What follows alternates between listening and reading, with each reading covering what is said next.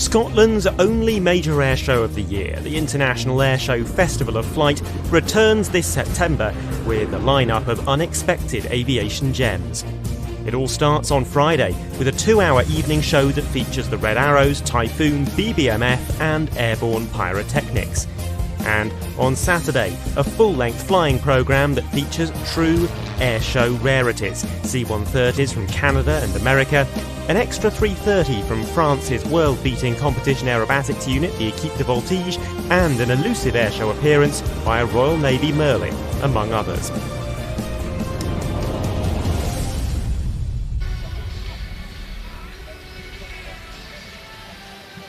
Hello everybody, good afternoon and welcome to Ayr. Welcome to the Ayr International Festival of Flight. Did I say that right? Ayr Show Festival of Flight. That's right, AYR, up here in Scotland, South Ayrshire. Very pleased to be bringing you live coverage of the flying display this afternoon. If you tuned in last night, you'll know we've already enjoyed a wonderful evening of flying. I spotted someone in the chat asking if we're having a dust display today. We're not. I can see Andrew giving you a heads up on the running order, so that saves me a job, Andrew C. Thank you very much for doing that. Those times look pretty accurate based on what the last thing that I saw.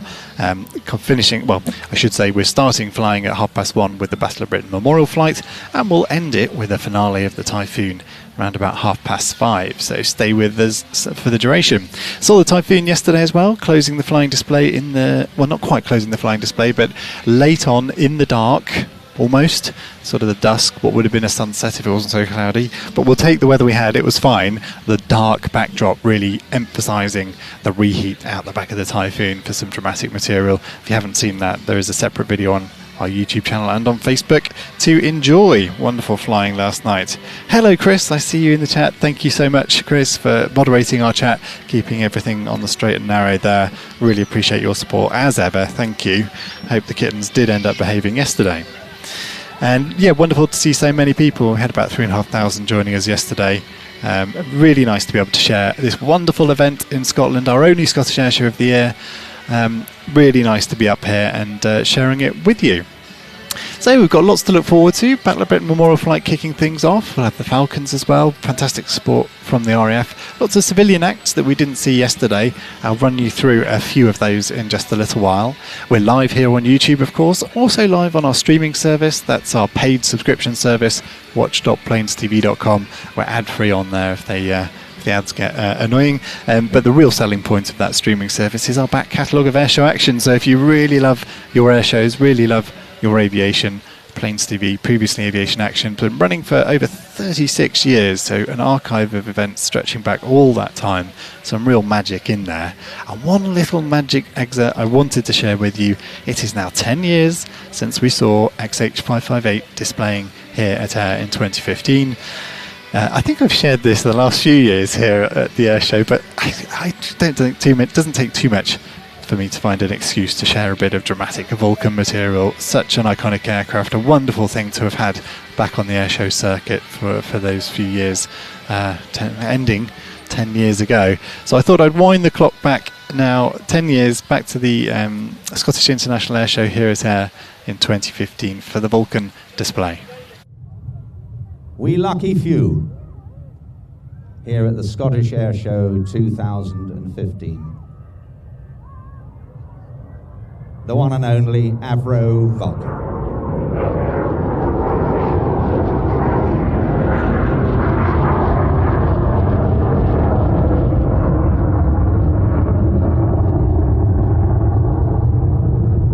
This aircraft has been maintained entirely by public donation, over £22 million, including a £2.5 million lottery funding over the past nearly 10 years.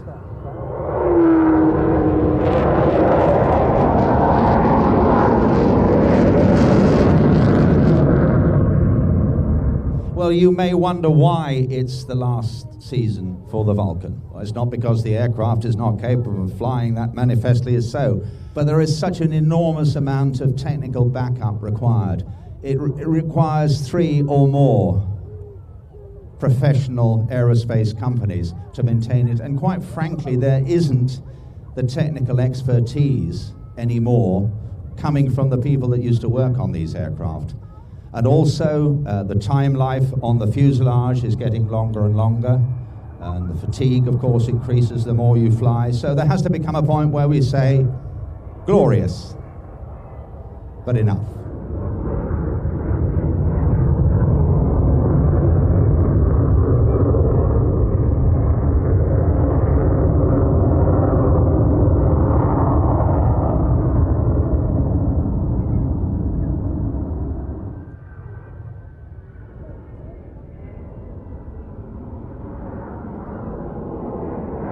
There, the bomb doors are open. A big gaping hole in the bottom of the aircraft just gives you an idea of just what amount of ordnance this aircraft could deliver when it had to.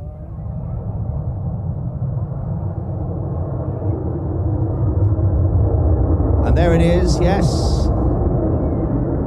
Absolutely 90 degrees, quite extraordinary. I've often said to the boys, well, why not just go for it last run and roll it? Well, of course, they were rolled at Farnborough several times during displays. And of course, the test pilots did, perfectly capable of it. The aircraft has all the power and agility to do that.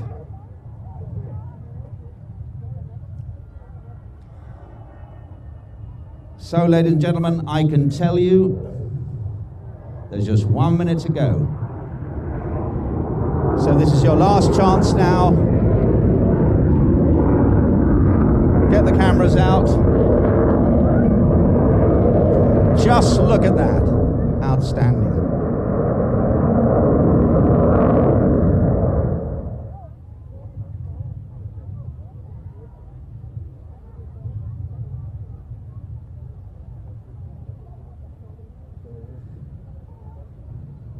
They will be looking down, ladies and gentlemen.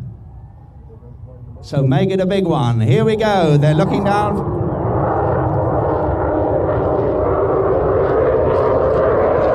Thanks, guys.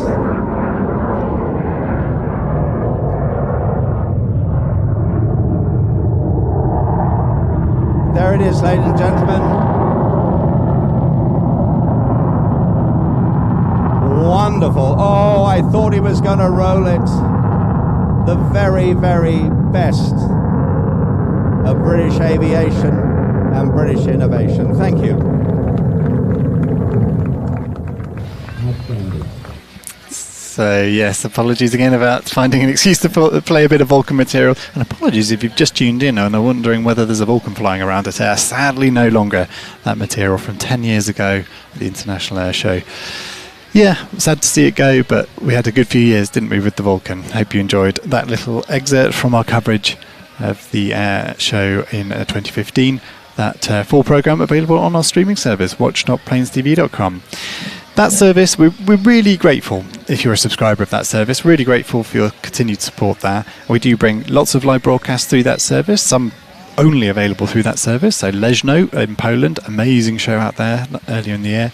And in July, of course, the Royal International Air Tattoo will have coverage from Jersey next week, NATO Days the following, and lots of excerpts or highlight programmes from all sorts of shows. We're trying to do more of those. So Adam and I have been out and about this year covering RA in Spain, Old Buckingham for Adam in July. Myself, I've been out to Pardubice in the Czech Republic, and Roskilde 2 weeks ago in Denmark. These were all amazing air shows in Europe that we really can't quite justify taking a whole team to, maybe one day for a live broadcast, but just one or two of us heading out to produce a highlights programme from them.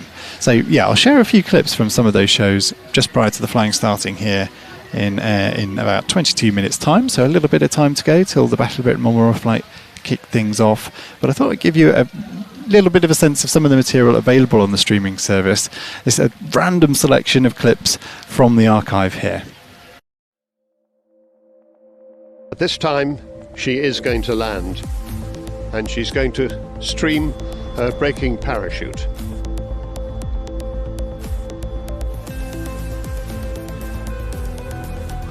The braking parachute streams. Falcons, 18 wheels are back on terra firma.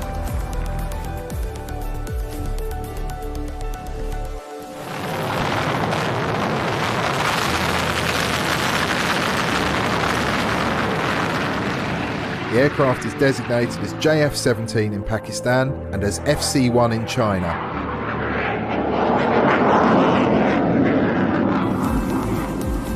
Twelve of the 14 aircraft in this broad arrow formation are from number 4 FTS at Valley.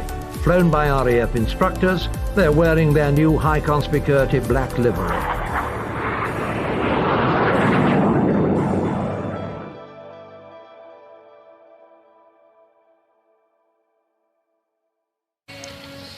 I love watching these clips from the archive. Great variety there, recorded over the years and all available on the streaming service, watch.planestv.com.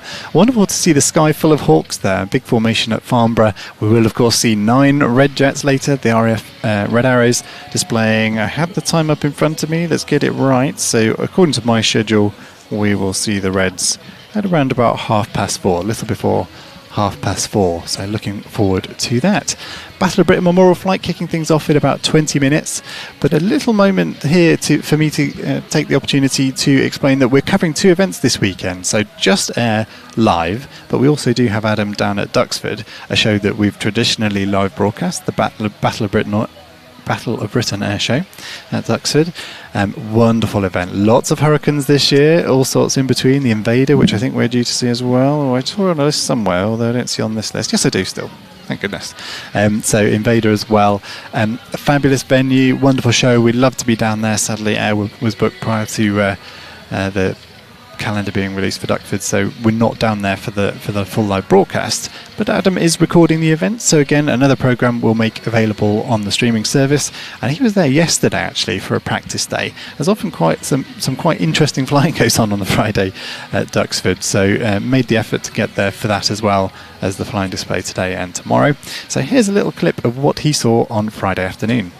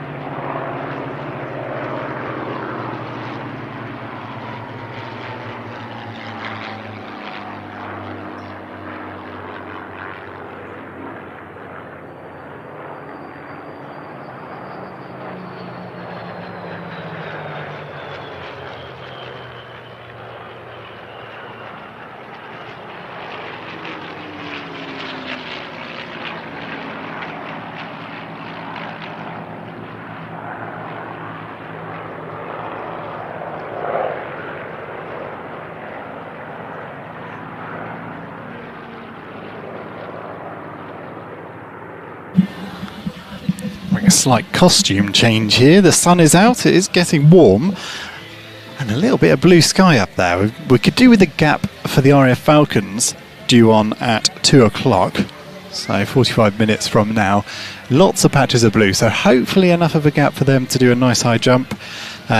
Flying display starting at 1:30. Got Weedram then, hopefully touching down on the sea here. The Falcons, Strike Master. I was trying to continue the Warbird theme actually. Lovely to see that Warbird action from Duxford. Strike Master's a Warbird? I think so. Harvard we've got later on, the Invader of course, and I think we're of course opening the flying with the wonderful Warbird, the Lancaster and Spitfire.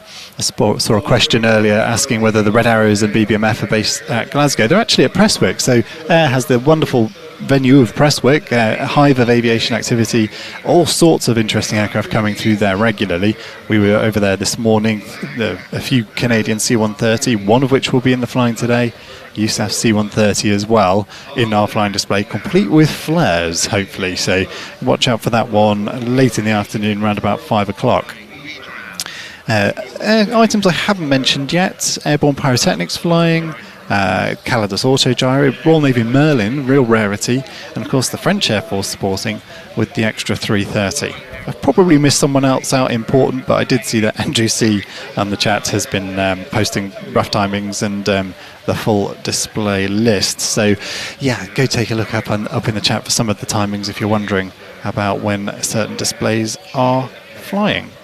So I covered some of our archive material in the on the streaming service watch.planestv.com, and we've released 3 programs through August. So these highlights programs rather than full live broadcasts, some based on material that were from a live broadcast, but a couple that we really couldn't justify a full team going out to, but Old Buckingham, RA in Spain, both programs that we've just released in August. I thought I'd show you a little bit of the goings on from Old Buckingham, a small, wonderful, pretty grass airfield, but a huge air show, really well supported by RAF and others. Here's a sense of that show.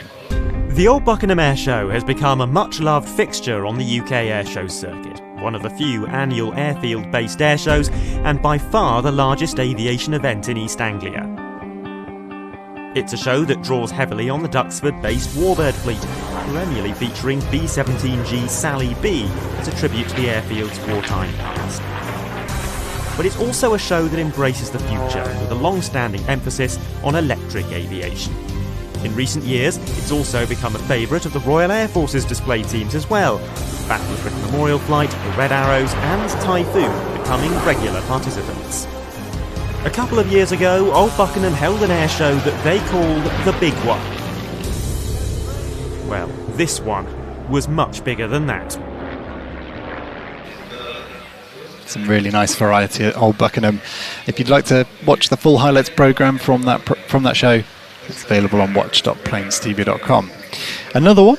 So earlier in the year, RA, the 40th anniversary of Patrulla Aguila, the Spanish National Aerobatic Display team, and their last display, flying the jet, moving to the PC-21, and Adam took the opportunity to go down and see really the fabulous support from Air Arms across Europe. So very many display teams, in fact probably the largest gathering of display teams for a while. Down in Ayr, so we've produced RA, I should say, San Javier, and produced a programme that was released in August. Here's a little sense of that show.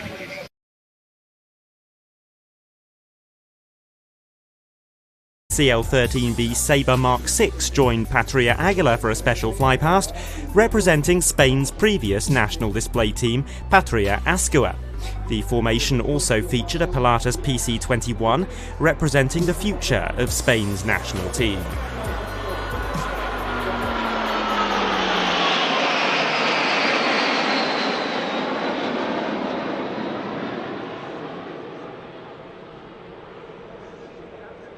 The Pilatus PC-21, known in Spain as the E-27, will be the next aircraft type to equip the Patria Aguila after the retirement of the Aviojet.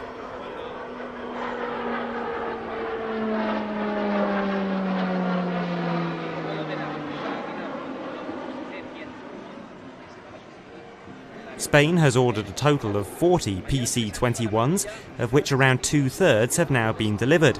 All are painted in the colours of Patria Aguila. They replace the T-35 Pilan turboprop trainer and the C-101 Aviojet in the training role.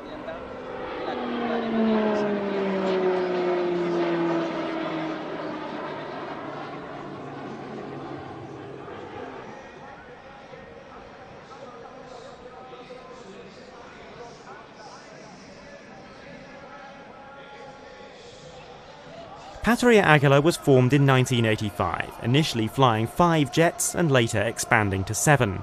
For the last few seasons, they've been operating as a 6-ship. Ever since inception, they've flown the same aircraft type, the CASA C101 EB-01 Avio jet, officially referred to as the E-25 Mirlo in the Spanish Air Force.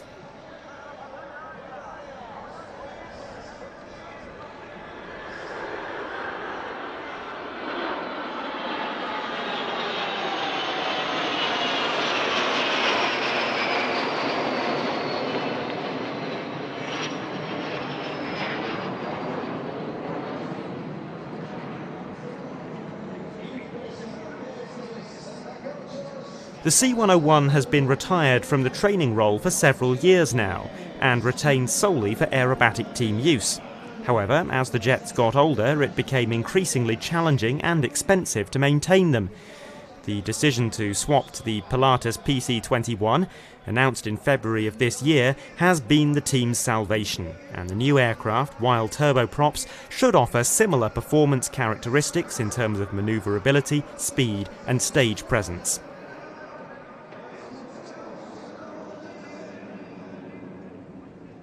Nonetheless, this was a bittersweet day for Spanish aviation, almost certainly the last ever performance by a military aerobatic team using a Spanish-designed aircraft.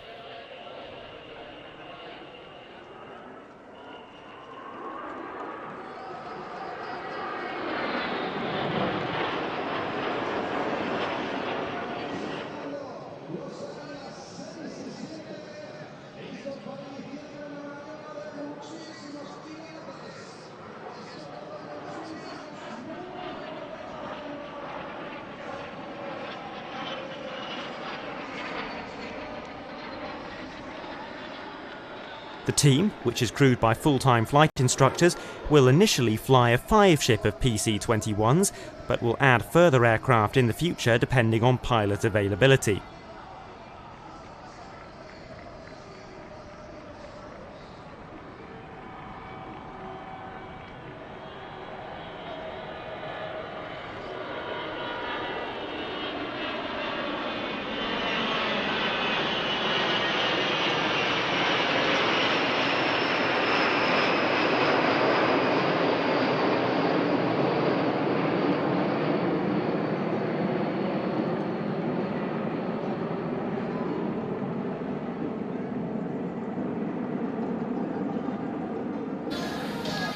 So an excerpt from our RA programme, available on the streaming service now. A fabulous Spanish event earlier in the year.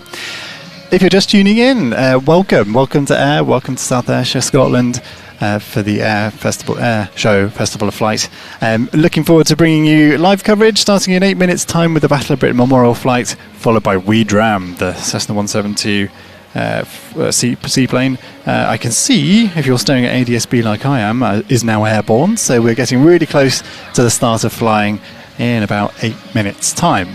Just time then for me to share with you one last excerpt from a programme released recently. In June we travelled to Poland, the Leszno Air Show and the Antidotum Air Show, a magnificent event starting in the afternoon and going on well into the evening. Nighttime displays complete with lots and lots of pyrotechnics and ground fireworks. Saw also the debut of the German Air Force Tornado display, or in its current guise. Fabulous to see Tornado, frankly fabulous to see lots of German Air Force displays. I've seen the A400 this year, Typhoon a couple of times, and the Tornado out in Leszno. Tornado, we all have a soft spot for the Tornado, don't we, in the UK, and RAF, what would the word be? Gave sterling service for many years anyway, and sad not to see the Tornado anymore. It's quite nice to see it in German hands, so I'll share with you this excerpt from the Leszno Air Show that we recorded back in June. Box is clear, all traffic on ground, you're clear for display. The aircraft that we are about to see comes from Taktisches Luftwaffengeschwader 33, based at Fliegerhorst Buchel, the German Air Force Tornado IDS.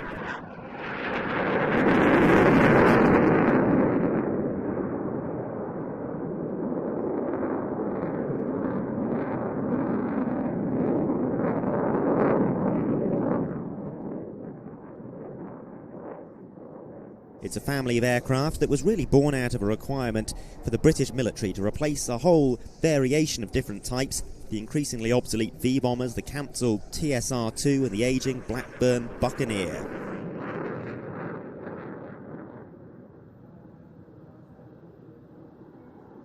This was an era when variable geometry aircraft like the Tomcat, the Aardvark and the MiG-23 were a subject of considerable intrigue, and so Britain sought international partners to develop a Western European multi-role swing-wing fighter. West Germany and Italy were both on the lookout for an aeroplane that could replace the F-104, and so the nations teamed up to form a new company called Panavia. Each nation had slightly different requirements and priorities. That's why we got the 3 distinct Tornado variants, but all 3 were designed around the same basic configuration.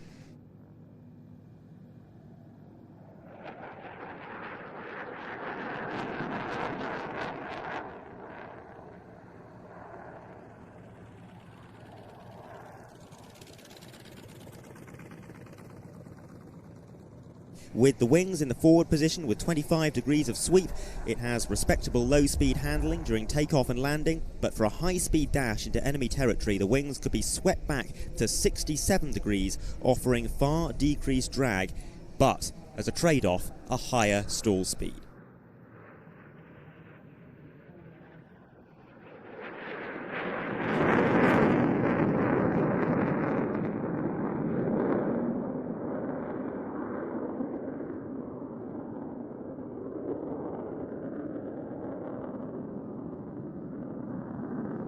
And we're getting a good wing sweep demonstration here. The wings sweeping forward to 25 degrees, and during the next pass they will move all the way back to 67 degrees once again as the aircraft accelerates. At the controls today, Lieutenant Colonel André Hildesheim and his Weapons Systems Officer, Major Matthias Strodhoff from Taktische Luftwaffengeschwader 33 of the German Air Force in the Tornado IDS. And this weekend has seen the debut displays of the brand new German Air Force Tornado demo team.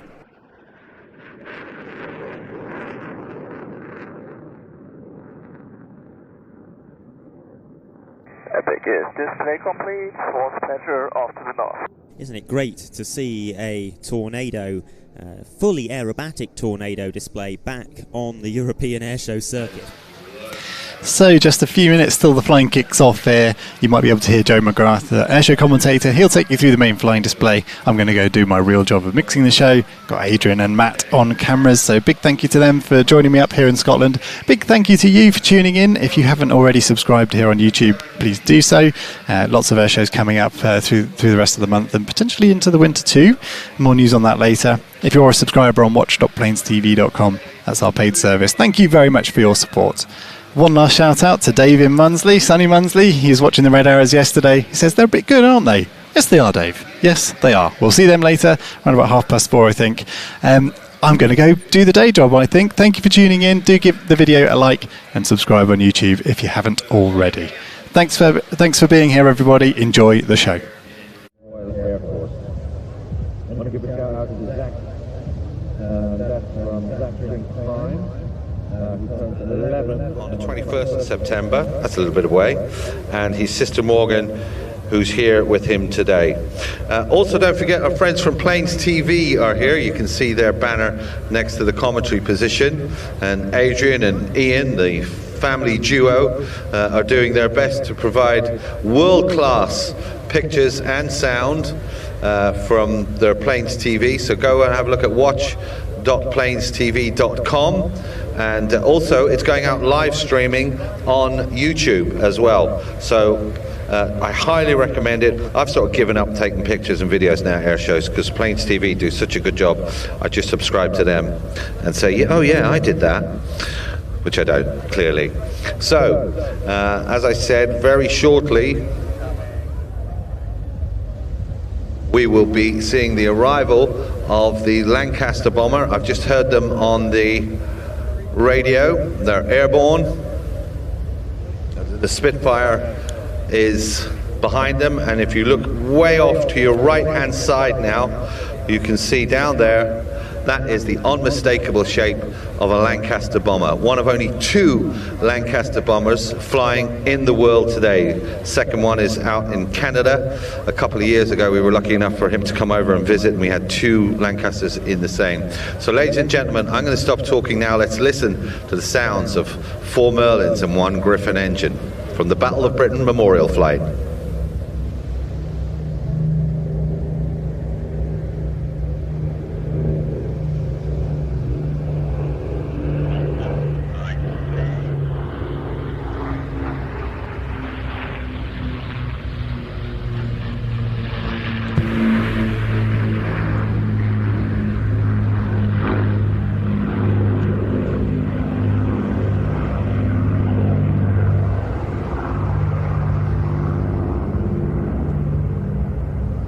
Now as the Lancaster heads out over the Firth of Clyde, PA474 is one of only 2 Lancasters, as I said, remaining in worldwide flying condition. There was over 7,377 of these aircraft built in total, and this particular variant was built at the Vickers Armstrong Broughton factory down in Hordern, completed in May of 45. So of course by May of 45 the war in Europe had pretty much finished, so they started preparing the aircraft to serve in the Far East. It was going to join part of what was called Tiger Force, and first flown in that configuration in 1945. But before the aircraft could deploy to the Far East, then that theatre of war also ceased to exist.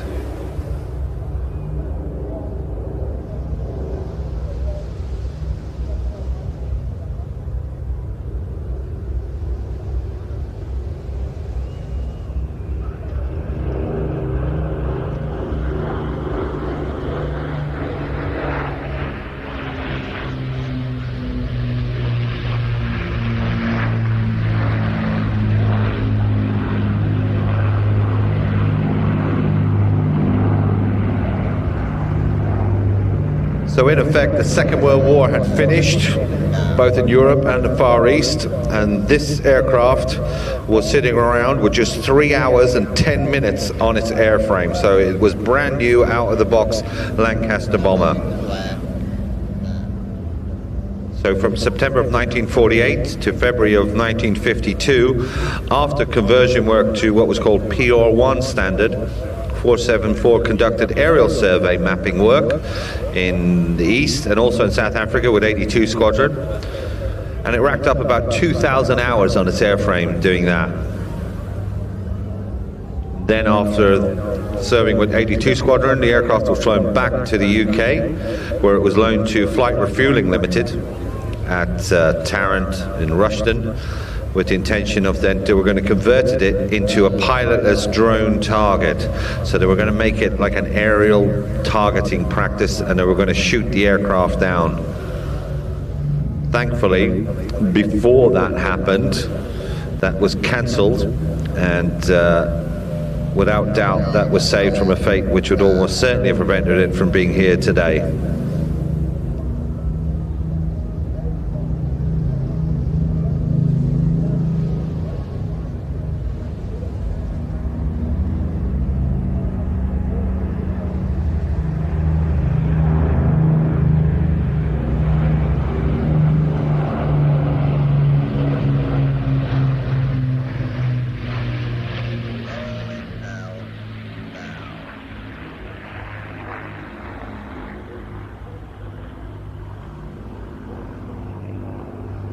So wiser heads had prevailed, and PA474 was then allocated to Cranfield College of Aeronautics, and that was back in 1954.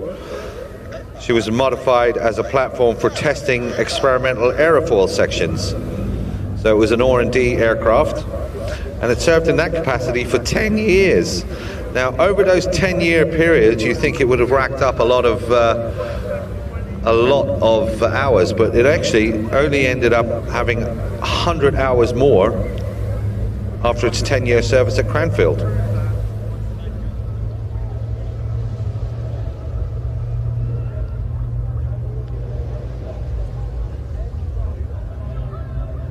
So we can see now that the aircraft have separated. And the Lancaster has run off to the right, while the aircraft in front of us now and climbing at height is, of course, the Spitfire. This particular variant, a Mark 19 Griffon-powered engine.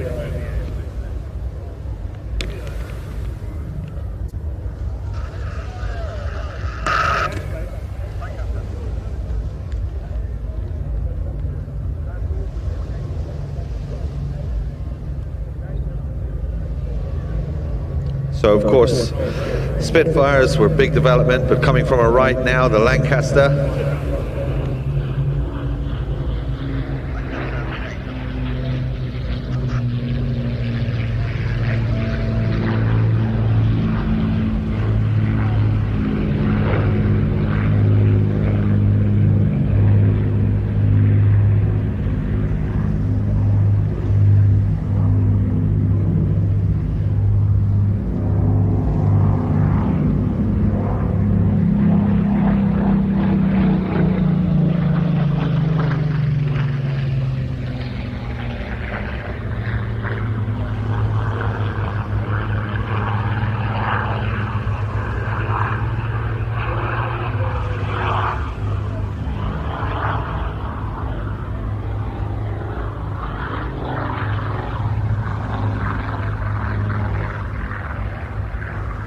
Who would want to talk over that? What a beautiful sound of the Griffon engine. Of course, the Griffon was the more powerful version of the Merlin, the development.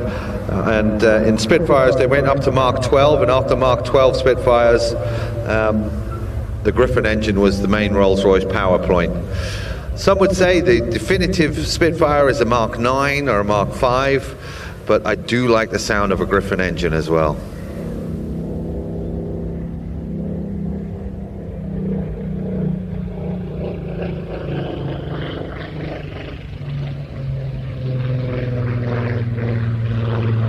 So Spitfire Mark 19 631, it was built in Reading.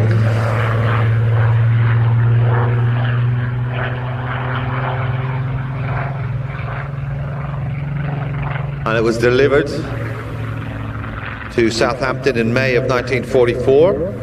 And it wasn't used in combat, it was used for tests. And it didn't serve operationally, but it represents similar high altitude photo reconnaissance Spitfires, which did. It was an unarmed version, but its armament was its speed. It could fly at 370 miles an hour. Okay, well, that's pretty decent speed, but it wasn't the fastest, but it could do that at 40,000 feet.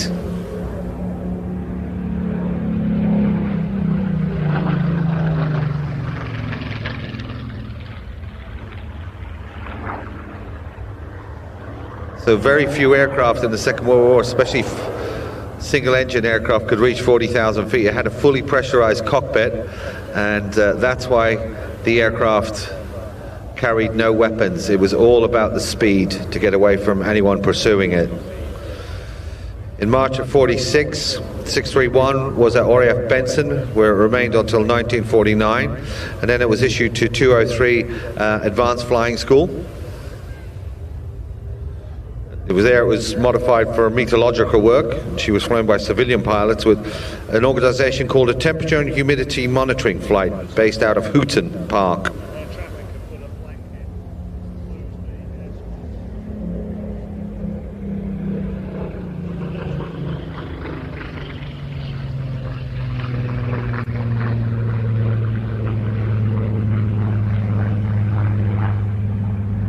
And daily these flights, these meteorological flights, would go up to 30,000 feet and gather data and then bring it back. So that's how you got your weather forecast from a Spitfire back in the 50s. July of 57, it was flown to Biggin Hill from Duxford by two World War II fighter aces in formation with two other Mark 19s. And this aircraft was flown by Group Captain Jamie Rankin, DSO and DFC in Bar. And they were forming what was called a historical aircraft flight, and that is the genesis of BBMF.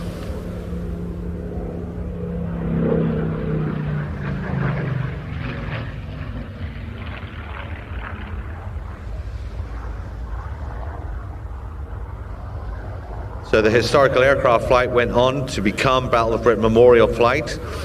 So that means P631 is the longest continuous serving aircraft of BBMF. And the same colours that you see today, that's the same colours she wore back in July of '57 when she joined the squadron.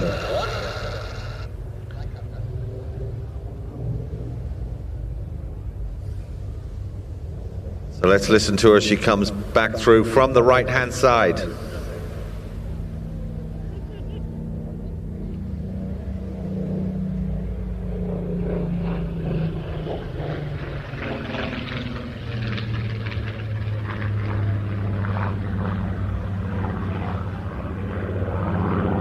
So the Spitfire had a few developments after that, up into the low 20s, but really it was becoming evident to everybody involved in aircraft development that the age of the jet was on the horizon, and with the Griffin-powered Spitfires, that was pretty much as fast as you could go with a prop. Now look from your left, the Spitfire, but from your right, the Lancaster.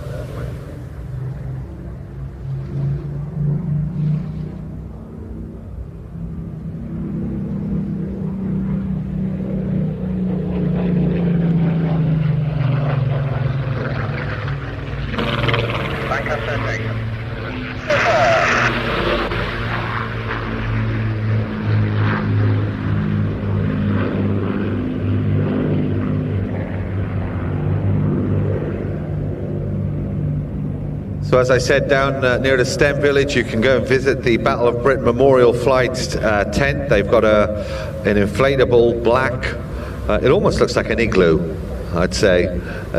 Beautiful tent full of some great merchandise over there that can help these aircraft fly.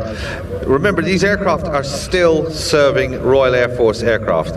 They're maintained and managed at RAF Coningsby by RAF personnel, and it's our taxpayers' money that keep these aircraft flying.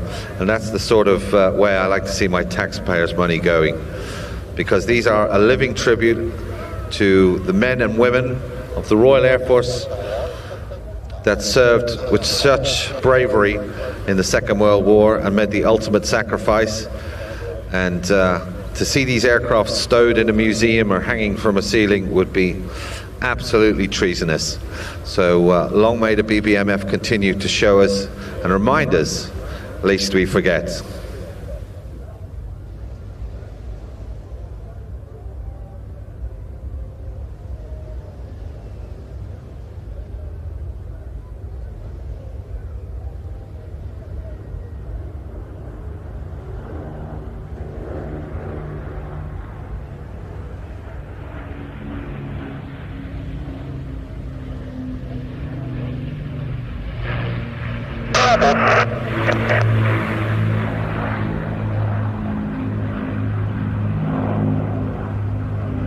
Rolling out now. So that's the Lancaster pilot telling the Spitfire behind him what he's doing. He's rolling out, and the aircraft will join up line astern again. And remember what I said about the aircraft heading towards us as a final maneuver. They'll be doing that very shortly, but right now they're going to peel off to the left and come in from left to right again with the Spitfire line astern. Let's listen in to the flight deck of the Lancaster.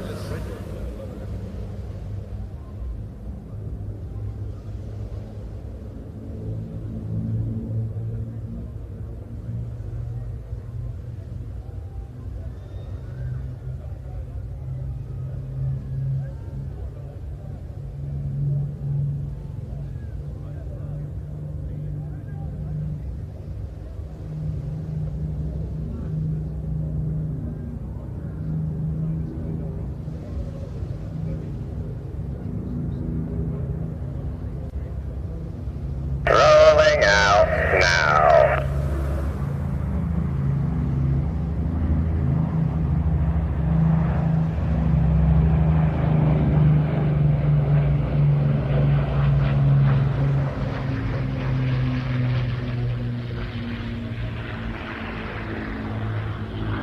So that was the voice of Squadron Leader Ernie Wise.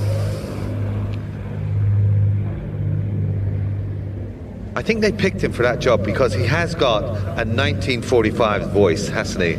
You can hear him ordering a cup of tea in the officer's mess. Cup of tea, please. Rolling left now.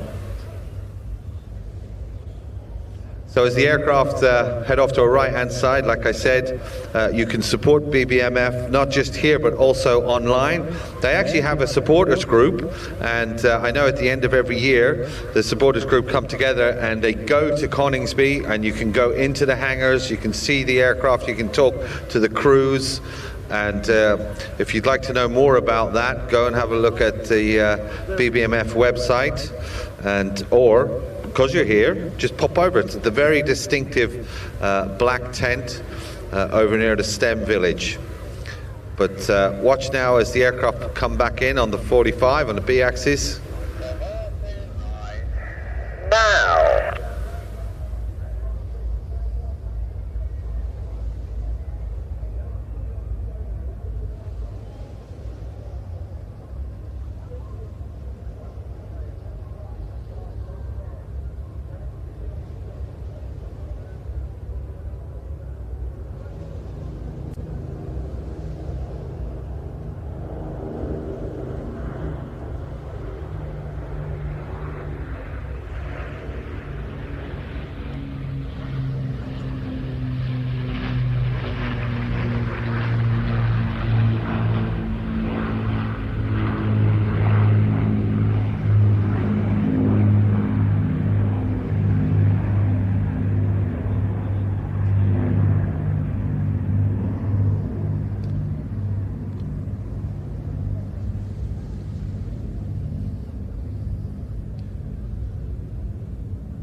So for the penultimate time, the aircraft came past us. Beautiful shot there with the clouds in the background and the headland as the aircraft extending out, and they're coming in for the final pass. So get ready with your cameras.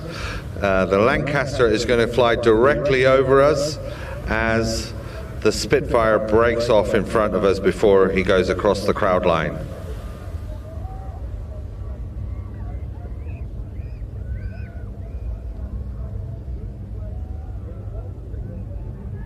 So BBMF, of course, not just these two aircraft, they have several Spitfires, the oldest one in the world, the Mark IIA, an original Battle of Britain veteran with the bullet hole repair still in the fuselage. So let's just listen and look and remember the sacrifice of all of the airmen from the Royal Air Force with the Battle of Britain Memorial Flight, Lancaster and Spitfire.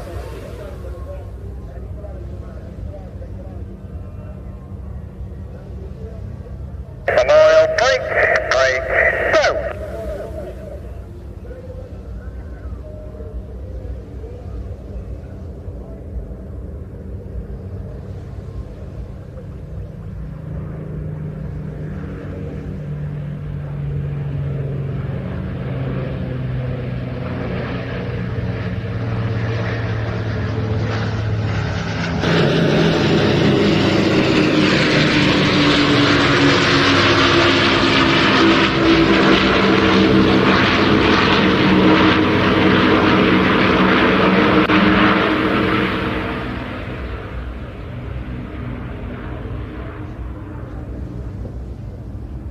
Ladies and gentlemen, round of applause for the Battle of Britain Memorial Flight.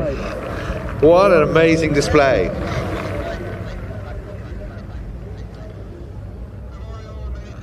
So a big thanks to the Memorial Flight, and now we're going to go to a very, very different envelope of flying, because we're entering into the civilian world, and a very unique type of aircraft because it's got floats on it. Now, it's sort of unique and not unique. In fact, that it's a Cessna 172, and that's probably one of the most ubiquitous aircraft produced all over the world. Lots of people would have started their flying career, me included, in flying around in a 172. So you go, oh, what's the big thing, Joe? It's a 172. Well, this one, it's got floats on it. And that's one of a very few number in the UK. And it's operated locally by Hamish, and Hamish has been flying this aircraft for a long time, doing tourist flights around Scotland, and it's called, of course, WeDram. Now, this aircraft is a French-built version, the Reims Cessna FR-172, and is used by Scottish Seaplanes to provide seaplane training as well as venture flying all over the west of Scotland. And they're based out of Prestwick Flight Centre and have operated from Prestwick for 17 years. So this truly is a local hero.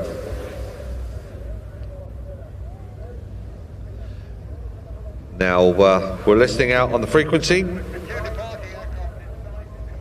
He was just been cleared to start his display, and he'll be heading in very shortly. Now, the weather could not be better for Hamish, because you see how the wind has dropped right off and the water's got nice and calm. That means he's going to be able to do his seaborne touch and go. Now, he tells me he doesn't normally like landing in the sea because obviously it's salty water. So once he's done this landing, he's going to have to bring the aircraft back and give it a really good hosing down, because you do not want salt water on your floats, or your floats won't be there for long. It's very corrosive. So that's why normally when he's doing water landings and takeoff, it's in the locks and over the fresh water.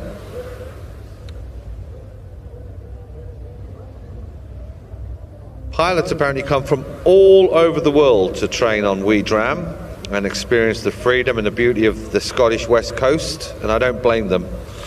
I can just imagine what it's like flying around here and just landing in a lock, a nice hotel, maybe in a restaurant. Be perfect. In recent years, they've trained airline pilots, fast jet pilots, test pilots from all around the UK, from as far afield as Canada, the United States, France, Thailand, Switzerland, even some come all the way up from South Africa. They primarily train in Ayrshire and in the Galloway Hills, with Loch Doon a favourite place. So from the left, here comes Hamish and WeDram.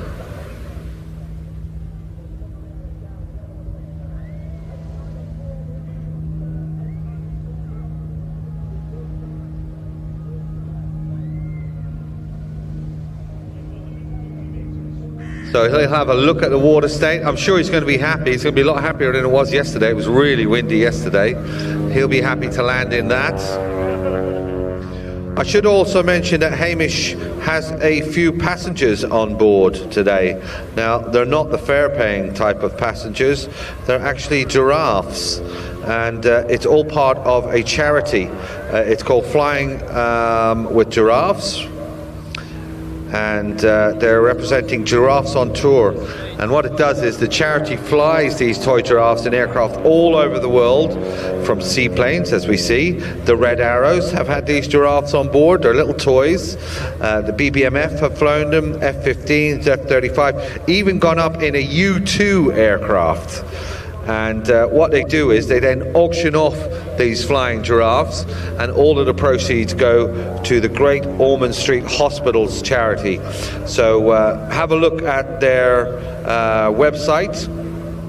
You can see if you want to bid for the flying giraffe that is aboard Hamish's aircraft today.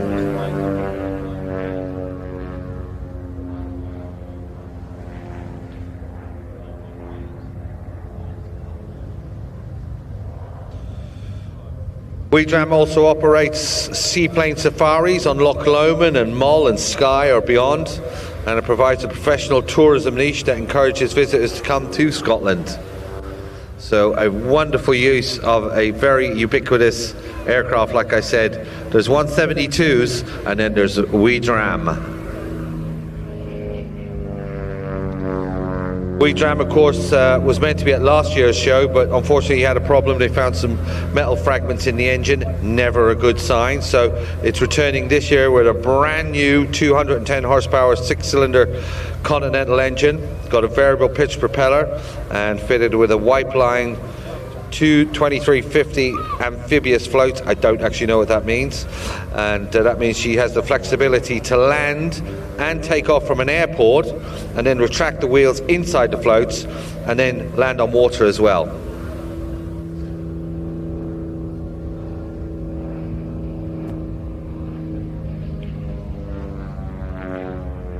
I find it's hard to believe, but there's only actually 5 UK registered seaplanes.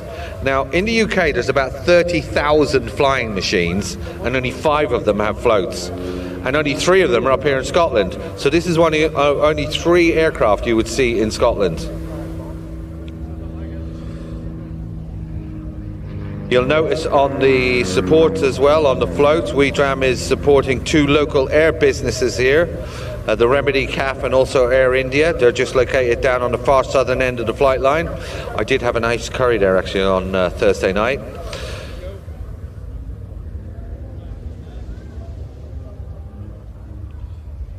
So if you get peckish, you can drop in halfway through the display for a takeaway. Now, Hamish is setting himself up, I can tell by slowing down, and this is the bit where we get to see this floats in action. It's all well and good having a couple of canoes strapped to your aircraft, but they're no good if you're going to use them. And Hamish is about to use them now. This is not something you're going to see anywhere else at any other air show in the UK, as we watch a 172 touch and go on the water here on the Firth of Clyde. So look at these flaps, they'll be fully down. He's going to slow the aircraft down, and of course as much as he can go into wind, pulling back on the power, keeping your tail up, and there you go. Now there's a thing on those floats called a step. You don't want to go below the step because it sort of sucks you down. So he wants to keep the nose up now and the power up. He's not doing a landing, he's just doing a touch and go, keeping the nose of the amphibious floats still off the step. Good use of power, and there you go. I can hear him applying the power now and gently lifting off.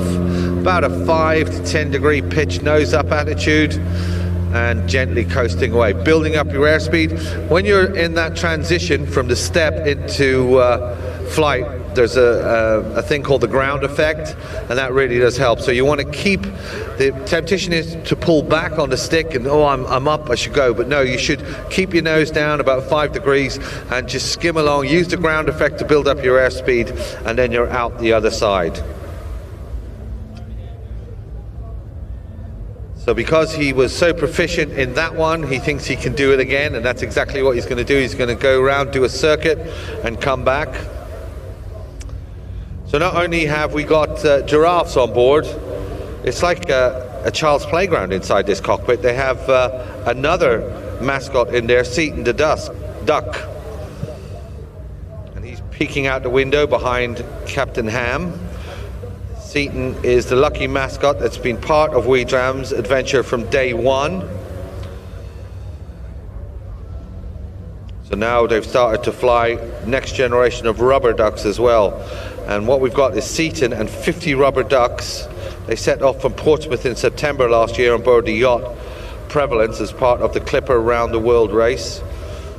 10 months and 45,000 nautical miles later, they sailed into Oban, having circumnavigated the globe, and on coming second out of 11th. They're going to be, these ducks are going to be auctioned, or were auctioned off, and raised £8,000 for UNICEF. And there we go again, another flawless landing from Hamish. Keep the power up. Normally this is where he just let the power back, let the nose, the aircraft sink, but now he's going to keep that aircraft going. He looks about 70, 80 knots there, I'd say. And you can see them start to come unstuck, and there you go, you're into ground effect. Keep that going for as long as you can, build up your airspeed, and then gently pull back onto. What an amazing display, fantastic. And when you think about it, it's really sensible. Like Hamish's floats, they've got wheels on them, so it doesn't mean he can only land on water. He can extend his wheels, go land at Prestwick, go borrow somebody's garden hose all that seawater off his floats, and then, or I suppose he could just go up to a lock with fresh water, do a couple of landings on a freshwater lock. That's a good way of cleaning seawater off as well. So if you want to know more about this, as I said, you can by all means find out, because Hamish does all the courses that you'll need. The aircraft has just gone through a major engine rebuild as well, and with the new amphibious floats on it, it makes it far more flexible.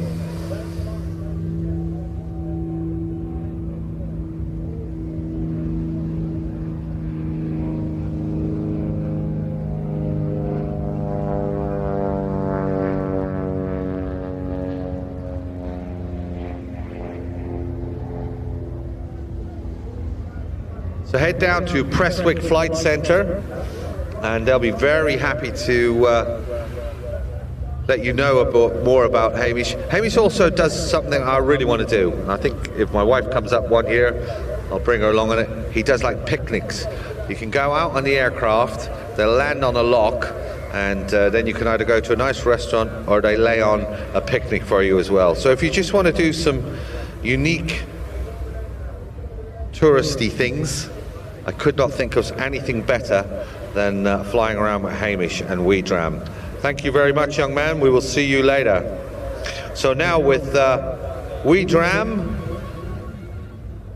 we're hopefully going to have the Falcon Display team. So I'm going to hand over to the Falcon Display team's commentator. Get ready for an amazing parachute display. Good afternoon there. It's such a privilege to be on Scottish soil today for this. I'm Flight Sergeant Steph Irvin, and I have the honour to be part of the world-famous Royal Air Force Falcons Parachute Display team. As your commentator today, it's my job to talk you through our fantastic and exhilarating display for 2025, hopefully getting your eyes and your cameras pointed in the right direction so you can enjoy every single moment. Weather permitting, the RAF Falcons hope to provide a thrilling display for you today, demonstrating the skills and capability of RAF parachuting in limited space and sometimes at very short notice.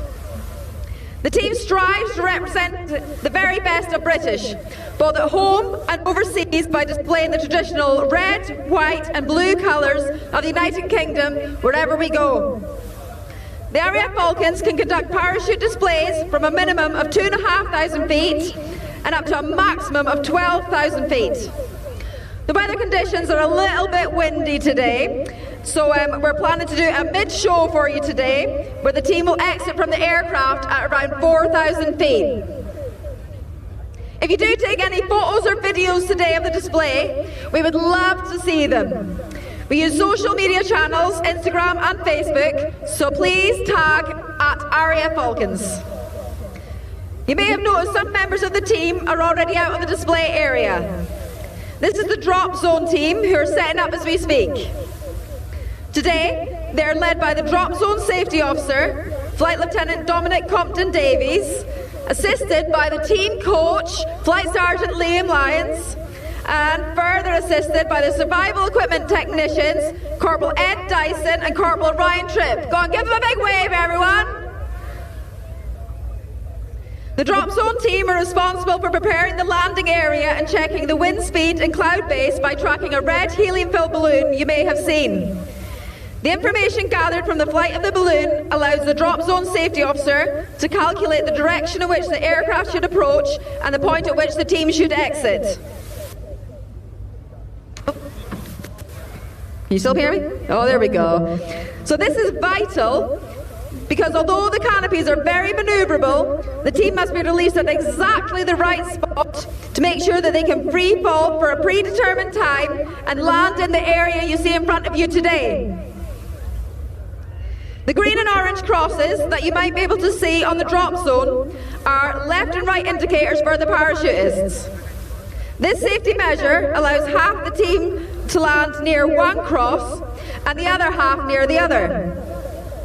The information which has been collated by the drop zone team has already been passed to today's team coach, Sergeant Greg Ashleby, who will be briefing the jumpers as to where and when to exit from the aircraft.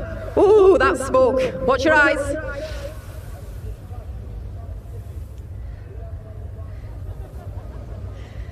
So, whilst the aircraft climbs to the required altitude, the team will be conducting safety checks on their parachutes and the rest of their own and each other's kit, making sure all handles are visible, no straps are twisted, and all their pins are in place. They will be preparing themselves psychologically for the display, and their adrenaline will be pumping.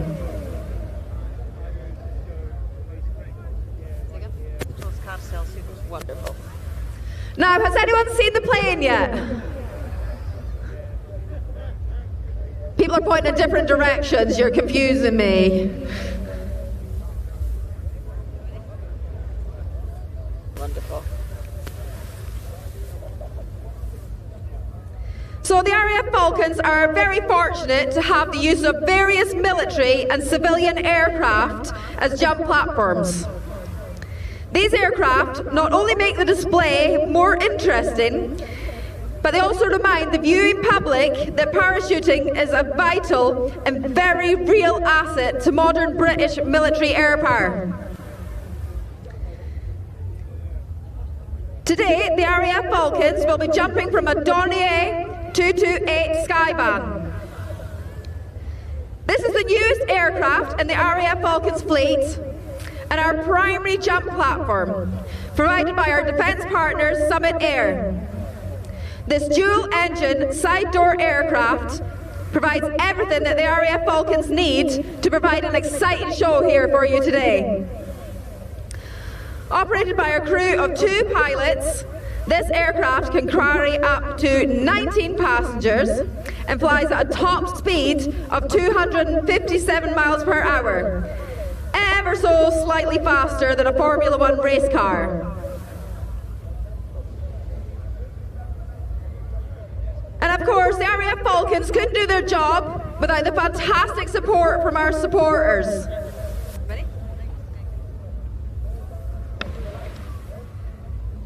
So today we've got the RAF Benevolent Fund, they're here for us. So huge thank you to them.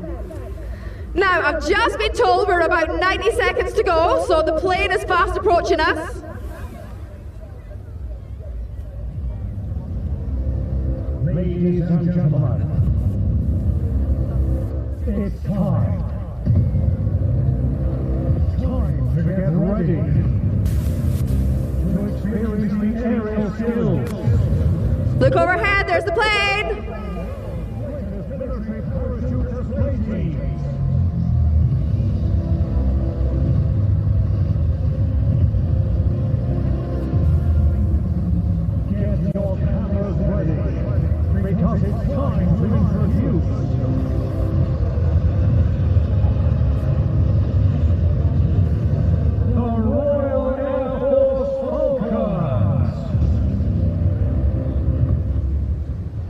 So today's team coach, Sergeant Greg Ashleby, he's going to be looking out of the door, waiting for the right time to signal the team to leave the aircraft. He will exit first, and then each jumper will follow, exiting every 3 seconds into free fall with red smoke trailing from them. So as the aircraft flies overhead, you may start seeing some red smoke. That means that they pulled the pin and they're getting ready to come out.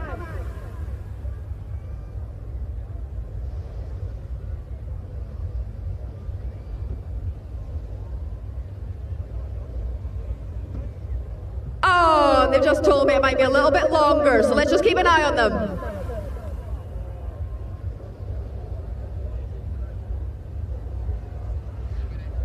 So as well as guiding the team members, the coach must ensure that he doesn't lose sight of the landing area and the 2 coloured crosses. In very strong wind conditions, the release can be up to 2.5 kilometres away. This can make locating the drops on quite a challenge. But Corporal Tripp has got the smoke out for us today, so hopefully they'll see that and they'll aim for the right place.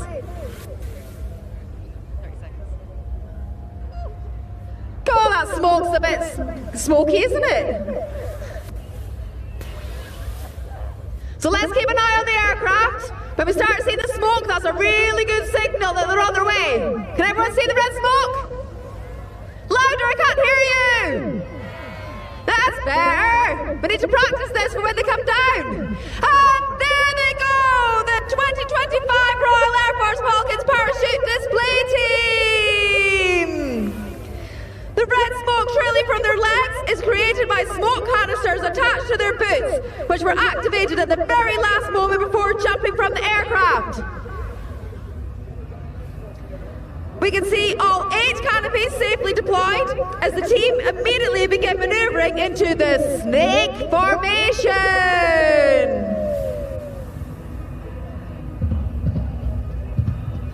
For 2025, the team have been working on a dynamic routine over the winter months, and we hope you enjoy the visual spectacle as much as the Falcons enjoy flying it.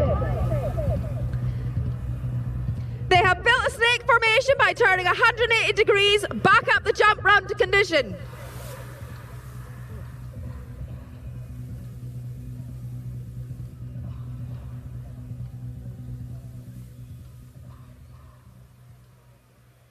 To make the split formation, the team will separate with odd numbers going left and even numbers going right at an angle of 90 degrees. The coach will then call for a further 90-degree back on themselves, creating 2 separate snake formations.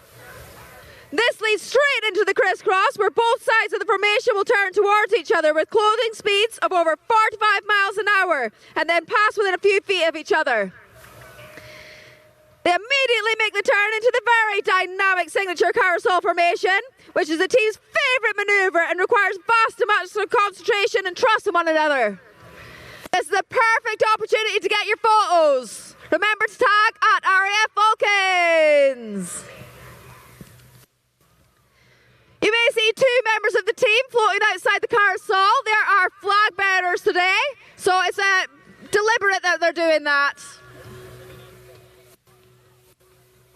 So the final formation of the display before landing today is the Sabre Chase. You will see the team essentially forming another snake, but this time with dynamic left and right turns to position themselves for the landing pattern into the arena.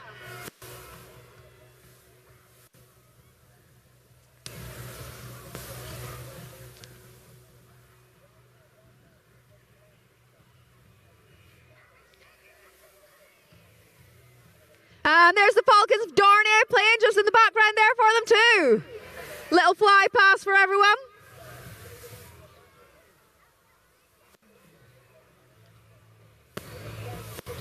So today, Sergeant Greg Ashleby is acting as the team coach, so he's guiding them all down. Now Sergeant Greg Ashleby's got his family here today because he's one of our Scottish jumpers, so let's make sure we give him an extra round of applause when he approaches the ground. We've also got Sergeant Luke Riddle. He's our other Scottish Falcon that's jumping here today. He's one of our first years, so he'll be back again for the next couple of years too.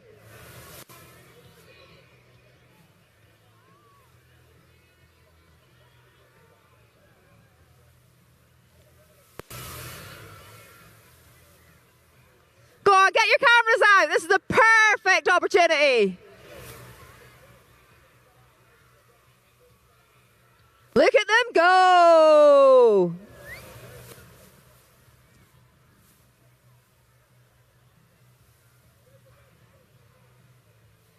So as the parachutists approach the drop zone, they'll now be able to hear you. So please put your hands together and give them a huge Scottish cheer to encourage them and show your appreciation for the skills demonstrated today by the RAF Falcons. Come on, you're louder than that. Go on, big Scottish welcome! So approaching the crowd now is the acting team coach, our Scottish Falcons, Sergeant Greg Ashleby! Go on, Zoe, give him an extra big cheer! Sergeant Andy Lynch! Sergeant Mike Atkinson. The Commander Falcons, Flight Lieutenant Alice Adam Cairns. Sergeant Rich Pentigran. Sergeant Greg Ashleby. And on the Union Jack today, our Scottish Falcon, Sergeant Luke Riddle. And finally on the ensign, Sergeant Arnold. Go on, give them a huge round of applause. So we haven't quite finished yet, as the team will be completing their lineup and official salute today. They will quickly remove their equipment as their helmets and goggles come off and their parachutes are gathered in. They will need to secure their parachutes to make sure they don't blow away or get tangled up. You will see they place their heavy harnesses on top of the parachute itself. Each Falcon wears a bracket on their leg which holds a pair of smoke canisters that you saw earlier. Right now they're quite hot, so you'll see that the team are wearing gloves because we don't want to burn their hands. And it's also, we're in Scotland, so it was quite chilly for them coming down today. You can now see the drop zone safety officer, Flight Lieutenant Dominic Compton Davies, take his position in front of Air Officer Scotland, Air Commander Mark Northover. He'll be receiving the salute today. Once all the Falcons have their RAF berets on, this is assigned to the drop zone safety officer that all drills have been completed. He will then call the team to line up, and then Officer Commanding RAF Falcons will call them to the attention position. When they start running, you really need to cheer them on. It makes them go faster.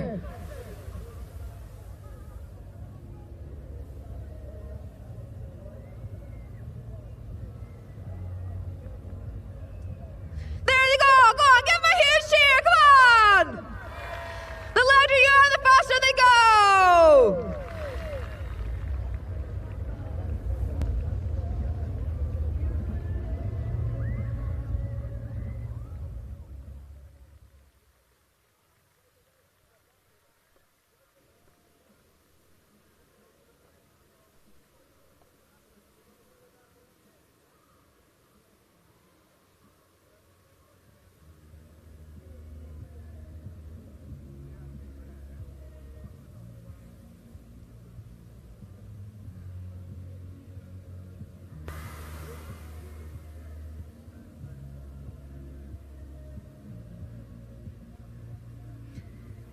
Everybody, please, once again, put your hands together and give a huge cheer for the superb display by the 2025 Royal Air Force Falcons Parachute Display Team.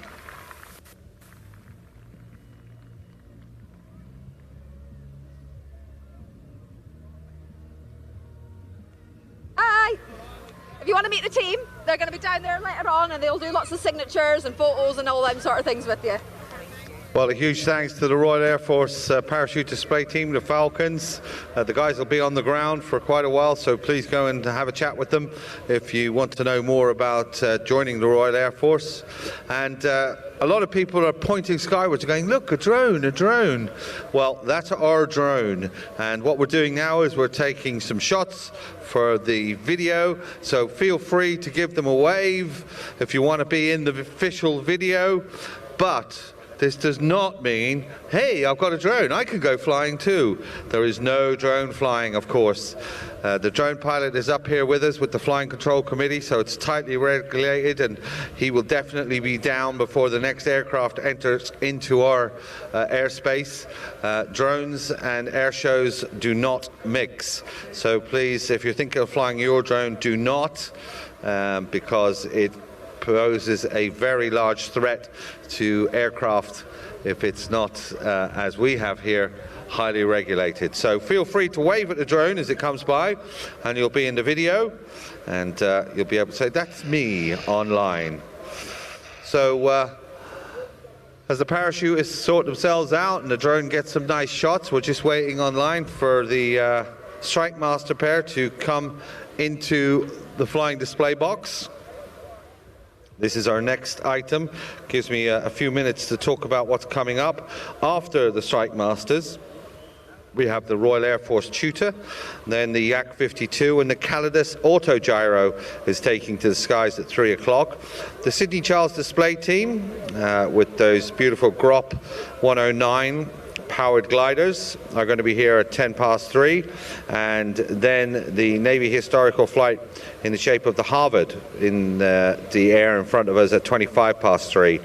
The warbird, the A26 Intruder, is coming up from Duxford, and also we will have another visitor from the Royal Canadian Air Force with the C-130J. They'll be doing 3 flypasts at about 10 to 4 this afternoon. Then the Royal Navy. We have 2 versions of their helicopters. The Black Cats will be up first, and then the Royal Navy Merlin display team. The Red Arrows are going to be here at 27 minutes past 4 o'clock, and then the United States Air Force with their C-130J. That's the one with the flares. That's going to be here at 5 o'clock. The French Air Force with the Extra 330 at about 10 past 5, and closing the show for us about 20 past 5 will be the Royal Air Force Typhoon. So still lots and lots of flying to see here over the Firth of Clyde. We're just listening on the display frequency for the Strike Masters to check in.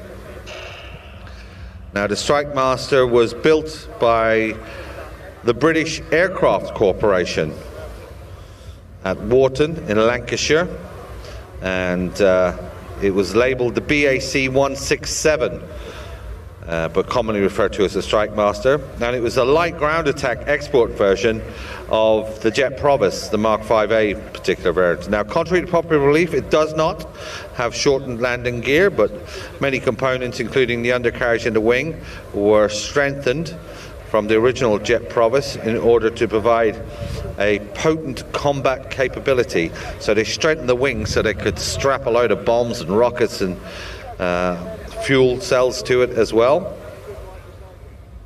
As a result, it's a very tough and reliable aircraft. It actually has an armoured cockpit and a single but robust Rolls-Royce Viper engine, the Viper 535, with more than 3,450 pounds of thrust. So to put that in perspective, the old Jet Provis that it was based on, it had 1,000 pounds of thrust more than the JP5. Also has manual flying controls, so not like modern jets today where it's going into a computer. This is all cables. Manual controls mean that the aircraft feel very, very heavy to fly, especially at high speeds. So when you're pulling back on the stick and your aileron and your elevators are moving, it's direct in the airflow. So look to your right now, ladies and gentlemen, just bending around, coming in from the right. It's the Strike Master pair.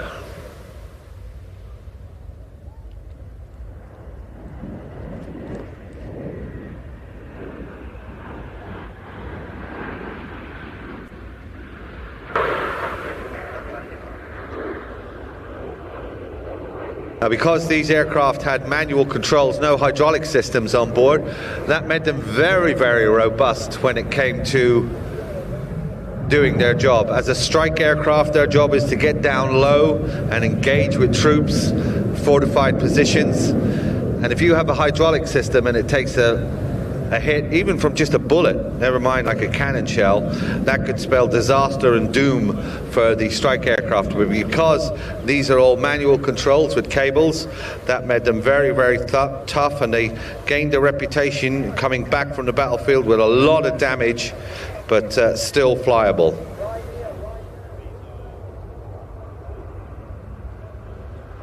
Now, the aircraft also, because of the extra power, meant it could carry more guns. Carried a variety of armaments, 2 machine gun pods, up to 4 500-pound bombs. At the time, they had a rocket called a Sura rocket. It could carry 32 of them, or it could mix it up. It could have bombs and rockets.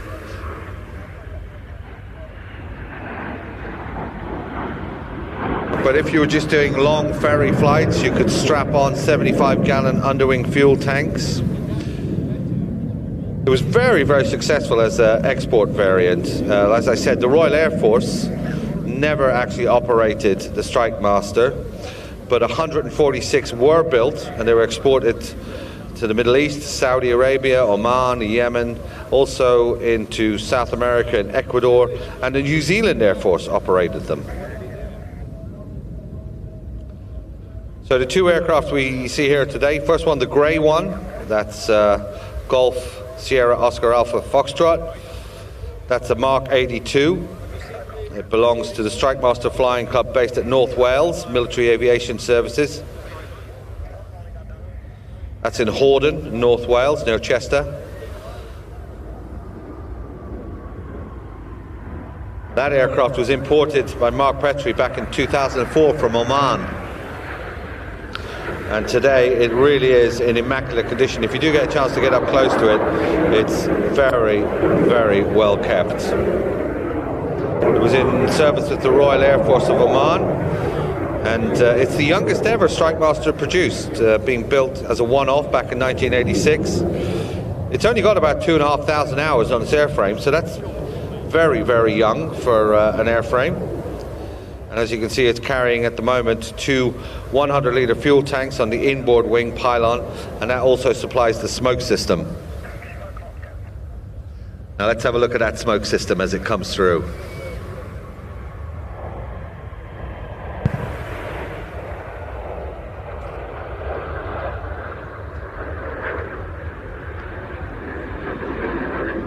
Lovely slow roll in formation. The other aircraft, the brown and green one, that's Golf Romeo Sierra Alpha Foxtrot, and that's a Mark 80A, and that also is owned by NWMAS Leasing. It started life as serial number 1120 in the Royal Saudi Air Force. However, the wings on that aircraft actually saw service in a Royal Air Force Oman aircraft during the Dhofar War, and it was fitted to this aircraft 403. During the service, the wings were damaged and now being repaired, and you can actually still see the repaired bullet holes on it. So the overall colour scheme of that aircraft is the aircraft of 417 of the Sultan of Oman's Air Force from the 1972 area.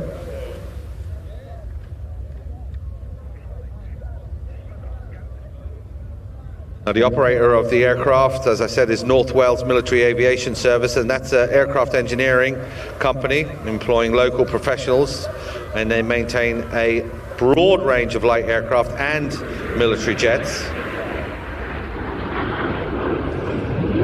and considered as world experts in Strike Masters.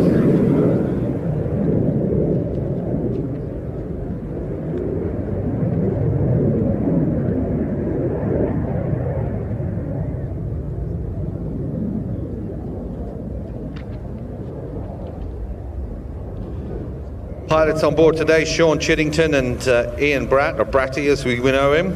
Bratty's flying in the number 2 position in the grey aircraft. Prior to joining the Royal Air Force, Ian was a keen PPL. Also do a lot of glider time. And then after completing university, Ian served as an RAF pilot for 13 years. He flew Tornado, GR4, and served in multinational exercises as well as operational deployments. He was what's called a QPNI. Now, QPNI is a Qualified Pilot Navigation Instructor. And he did a lot of that in the Tucano aircraft. And then he went on to become what's called a QFI, more well-known Qualified Flying Instructor on the Tutor aircraft that we'll be seeing later on. Ian was actually the display pilot for the Tutor aircraft as well. Sean Chiddingham leading the pair, now in his 3rd year in the brown and green aircraft. Sean joined the Royal Air Force straight from school, gained his wings on the Hawk, and then became an instructor on the JP. During that time, he represented the Royal Air Force as the JP display pilot, completing more than 80 shows over 2 seasons. And following this tour, Sean was selected to join the Jaguar. He completed 2 tours at RAF Cotteshall and then on to Lossiemouth. So he knows what flying in Scotland's like. He also has done operational missions in the Gulf and the Balkans. Sean's Jaguar tour was split by a 3.5-year term with the Red Arrows. And in his final year with the team, Sean was the leader of the synchro pair. That was Sean's busiest every year. During that year, he flew 135 displays around the world. And his final role with the RAF was the chief examiner for the Central Flying School. And that, as you can imagine, took him all over the world, flying many, many types of aircraft, from microlights, gliders, trainers, even rotary and helicopters, multi-engine transports. Some of his highlights was he flew a Chinese-built MiG-21. He's flown the F-16, the Mirage F-1, even the big bold VC-10, and an Apache attack helicopter.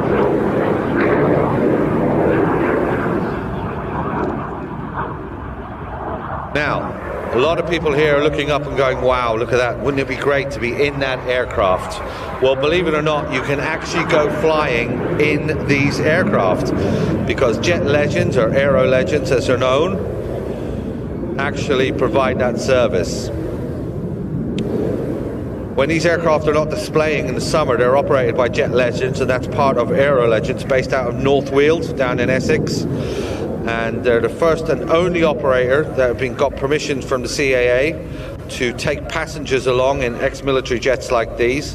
They're now in their third year of flying passengers, so you can fly as a singleton, or if you want to go as a pair, you can get in the other aircraft.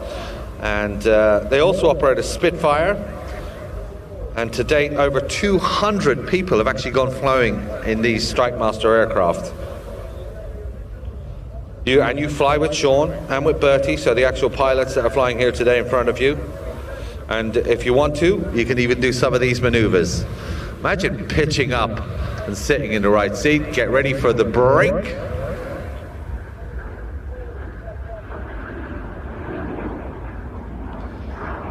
So if you want to know what it'd be like to fly in one of these Strike Master aircraft, just go online and visit aerolegends.co.uk. So a very, very nice display from the Strike Master pair. They're going to head back now to Prestwick and load up. Perfect display.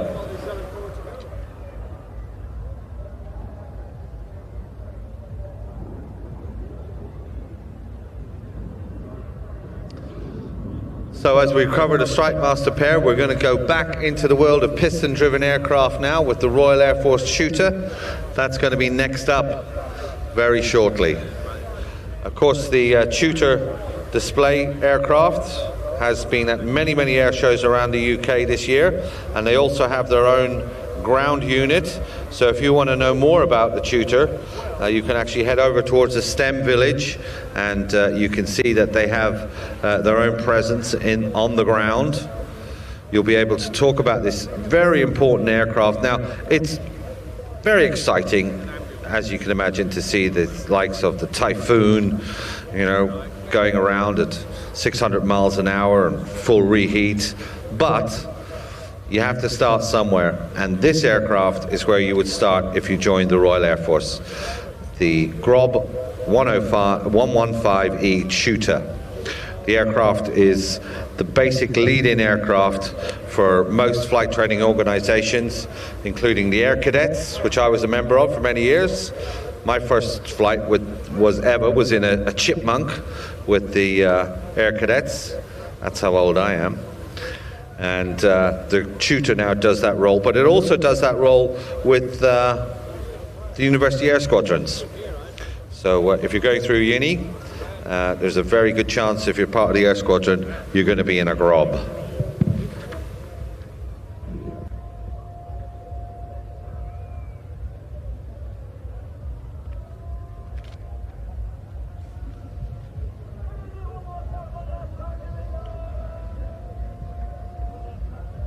Now, the aircraft coming in, as I said, it's a basic trainer, so it hasn't got the large engine systems that a lot of the other aircraft will come in, so it won't be flying at 600 miles an hour. It's got 180 horsepower Textron Lycoming, the Lycoming 360. And the Lycoming 360 is, how best to describe it? It's like the Ford Escort of the air. It's very, very reliable. It is ubiquitous. A lot of the extra 300s, and a lot of sports planes have Lycoming 360s or 560s, 540s. So it's easy to maintain. It's relatively cheap to operate as well.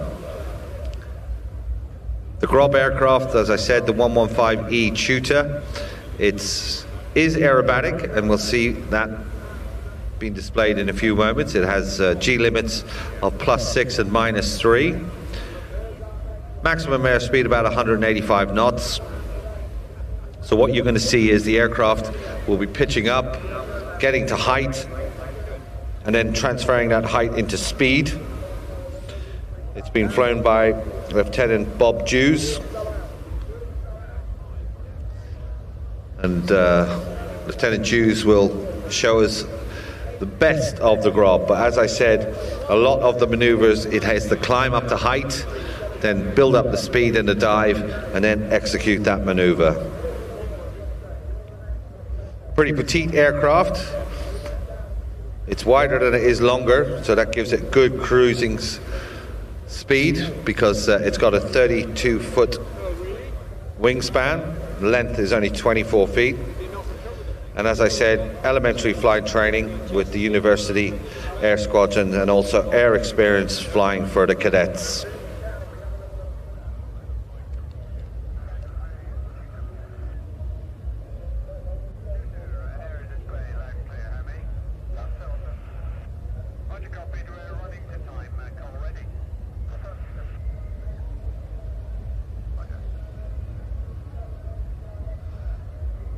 So just checked in on the display frequency, and he's been cleared into the box.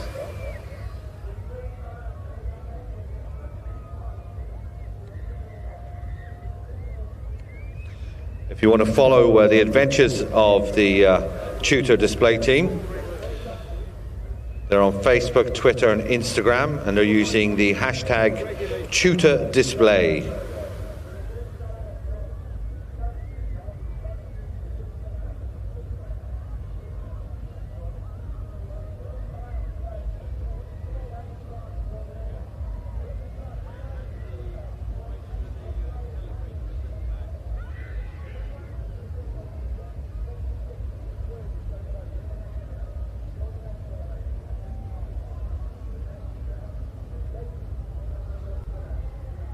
So the aircraft is going to come running in very shortly.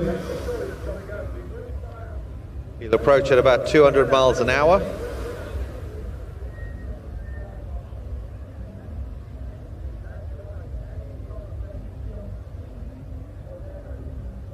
And he's going to pull the aircraft up into a 5G maneuver, just go straight up into the vertical and into what we call a hammerhead.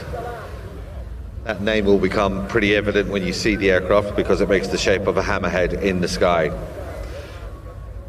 So a little history of the pilot flying it. Flight Lieutenant Jews was born in Carmarthen, South Wales, and started his flying display with the Royal Air Force in 1989. He was flying VC-10s out of Bryce Norton, and then he moved from flying very large aircraft to search and rescue of a Sea King. So that was a big shift in careers. This is Bob's second year with the Tutor Display. And throughout this display he's going to be flying at a height about 30 feet, 300 feet I should say, except the 2 final passes, and then he's going to drop down to about 100 feet.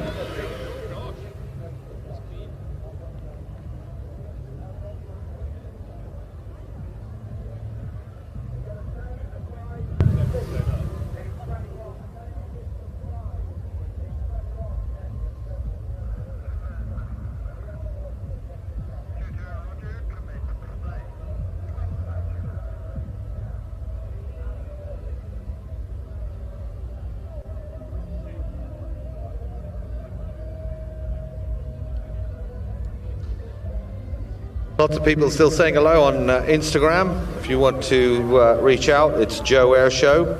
Shout out here from Ewan for his friend Roy, who's here with his dog Ernie. Hope you and your dog are having a great time. Amelia Anderson has also reached out. She wants to say hi to her mom Claire and granny Gillian Holland. Hope you're enjoying the show. The weather has been good so far. Karen Smith wants to say hi to Sarah and Joe H. And they're remembering Grandpa H. As the Lancaster flew by, they were thinking about Grandpa H. How sweet is that? Good for you, Karen. Hope you enjoy the rest of the show. Cara Louise, she's an ex-air cadet herself, like me. And she wants to say hi to Lorraine, Amy, David, Emily, and all the 449 air cadets. So I can see the Grob now in front of me, off of my 11 o'clock, moving from left to right. He is going to position himself in the center line and come straight towards us.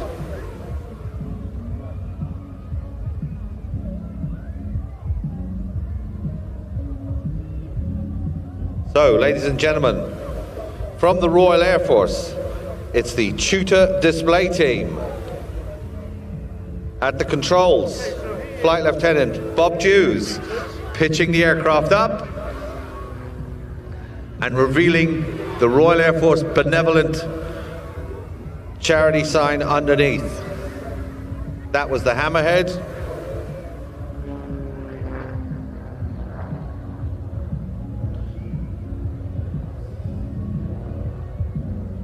And as you can see, the aircraft is fully inverted and coming down. Very uncomfortable, negative G there. That's when you're going to find that pen that you dropped. It's going to pop out in front of you. And then rolling the aircraft the right way around. As with most basic trainers, it's a fixed undercarriage.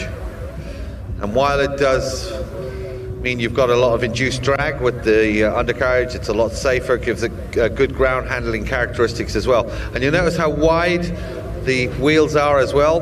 That means it's very steady on the ground, easy to taxi, and great visibility as well from the Tutor. RAF Benevolent Fund logos top and bottom.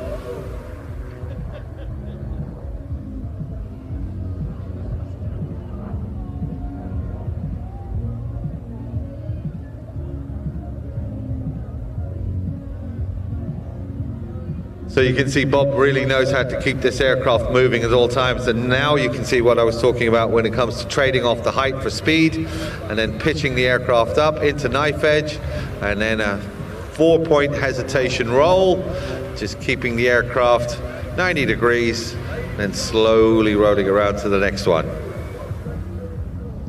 The Tutor is operated by Number 6 Flying Training Group in partnership with Babcock International Group, and preliminary flying the University Air Squadron students, as I said, and the Royal Air Force Air Cadets. There are 13 air experience flights across the UK that offer up to 20,000 cadets.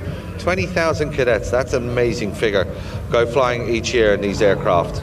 So if you're between the ages of 13 and 20 and you'd like to go flying in this aircraft, have a chat with the air cadets. And actually, part of the course that you do as an air cadet is aerobatic flying. So you can do these rolls, you can do these half Cubans, and these 4-point hesitation rolls.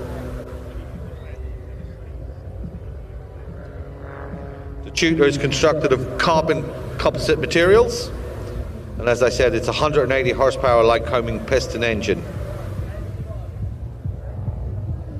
And in its role with Number 6 Flight Training School, it's engaged in other essential defence tasks.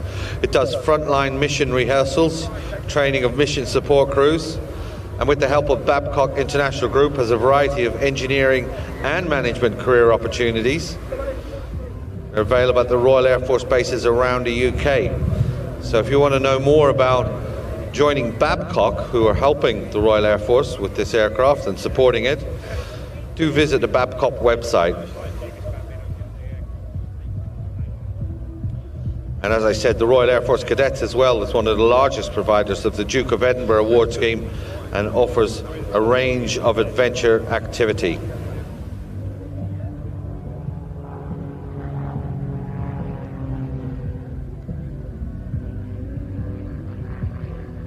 So a slow roll there.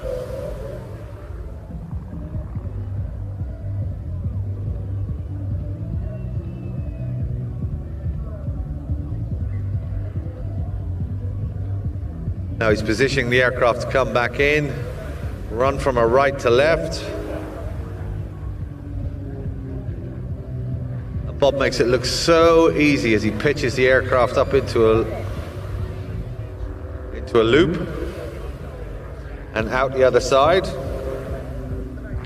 As I said, you can see when the aircraft pitches up the Royal Air Force Benevolent Fund heart on the belly of the aircraft. Been there since 2022 to celebrate this fantastic charity.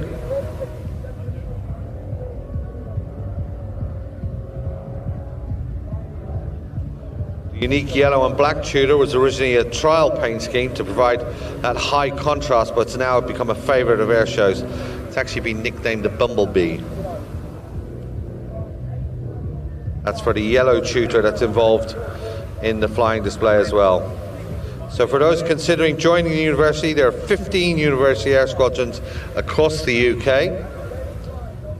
Students are taught to fly the Tutor by highly experienced military instructors like Bob. So pop along, have a chat with them. Now coming from the right, for his final pass, the Royal Air Force Tutor Display team.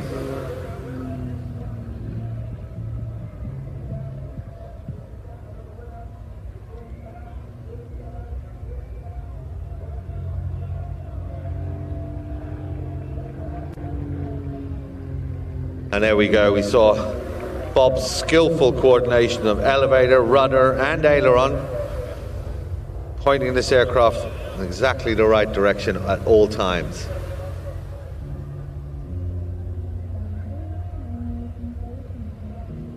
And there he goes, a little wing wave from him as he waves goodbye. He's going to depart off to the right hand side.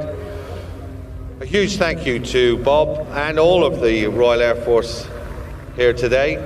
And as I said, they do have a presence down in the lower green, so if you want to pop along, they have a little chalet over there, giving away pens and badges, what have you. Well worth a little visit. Also have a chat with the air cadets as well, if you're interested in going flying in this aircraft one day. So, as the Tutor heads off and back towards Prestwick, that means the next aircraft coming up is one that I personally have a lot of experience with. It's the Yak-52, the Yakolov 52. And that aircraft, I suppose you could say it was a bit of a Russian take on the Chipmunk or the Bulldog, but it was used for the same role. It was a primary trainer, and it was very successful. They're built in Romania now, but originally built for DOSAF, which was the Russian equivalent of the University Air Squadrons. So a lot of pilots would train on the Yak-52 and then move on to something like the MiG. So while we're waiting for the Yak-52 to come into our airspace, gives me time to say hello to some people on the Instagram. WizComps is here. Apparently it's the first time for them and their family, their air show. Their daughters Lily and Poppy in tow. And Lily and Poppy, I hope you're having a great day at the air show. If you want to say hello to some of your family, it's Joe Air Show on Instagram. Ruth Light has done just that. She wants to give a shout out to Steph, Adam and JD. I have no idea who those people are. And Natasha, so happy birthday to Christopher. He's 36 years old tomorrow. Wow, I wish I could say that. It was my birthday last week. And I was not 36, trust me, there was a lot higher numbers involved there. Martin Jeffries, he's here. He wants to say hi. Martin, Steph, Lily, Abby and Cole Jeffries. First time here. Hope you're enjoying the show. Lots to see on the ground as well. I've got one from Emma. She wants to say hi to 297 Air Cadets. Well done, Emma. Hope you're enjoying your time with the cadets. Diane wants to say a big hello to Carson, first time at the air show. Dina, thank you very much for that. Hope you're enjoying the show too. So you'll definitely know the Yak-52. It's got a raspy engine, although it's mainly down to the propeller. And the aircraft is still produced, still very, very popular with warbird types. It's a good lead-in aircraft to go to more higher performance aircraft than the Yak-52.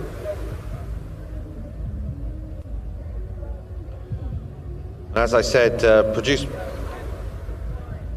for primary training, but also very popular in the aerobatic scene.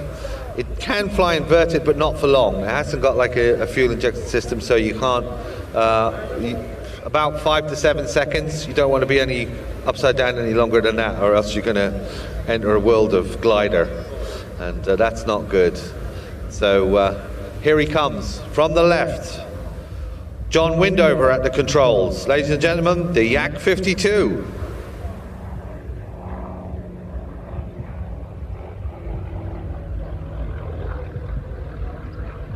Now, you probably had a good look at the undercarriage there, and you're thinking, is that undercarriage up or is it down? It looks like it's sort of halfway up and down, and that's exactly what it is. It's designed like that. It's not stuck.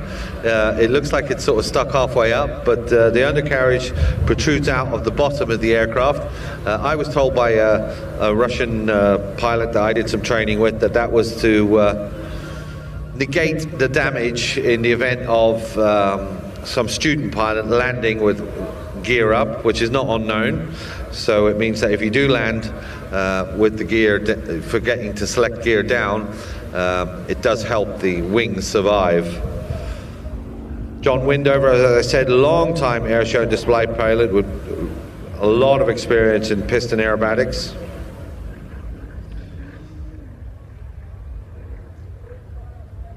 Good thing about this trainer as well, it's a two-seater trainer. The pilot under instruction normally sits in the front with the instructor sitting at the back.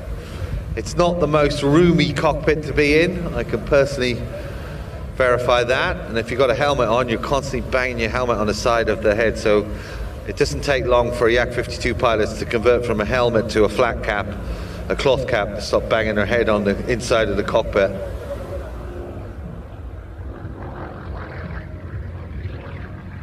Yevchenko radial engine, what's called an M14P with 360 horsepower radial engine. In America, they're very popular, and they tend to swap out the Yevchenko engine because it's hard to get parts for it, especially now, and they'll put something a bit more Western in it. Top speed, about 250 miles an hour in the dive, and it's got a pretty decent rate of climb, about 2,000 feet. Ceiling up to about 13,000 feet. Obviously, it's got no pressurized cockpit or any gubbins like that. You can bring an oxygen tank if you're doing like a long ferry flight, but normally you're flying about 8 to 10,000 feet. That's its sweet spot. Now watch as he brings the aircraft into the inverted, and then, like I said, you don't want to be hanging upside down. A half Cuban coming out the other side of that. It's a very, very tough aircraft. Like most Russian aircraft, it's stressed to +7 and -5 G. And it's got a pneumatic undercarriage and brakes and flaps, so everything hisses when you're making any adjustments to the flaps and the brakes. And something that you learn very quickly as a Yak-52 pilot, be sparing with the brakes when you're taxiing, because there's a brake cylinder, it's full of air, and you've only got so much air in that cylinder, and once you've used that up on the ground, that's it. You're not going to recharge that until you've gone flying. So touch the brakes only when you really, really need them.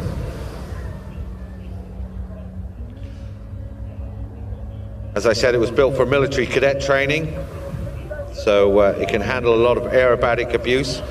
Over 1,800 were built around the world, and very, very popular, continuing to be produced in Romania.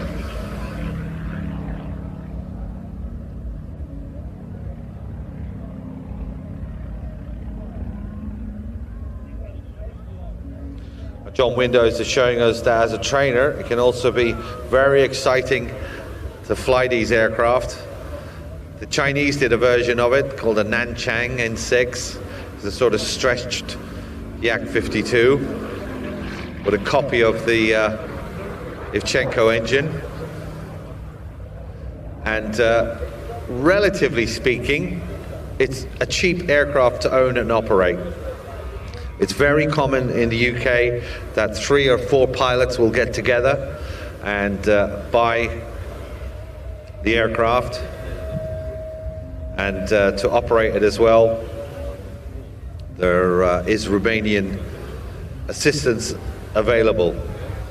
So if you're thinking of getting into warbird flying, you could not do worse than a Yak-52.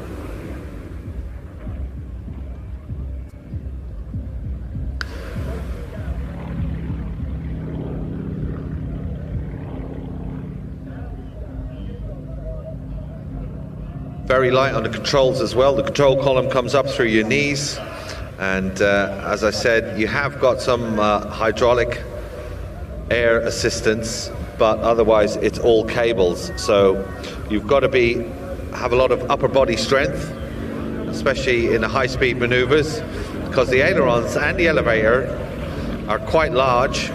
That's what gives you that nice crisp roll rate that we saw there. And no hydraulic assistance with that. That was all upper body strength, rolling the aircraft from left to right. So John's coming around now for his final pass. Sure, he's going to go into knife edge or top down. And for the final time, a big thanks to John Windover and his Yakolov 52.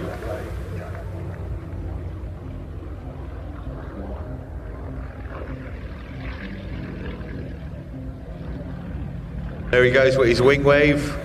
You saw that lovely blue turtle shell paint scheme underneath the aircraft.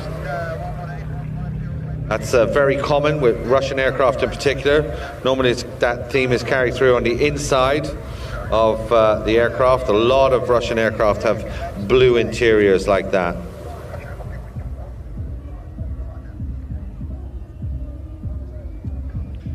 So as John is heading away, that means we're coming up to a very unique type of aircraft very shortly.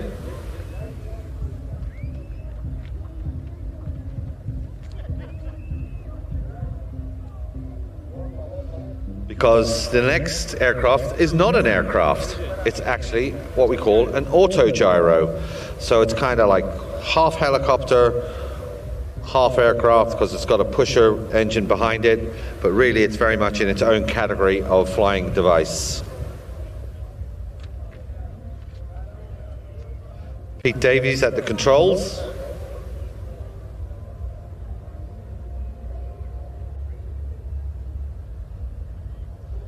Pete's been flying the autogyros for over 40 years, and that is a lot of experience on this unique type of aircraft. First got his gyro plane, as it was called then, display authorization. We call it a DA. He got his DA back in 1991. 28 years he's been doing that. He's displayed this aircraft at several major shows all over the world, down at Farnborough, at the Paris Air Show, and one of my favorite air shows to go to, Oshkosh, over in the United States of America. It's like the Olympics of air shows, that one. It's like 6 days of an air show. Imagine doing an air show for 6 days. It's perfect.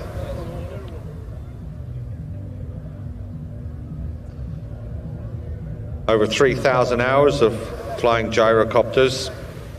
He's also a qualified gyroplane, as he calls it, flying instructor. And you can see that unique shape running in from the left now. And he also is an FIC, and that means he instructs the instructors. So, from our left, Pete Davies and the Calidus Autogyro. Now, you'll notice something as well. that because it is unique, relatively slow-moving type of aircraft, he can come a little bit closer to us. So he has gone over the yellow line that we set out there, the display line, and he's allowed within 75 meters of us. Pete's got a varied career and a very notable career. He was first gold in Colibra, the first gold medal awarded for the achievement in a microlight.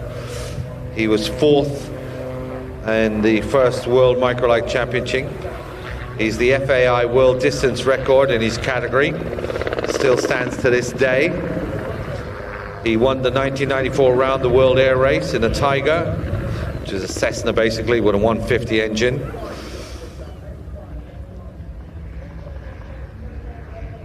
He's got the FAI First World Air Games as well, which is like the Olympics for aviation, attaining fourth in the World Series of Long Distance Navigation. And Pete has flown virtually every type of flying machine, from hang gliders, Wessex helicopters, the world's largest biplane, of course, the Antonov AN-2. And he has an ambition. He told me he wants to fly, be the first person to fly across the English Channel, but using the Channel Tunnel, because he reckons that he could squeeze this into the Channel Tunnel and fly through it. Yeah, good luck with that. Just because he saw it on that Tom Cruise movie, and they got a Hughes 500 in there. And as you can see, it's a very stable aircraft. Pete just wagging the controls. Look at the rudder at the back. You can see it moving from left to right, very responsive.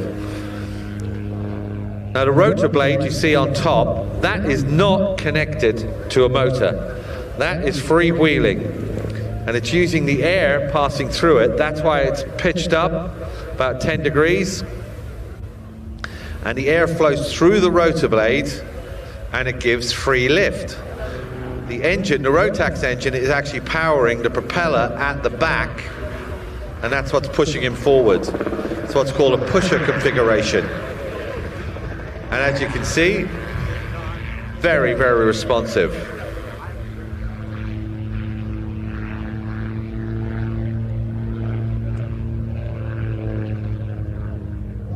We have to thank the sponsors, Airbox Runway HD, who help Pete, and also Pooley's Flight Equipment. Now this is a two-seater aircraft, so you can actually go touring with it, and that's what it was actually designed for.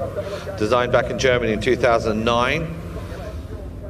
It's even got cabin heat on board, which is handy to have. Fully adjustable pilot seats. It was certified by the UK CAA back in 2011. And look at Pete waving his hand. Give him a wave back as he waves his finger.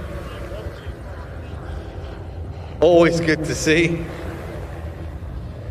Over 1,000 of these aircraft were made and sold worldwide. And considering this aircraft was designed back in 1923, that was only 20 years after the Wright brothers flight, this is an aircraft that has survived throughout all those years with obviously the use of more modern materials, carbon fibers and the Rotax engines and things like that, but the basic design with a freewheeling rotor blade on top and some device to push the aircraft forward to get the air flowing through it means it will continue for many, many years to come. Super safe as well. Even if that Rotax engine comes, you've still got a lot of energy stored in the rotor blades, and you can land it like a helicopter. It's practically, well, it is impossible to stall the aircraft because it'll just slowly drift down. As long as you pitch the aircraft down and keep some air flowing over the blades, you are good to go. So really you could say this was sort of the first helicopter to come into existence.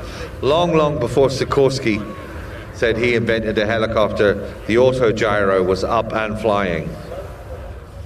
And some of the newer designs today that you see from the future concept helicopter Sikorsky as well, they recently came up with a new design which had a pusher at the back and rotor blades on top, and it was just basically a big auto gyro. It didn't get selected, but it was a good idea.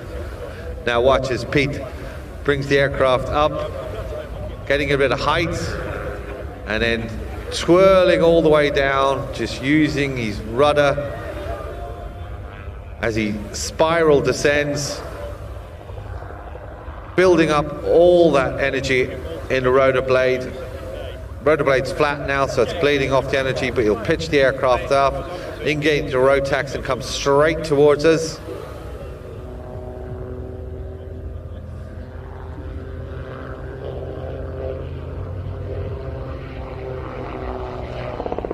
And not only is Pete cleared for 75 meters in front of us, he can actually go a lot lower as well. He can get down to about 30 feet during his display.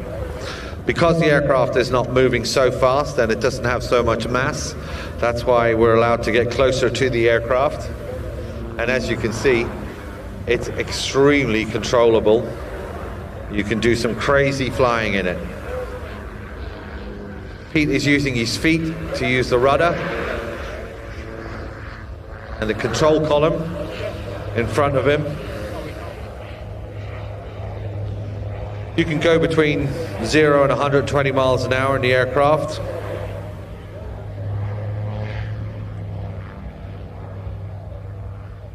If you want to know any more about this aircraft, and again, I would say this is probably the cheapest aircraft to operate that we're going to see here today, and relatively cheap as well to buy.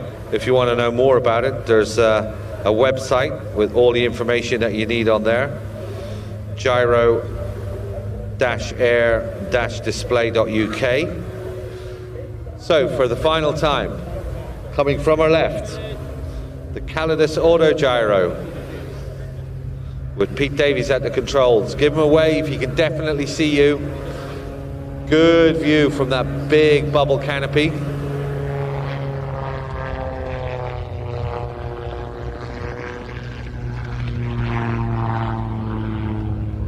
And he's going to love this wind. They love the wind, the auto gyros. They can fly up to like 40 knot winds. The windier it is, the more energy that's going to be transferred into that rotor disc on top. So it makes it a lot happier. So he's going to come through the center line and get ready for a little bow. Get your cameras ready. He's going to pitch the aircraft up, go into a hover, and then slowly drop the nose. There you go, nose pitch up, and thank you very much, sir. And exit left.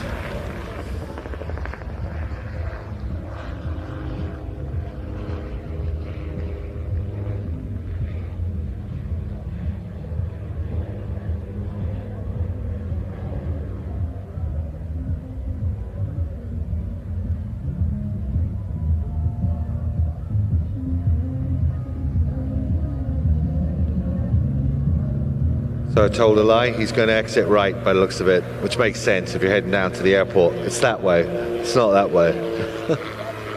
There's that hand again, give him a wave. So as Pete heads back, we're going to be coming up to our next item on the flying display list. It's the Sydney Charles Aviation Display Team, also known as Airborne Pyrotechnics. And if you were here last night, they closed the show with a stunning nighttime aerial performance. It had LED lighting and pyrotechnics coming off the aircraft. Really, really good displays. So Tim Dews at the controls, he's the team leader, and the spearheaded a notable New Zealand display where he was famous down in New Zealand. They loved him there, and he also coordinates the team event. But very unusually, in fact, I think I'm right in saying they're the only father and son team in the UK. It's Tim Dews and his son Tom. Not to be confused with his son Ben, who is also part of the team, but Ben is very much into supporting the maintenance of the aircraft and preparing the aircraft for display. So flying today will be Tim and Tom, father and son. The aircraft is Grob 109, not to be confused with a Grob 105 that I said yesterday. So the team typically use this modified light aircraft, and it's perfect for the display as it was last night. The Grob 109B motor glider.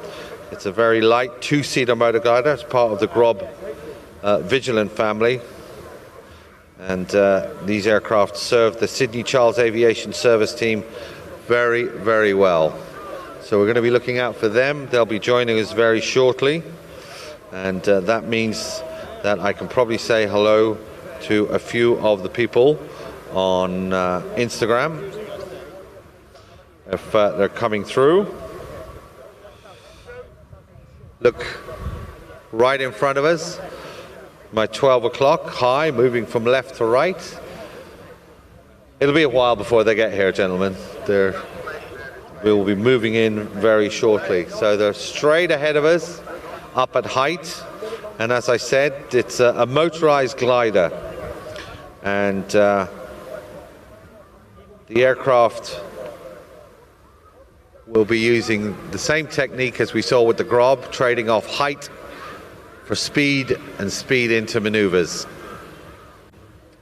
So keep an eye out on them and get your cameras ready, because there's something very, very special about these aircraft.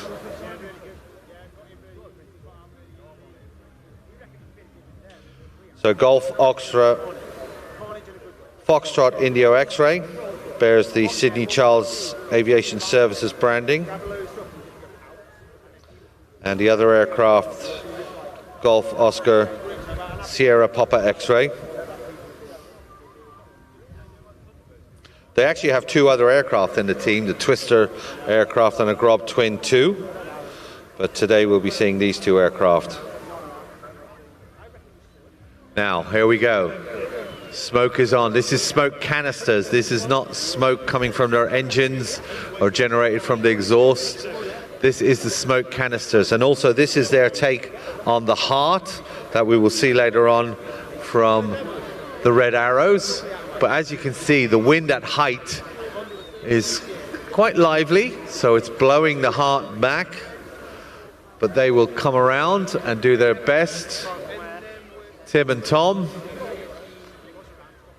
to create the shape of a heart in the sky for us.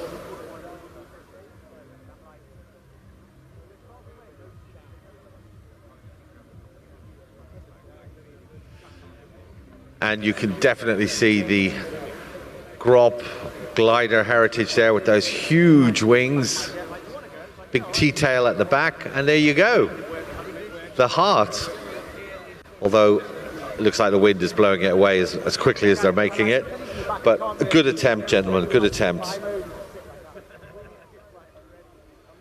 So as I was saying, the Grob 109B, very quiet. It's an efficient two-seater motor glider. And they have modified it with the LEDs all over the wingtip and the framework as well.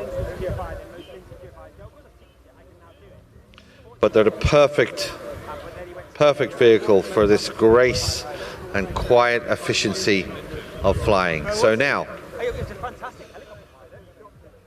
watch as they climb to height. Tim and Tom Dews. It's powered by a Limback L2400 engine, which is basically like a Beetle engine. It's a four-cylinder, horizontally opposed, air-cooled, direct-dive piston engine, just about 2.5 litres, and a massive output of 25 to 100 horsepower. So watch now as they pitch the aircraft down, smoke on the wings, and into a break.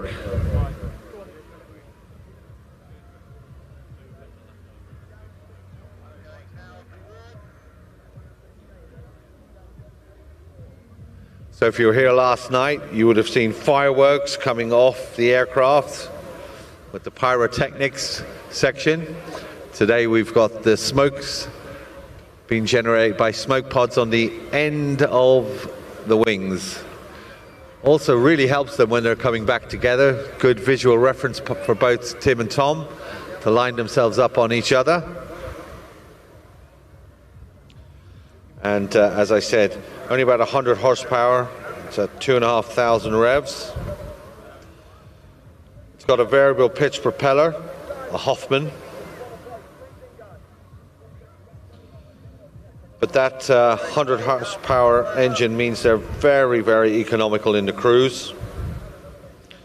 And what Tim was telling me, they can do a lot. They can climb to height and just shut the engine down and just glide along for very, very long glides before they start the engine up again. So depending on the weather conditions, they can literally do like 1,000 miles if they get the right wind conditions and they get some thermals to give them a lift. So you've got all the benefits of a glider using the free thermal lift to get up to height, then drift down, go find a next thermal uprising, and this is what you would see a glider traditionally do, as it would be climbing, but because they're using their engine here, they're keeping that nice and tight. What a wonderful display of precision flying.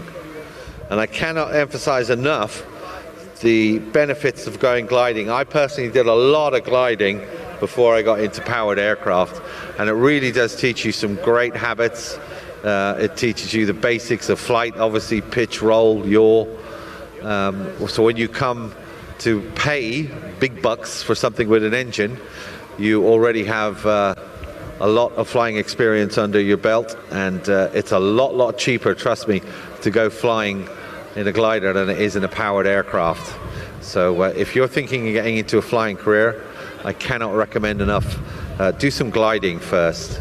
It's a lot cheaper, and it also gives you, do I want to carry on flying? Yes, because look what you can do in a glider. Look at that. What a beautiful maneuver as it heads back out into a loop.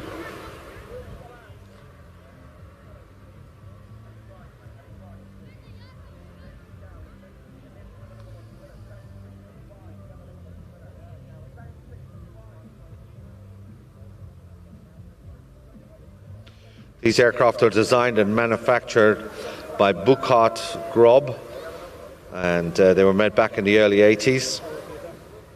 And Grob is like the world best producer of gliders. Obviously gliding very, very popular in Europe, around the Alps.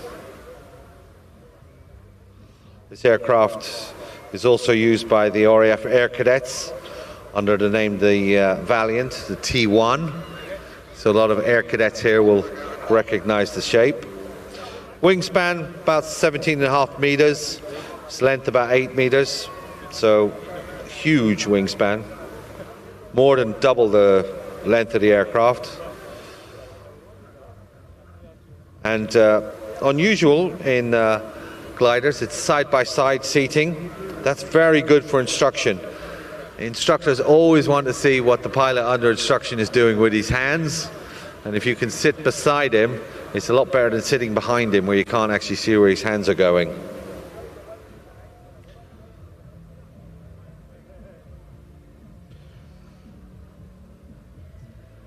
Now sometimes during this display, as you can see there, the aircraft when it's pitching down, it is picking up a lot of speed, and it's got a maximum speed of 133 miles an hour.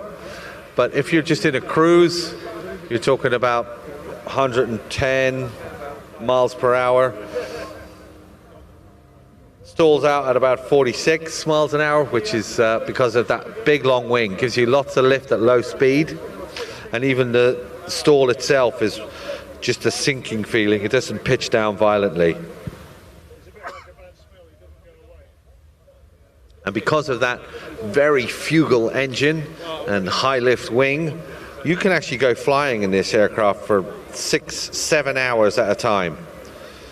So I don't know if I'd want to go flying in it for 6 or 7 hours. I think I would definitely need to visit the restroom or go have my lunch. But if you want to do some long cross-country flying, this is the aircraft for you. It's got a glide ratio of 28:1, which is huge.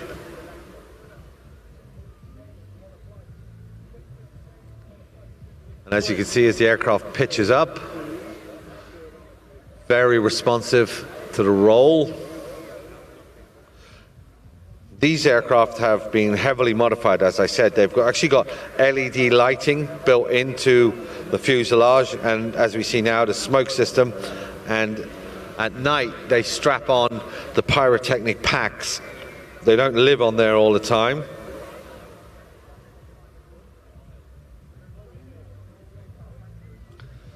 But at 75 feet across the wing, the Grob 109B cuts a very graceful silhouette.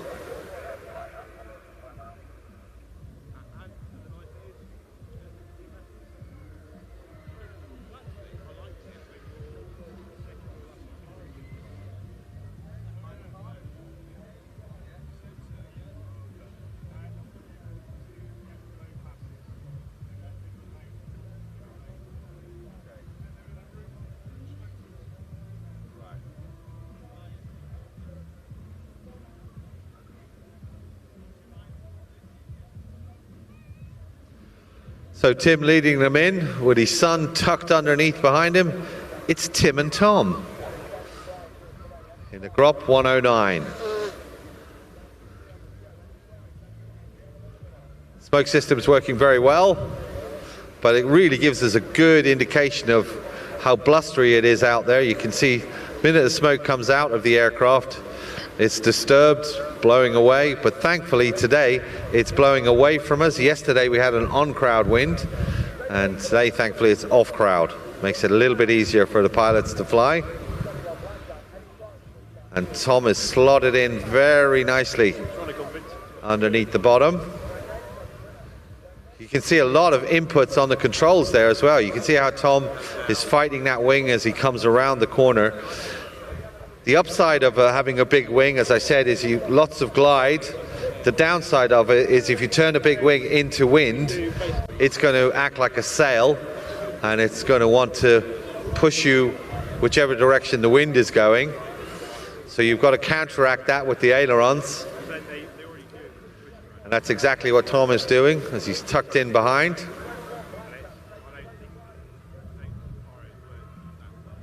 His father, Tim, in the lead. He flies the set pattern, and it's up to Tom to follow him. He'll have picked a spot on that aircraft.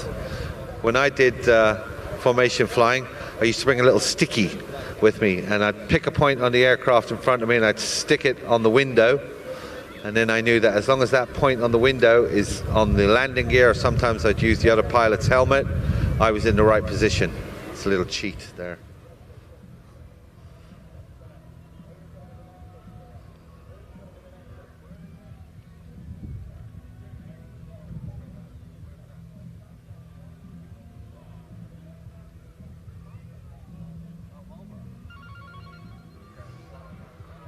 So here we get ready for the final maneuver as they come in and give us a wave. Feel free to wave back. Tim and Tom Jews will be heading straight off from here. And I have to say, Tim Jews in particular is my favorite display pilot here at the Ayr Show. And I'm not saying that because he bought me a pint last night at the bar and he was the only one that did. But Tim, you're my favorite. Yeah, that's copied. 118150. Wonderful display. So, that is the end of the Sydney Charles display team. Now it is time for one of my favorite aircraft. Again, I have some airtime in these. A good friend of mine used to operate this type of aircraft, the Harvard, Captain Norman Lees, Royal Navy. And the Harvard is from the Royal Navy Historical Flight. Now the Harvard was a very, very important aircraft in the Second World War. Without this aircraft, you would not have had your Spitfire and your Hurricane pilots and your Mustang pilots. And even today, this aircraft is still used in the role it was designed for back in the late 30s, to train fighter pilots. So a lot of the display pilots that you see on the circuit flying Spitfires and Mustangs and what have you, they will have definitely done time in a Harvard.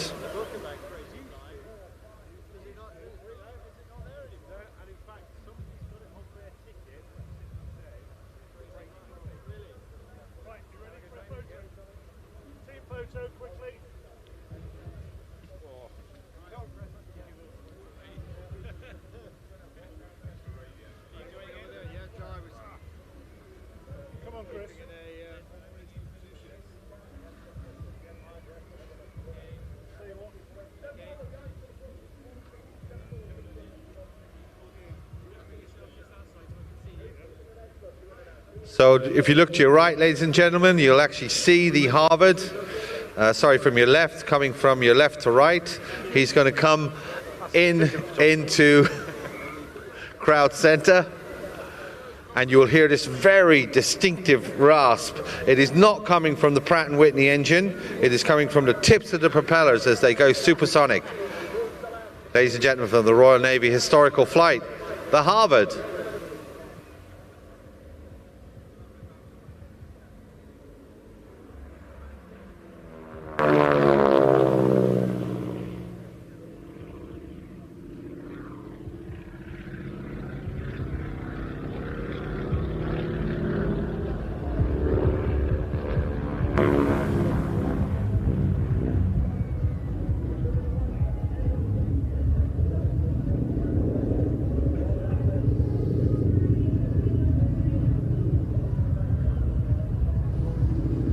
So the Harvard, as you can see, a exercise in movement management, because it is a big aircraft. It has got a pretty powerful engine, the Pratt & Whitney radial, but it's a pretty bulky aircraft as well. So this is why it was so critical in teaching pilots how to fly aircraft that were far more powerful. It taught them to respect the airspeed indicator, and that is the thing that you're looking at most of the time when you are flying in a Harvard.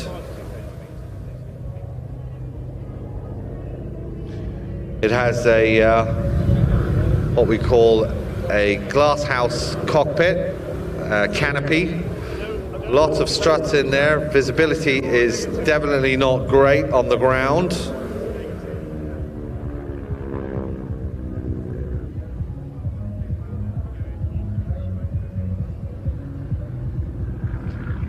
And as you can see in this yellow livery, very easy to spot, and that was because you wanted the aircraft to be spotted from the ground. A lot of instruction was done by looking at how they landed, how they moved, and the Harvard was ideal for that. Produced in massive numbers in America as well, where they were called a Texan or the T6. Canadian Air Force used them. The American Navy also trained their pilots on Harvards.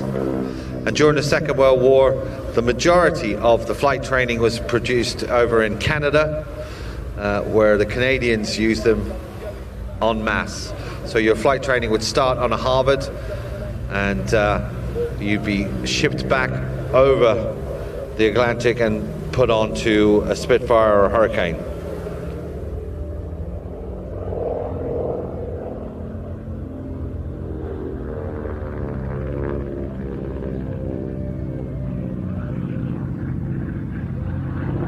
It has not got injected, so that means when you're going airborne and you're going upside down, you do not want to hang around upside down for very long in a Harvard, because that engine will cut out.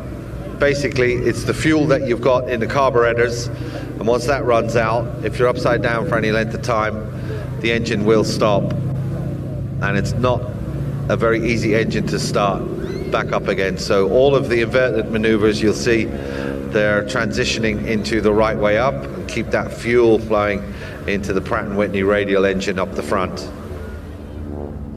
Very tough aircraft as well. As you can see, it's quite stocky, and it could take a lot of damage, which it did regularly, but not from guns or other aircraft flying it. Obviously, hard landings was one of its stock trade, And if you ever see a Harvard on the ground, you'll think it's like an aircraft carrier aircraft because it's got very short, stubby little undercarriage, but that was to help with the punishing undercarriage damage that used to happen to it regularly.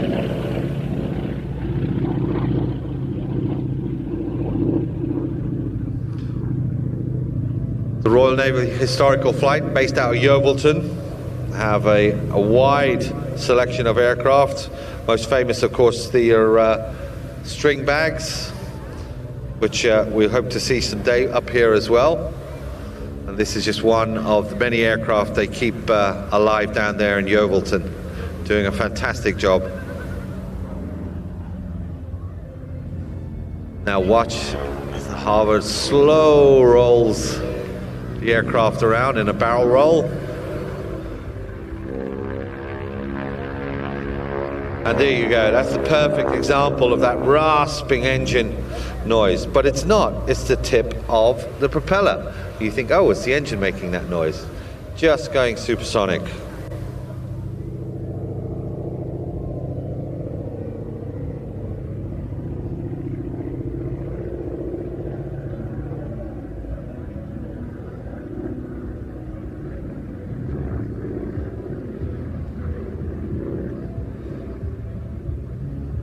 Now again, training that height for speed as he runs the aircraft in. Good head-on shot now. Watch as he pitches the aircraft up into the vertical. Now my fuel's running out of my carburetor. I definitely don't want to be upside for too long, and then he'll pull it right back around, back into the right envelope.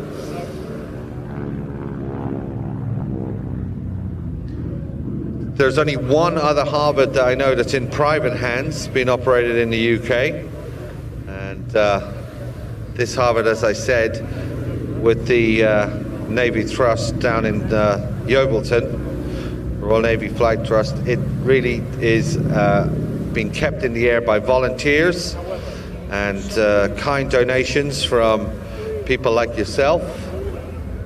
So have a look at the Royal Navy Historical Trust website if you're interested in the other aircraft. Like I said, they have the Swordfish down there. They're working on a Seafire, and all of that is done through donations. Unlike the BBMF, it's not part of the government Royal Navy, although they do operate out of the Royal Navy Air Station Yeovilton.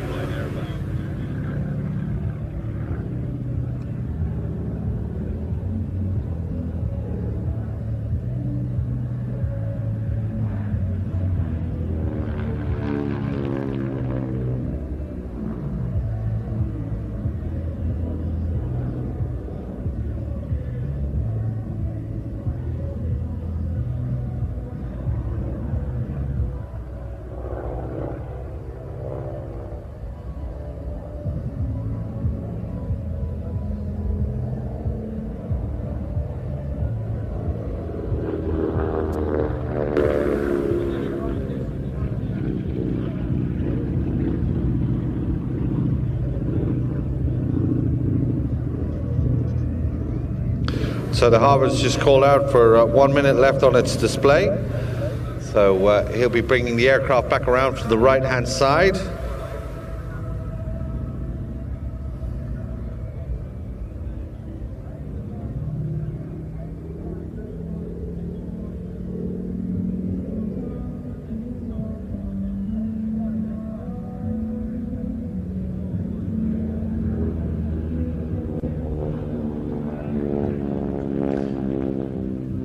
Low pass as he comes through.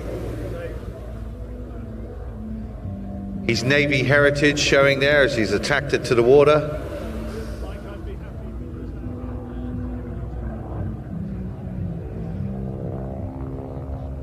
So for the last time, coming from our left-hand side before he heads on back to refuel before his flight back to Yeovilton. The Royal Navy Historical Flight and the Harvard.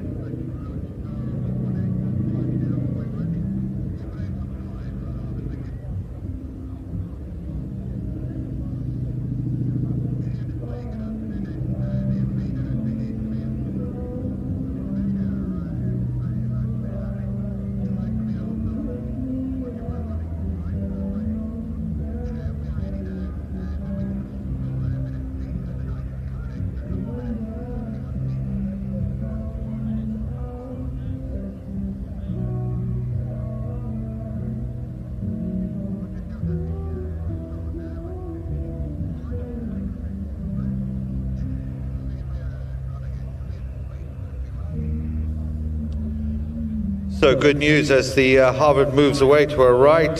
It's time for the Douglas A26 Invader. One of the most versatile and longest serving combat aircraft of the 20th century. It's great to have it up here in Scotland. This is a true warbird.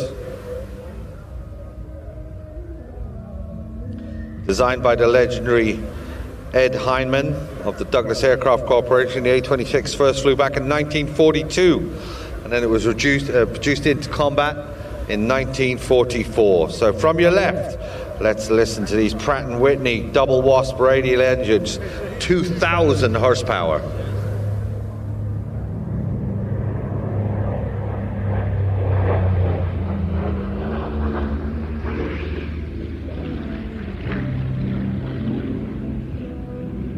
Oh, that sounds good, doesn't it?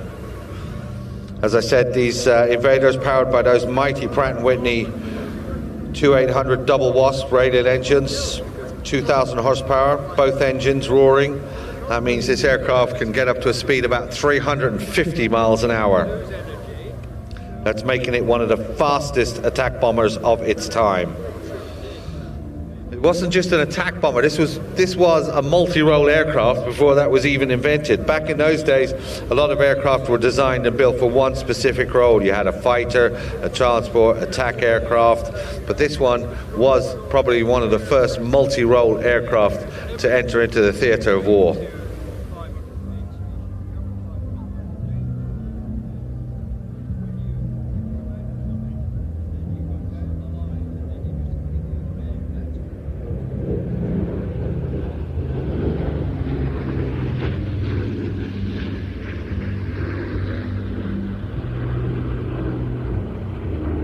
In its various versions, it could carry a bomb load up to about 6,000 pounds internally, inside, and then it could do additional bombs or rockets under the wings for ground attack. Some models also had up to 14 50 caliber machine guns, 14 50 caliber machine guns in the nose, also in the wing, and they had remote control turrets as well, and that would shred through enemy convoys, trains, troop concentrations with devastating firepower. Made its combat debut back in the Pacific in 1944, low-level bombing and strafing missions against Japanese shipping and airfields.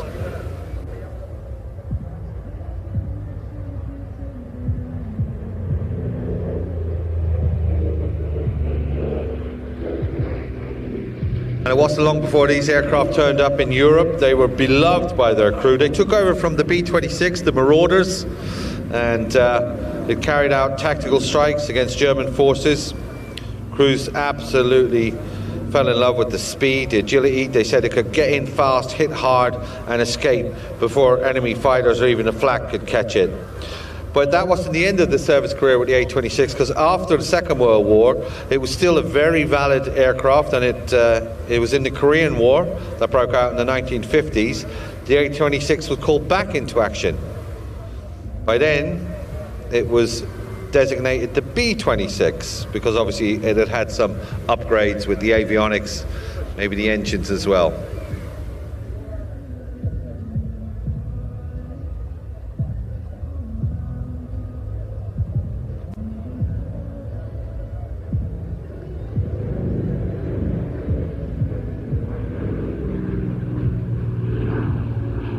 Now, as we're going to see if he was going to roll it, but not. He just keeps it up into knife edge and pulling away. In Korea, it really excelled at night intruder missions.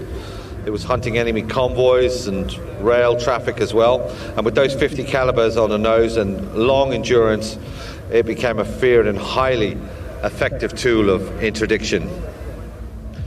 And then after the Korean War, it went on to its third war, the Vietnam War. And that was 20 years after its first flight, but it still had a place on the battlefield.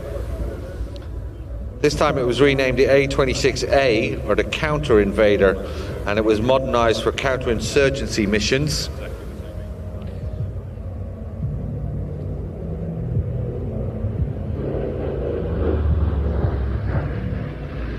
And the aircraft went through another modernization service. This time it's got updated avionics and extra firepower. So there really is very few aircraft that have gone through 3 wars: the Second World War, the Korean War, and the Vietnam War. But this is one of them. There's about 2,500 of them built, and because they were built so well, they served a long, long time. Also very popular in America, still on the airshow circuit over there. But Invaders did not just fly in America. They flew with the air forces in France, in Indonesia, Brazil, Chile, many, many others.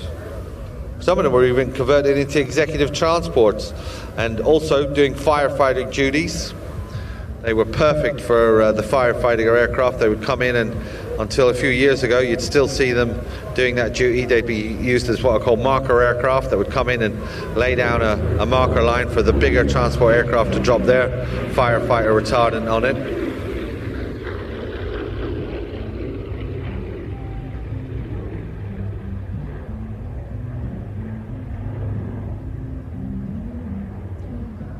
And it's a very special aircraft. I'm very pleased to see it here today. Its sheer presence, those long, sleek fuselage, lovely rumble from those double wasp engines. And now this is a genuine combat veteran type, one that carried a fight across 3 decades and 3 wars.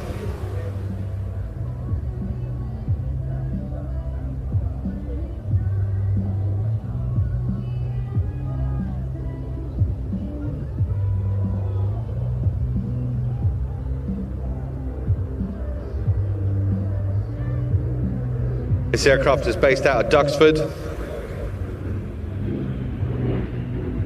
They were first flown in 1942. Normal crew consists of about 3. You've got a pilot, a navigator, and a bombardier / gunner. But I'm pretty sure it's just 2 crew today. And as I said, it was a true multi-role aircraft, a light bomber, an attack aircraft, reconnaissance, and in Vietnam, counterinsurgency. 70-foot wingspan and about 50 feet long.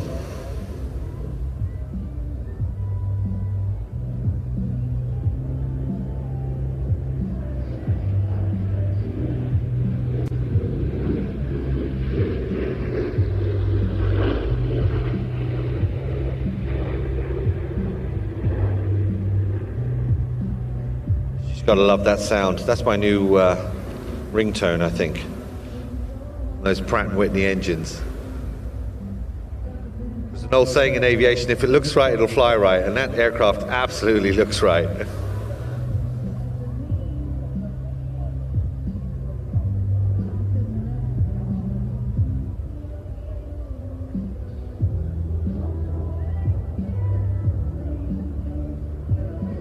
So here he comes in from crowd center. No rolling maneuvers, I noticed, with the aircraft. Pitching the aircraft up, getting it into knife edge. Get a good view of the underbelly. As I said, it could carry up to 6,000 pounds internally. And with its super strong wing as well, you could load out a lot of ordnance on the wings as well.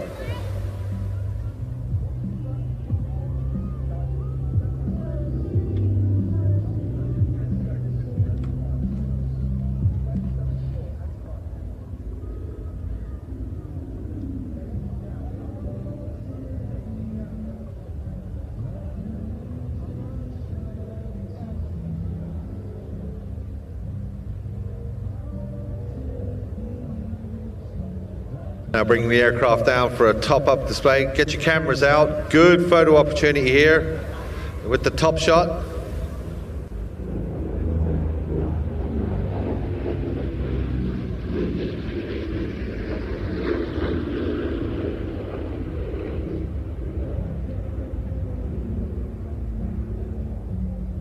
As I said, the aircraft is based out of Duxford. If you ever get a chance and you're down in the Cambridge area, it is a must-see for any air show aficionado. They have a fantastic collection, open 7 days a week. And Definitely worth going down to the 8th Air Force Memorial display area, and you'll see the A26 is in there. So for the final time, ladies and gentlemen, coming from the left, the Douglas A26 Invader.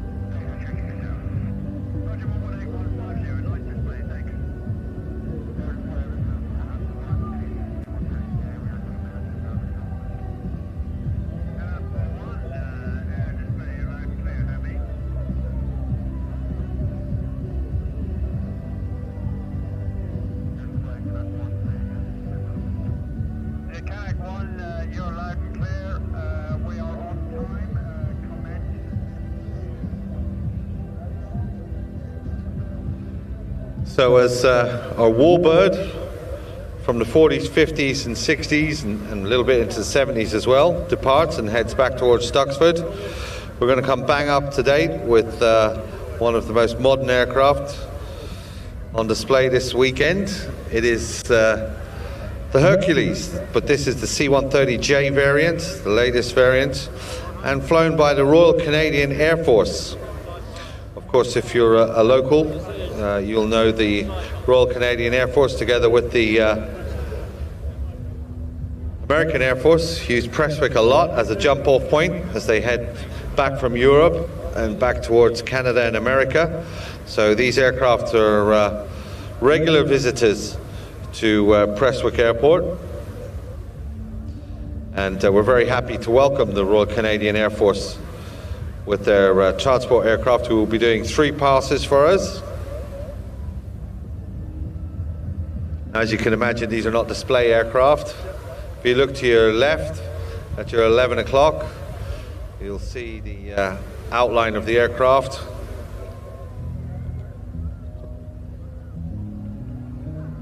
Very distinctive shape, the C-130.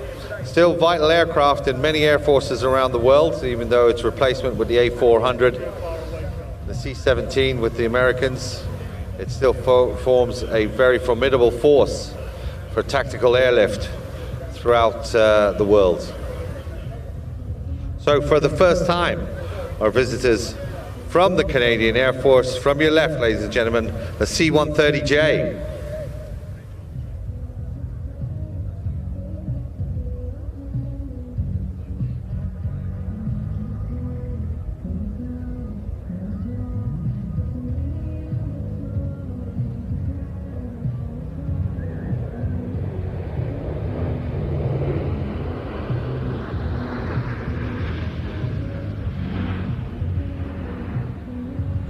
Now at the controls of this aircraft, Major Jeff Fontaine. What a fantastic name for a pilot. Hi, I'm Jeff Fontaine, I'm a pilot.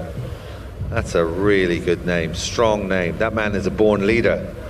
And the Royal Canadian Air Force are lucky to have him, but are more lucky to have these aircraft because they are a superb aircraft in the role that they do. Tactical airlift, long endurance flights, large payloads. And with the upgrade to the J variant, they have full digital displays, MFDs in the front, multifunction displays, as well as a HUD in front of them that can drop down. Renowned for their ruggedness, being able to get in and out of inaccessible, rough landing strips, fields, basically. They don't need a concrete runway. The Hercules has served, as I said, many air forces for many, many years, and the J variant is probably going to be the last variant before they move on to the next chapter in Europe in particular. They're looking, of course, to increase the fleet of the Air 400. So here he comes from the right.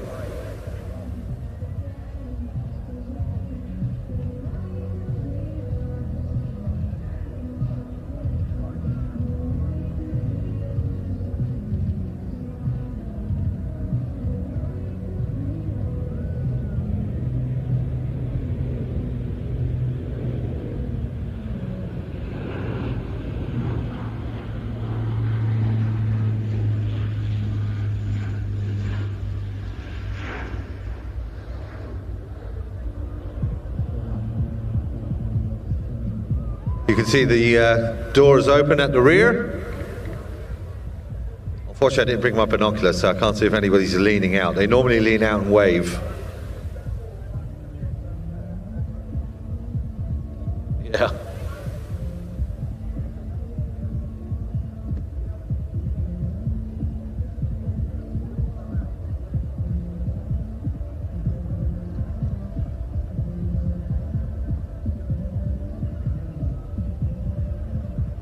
Lockheed's Hercules, as I said, serves at many, many air shows around the world, but we don't very often see Canadian and American ones. We'll have an American C-130J a little bit later on, and he'll be firing off his flares. So that's part of their defense package. Great top-down photo shoot. If you got a decent lens on you, that was a great shot as he bent it around. Hard to believe these aircraft first flew back in 1996, nearly 30 years ago. Let's listen one last time as these four Rolls-Royce AE engines, the turboprop engines, they're delivering about 4,700 shaft horsepower, start coming around from the left for the final pass. Very distinctive six-bladed Doughty composite propellers on these J variants. You know them straight away, especially when they're parked up on the ground.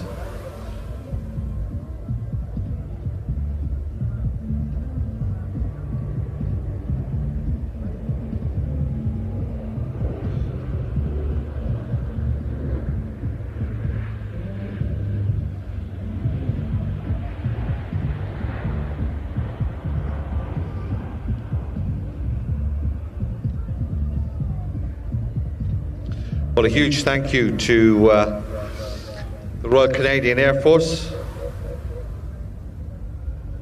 Fantastic display, and we hope to see you here for many, many years to come.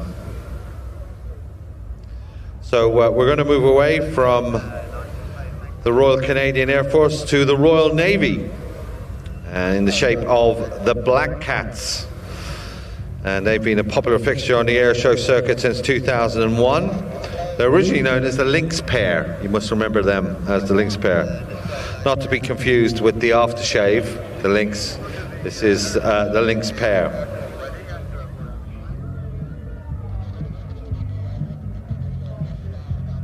Back in 2004, the team was given more support from the Royal Navy and Augusta Westlands, which are now, of course, is Leonardo helicopters, and they adopted the name the Black Cats, which was derived from the Lynx Wildcat, from the 702 Naval Air Squadron badge, and also that's Navy slang, black catting. That means you've done something better than someone else. So there you go, you're learning with me. If you're black catting in the Navy, that means you're a cut above the rest.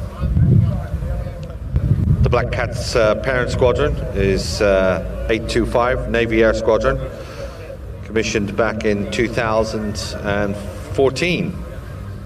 And that's part of the Wildcat Maritime Forces based down at Royal Navy Air Station Yeovilton, as I said. They're responsible for training all Wildcat pilots and observers and looking after flights on board Royal Navy frigates and the destroyers around the world. Wildcat Maritime Force comprises 825 Navy Air Squadron and 815. And There's also Wildcat simulators and headquarters elements between them. They ensure that all the aircrew, the engineers, and the aircraft and the supporting equipment are ready to support the Royal Navy, both at home and anywhere out in the world. So the aircraft we're going to see, the Augusta Western 159 Wildcat. It is a combat helicopter for a new generation, and it is packed, it is rammed with cutting-edge sensors and mission equipment. And to compound the Wildcat's impressive sensor arrays, it's now also able to carry 2 different types of missiles, able to deliver mixed weapons effect. The Martlet, that's a laser-guided rocket system from Thales, and Thales, of course, here over in our STEM village. And also the Sea Venom. The Sea Venom, that's a guided anti-ship missile, and that's produced by MBDA. And MBDA are like the Airbus of missiles. If you want to buy a missile, it's a conglomerate of European and UK manufacturers. So look out to your B-axis. You'll see the aircraft starting to fly in. The aircraft flown today by Lieutenant Tom Pettick, or Black One, and Lieutenant Commander Ross Gallard. So here they come. I can see them in my center line heading straight towards me. I guarantee you they can see that. So ladies and gentlemen, straight ahead, it's the Royal Navy Black Cats.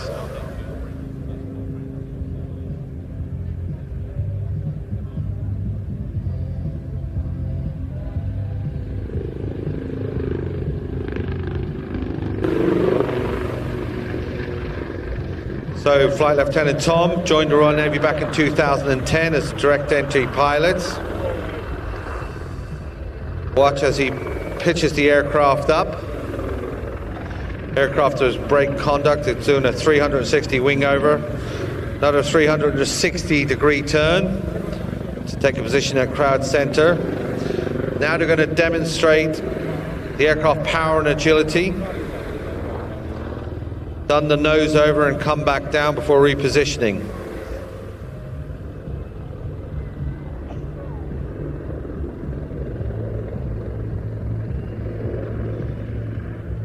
So back into crowd center and into a little bit of what they call hover work. Going into the hover. Now they're going to rapidly once more climb up to 500 feet. But this time, as they start climbing up, get ready for the rotation as they do a 360 degree pedal turn as they climb. And there you go, he's pulling up on the collective, aircraft rising, heading up towards 500 feet.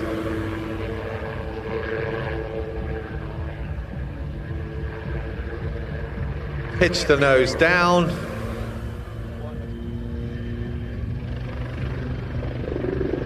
And rotate out. That's called a nose over. And again, they're going to bring the Wildcat back into crowd center. And you can see, if you've got a binoculars or you've got a good thing, it's absolutely got sensors all over it. All those bumps and humps, they're radar sensors. There's a sensor on board there, a radar on board, I say, specifically designed to look for periscopes. Unbelievable.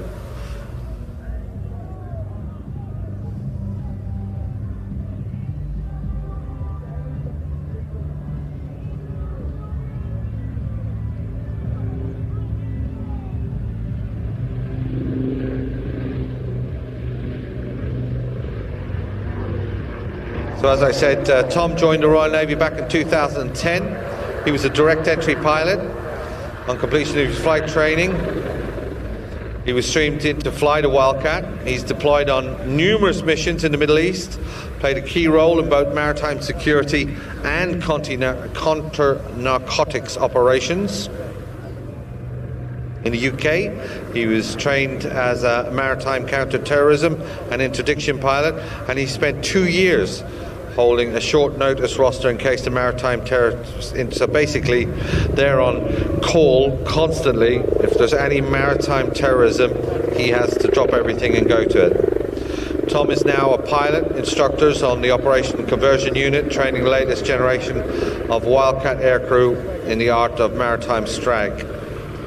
Ross, who's joining him on the controls, joined the Royal Navy in 2011 and went on to become a warfare officer prior to transferring down to the Fleet Air Arm as an observer. We can see here where he's using the pedals. Back up to 500 feet, 360-degree pedal turn as they climb.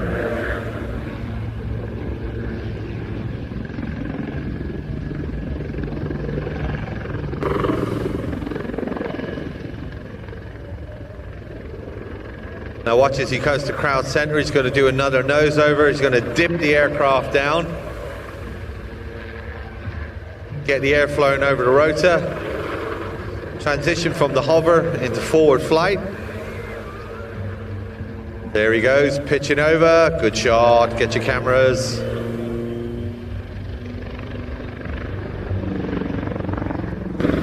Now he's going to roll through 360 degrees and then going to come back into crowd center.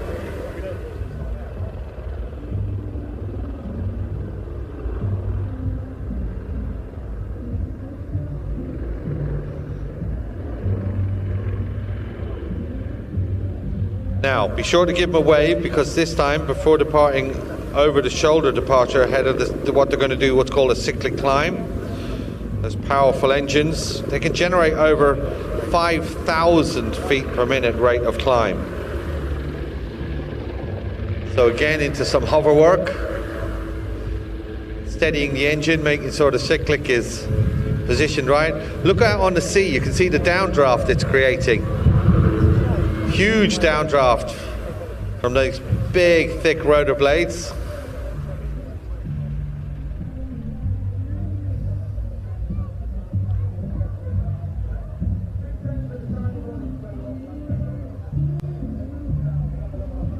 So the Royal Navy Black Cats, as I said, they do have their own ground operations here as well. If you head over towards the Royal Navy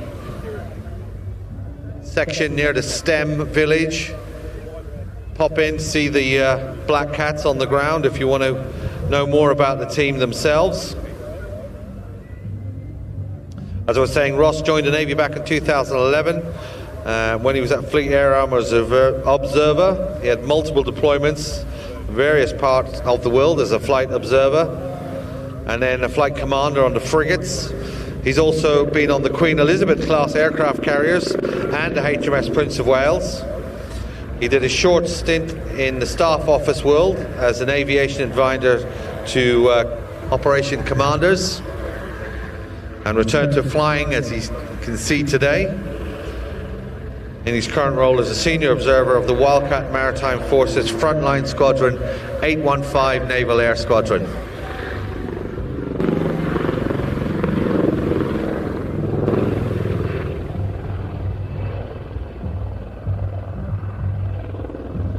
The Royal Navy Helicopter Display team would like to personally thank everyone for their continued support throughout the 2025 season, and would like also to give a big thanks to incredible engineers who keep them flying and are currently on the Black Cats stall engaging with all of you. So head over towards the Black Cat stall, have a chat with the engineers, and for the last time, coming from the right, ladies and gentlemen, the Royal Navy Black Cat Display team.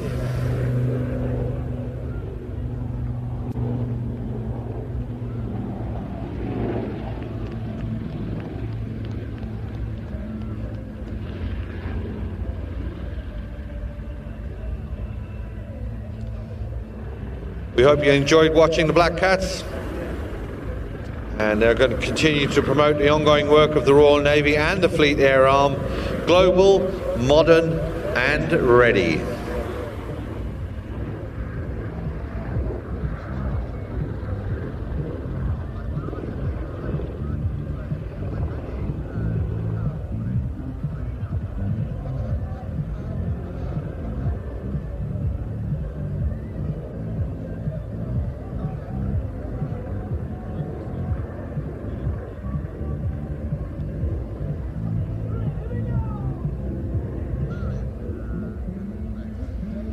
So as the Wildcat helicopter heads off to the right, it's leaving the airspace open for its bigger brother, the Merlin.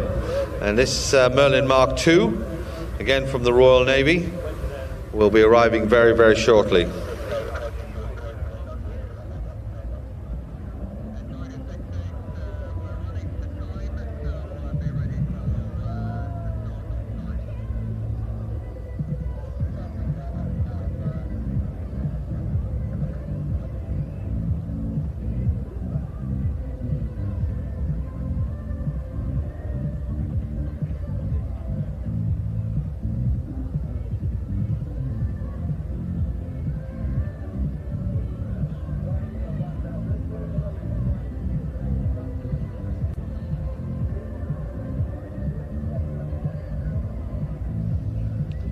So the Royal Navy Merlin, it is a beast. Unlike the Wildcat that we just saw, which is a twin-engine aircraft, this aircraft is got 3 engines, and it's a variety of the multi-role Augusta Westland EW101 helicopter, originally designed.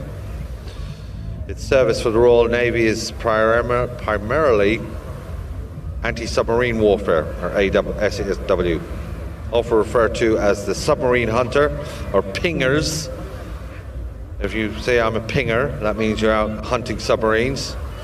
And if you think the Wildcat had some impressive radars, this one is the next league up. In addition to anti-submarine work, it performs a range of tasks, including search and rescue. It can do cargo transfer, maritime patrol, airborne surveillance,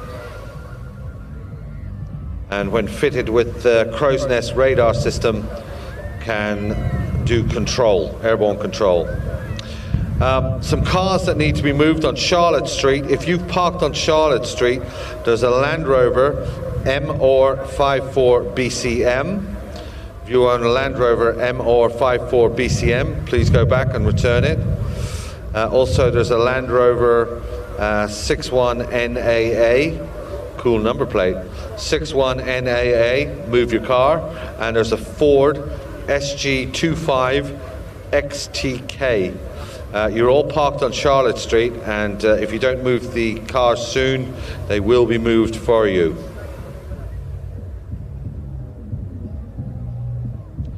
So once the aircraft comes in, we'll get a closer look at it, but it is a big beast. It has a lifting capacity, and remember, this is a helicopter, so it's coming from like a standing still, just straight up, straight lift, 3.8 tons, so just short of 4 tons. A range of about 750 nautical miles and a top speed of 160 miles per hour. That is fast. It's a big beast, 23 meters long, and powered by 3 engines, the RTM 322, and that gives it a robust performance for naval operations. Clearly, you want as many engines, long time over water, spent over water. If one of the engines goes down, you're still in good shape. Armament includes Stingray torpedoes. You can have a 50 caliber machine gun in the doorway and at the tail.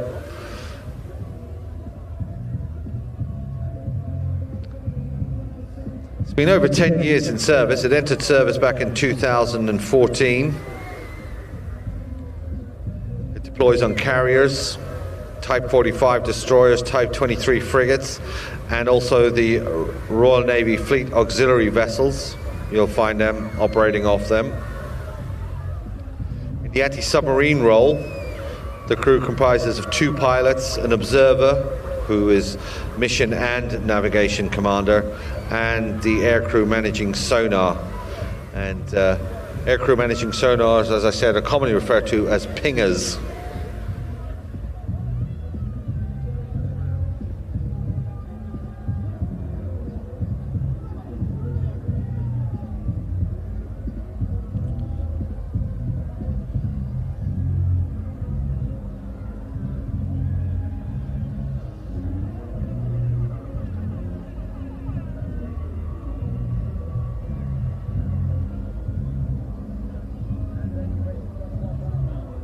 So just so you know, straight off the back of the Merlin, I'll be handing over the microphone to Squadron Leader Graham Muscat. He is Red 10 from the Red Arrows, and the Red Arrows will be arriving in roughly about 20 minutes. But Squadron Leader Muscat is going to take you through all of the Red Arrows display here. So in about 20 minutes time, get ready for them. I had some people reach out on Instagram. If you want to say hello to some people, it's Joe Ayr Show. And let me know as well what you think of the show so far. I'd really like to know what your favorite act is so far. And also to all the people listening on Plains TV. It's live streaming on there. Blair Rose said they really enjoyed last night's and they cannot wait for the Red Arrows and the Typhoon. Well, you ain't got long to wait, Blair, because it's about 20 minutes time. Greg Miller, not to be confused with his father Glenn Miller, he wants to say hello to his granddad and uncle Michael. And now coming from the left, here comes the Merlin.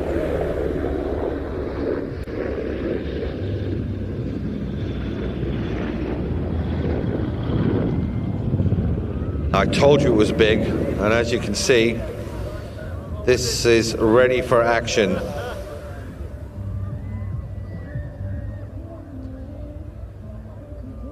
This aircraft is from Atlantic flight from 814 Naval Air Squadron, the Flying Tigers, from the Royal Navy Air Station down in Culrose in Cornwall. Tail number Zulu Hotel 847.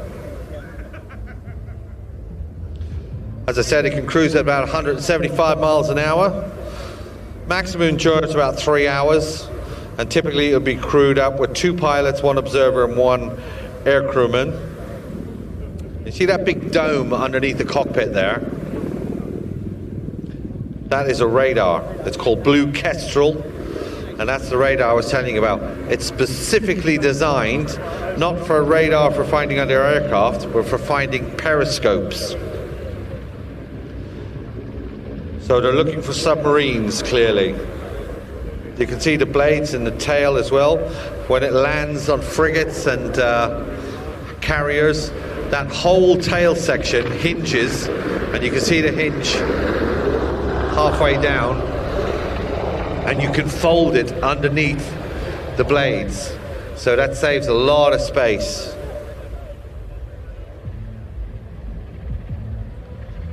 Primary weapon system is the Stingray torpedo, but as I said, in the cargo door you can mount a 50 cal.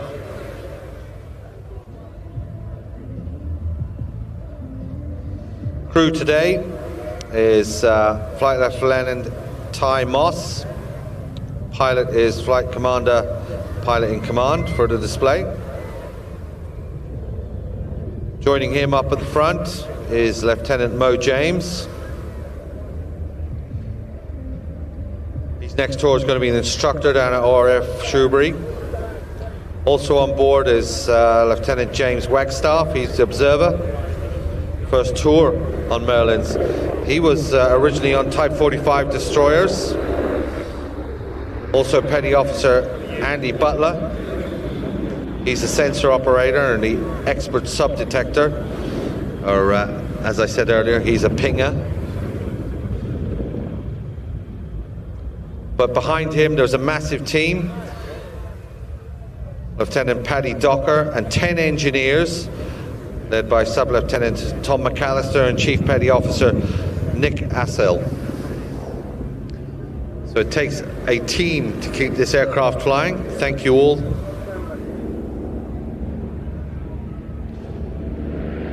These gentlemen and the whole team have been deployed since May, embarked on RFA Tide Force and operating from here in HMS Gannet, and they've been supporting the Defence Strategic Objective 1, which is defence of the nuclear deterrent, in other words submarines, and they've been on exercise Green Eel and Cable Car, and they're going to be returning to Colrose down in Cornwall after the show. So this is their final end of tour period,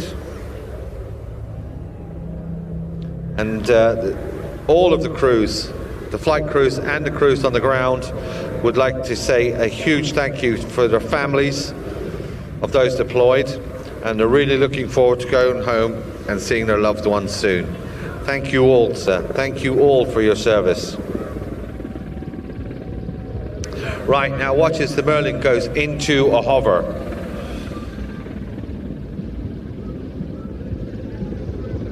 And as I've just been told by my flying spray director, Celeste Garcia-Beatty, it is indeed the Junior that has been put out the door.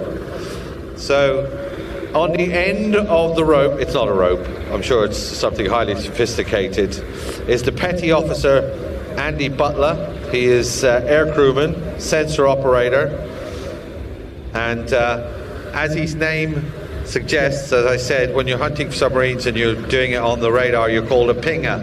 But this time, they've put him outside, and there is Andy. Give him a wave. He's pinging away for you and me.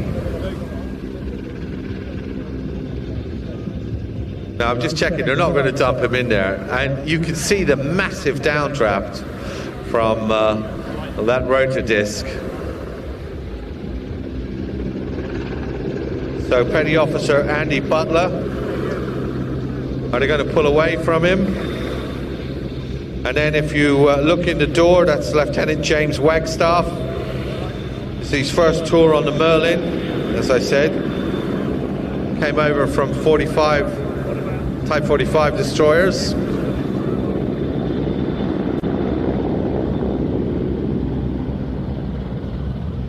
And up at the controls in the cockpit, Lieutenant Ty Moss and Lieutenant Mo James. And what they can do going forward, they can definitely do going backwards. Petty Officer Andy Butler getting the best view of the house. At least he hasn't been dipped into water, so that's got to be said something.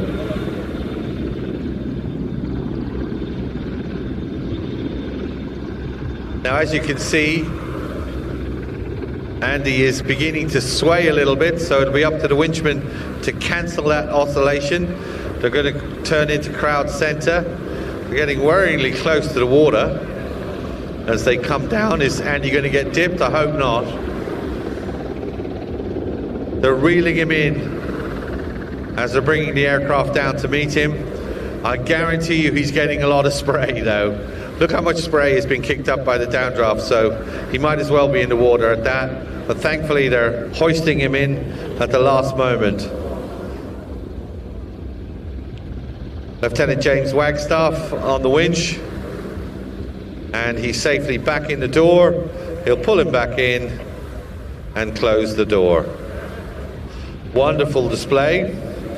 So, as I said, their primary role is for hunting submarines, but they can do search and rescue like that, so they have got a use for the winches as well.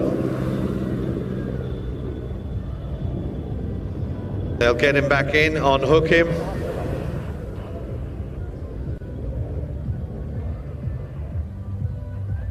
And now moving off to our right.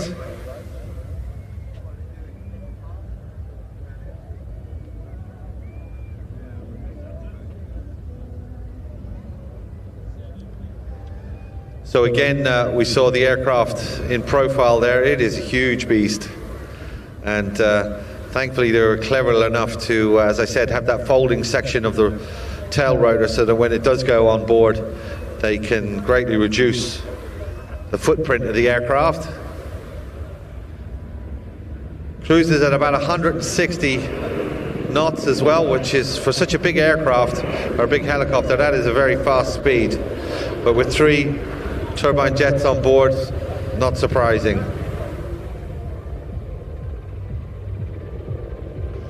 As I said, this is a Mark II, the newer versions now that have gone through some very serious upgrades. Coming into service, the Mark IVs.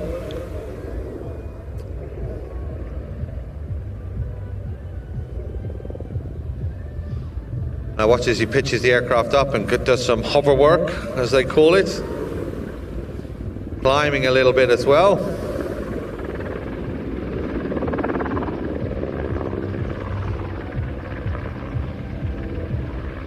You'll notice a lot of bars on the side of it as well. That's part of the anti-submarine works. So for the final time, ladies and gentlemen, the Royal Navy Merlin Mark II.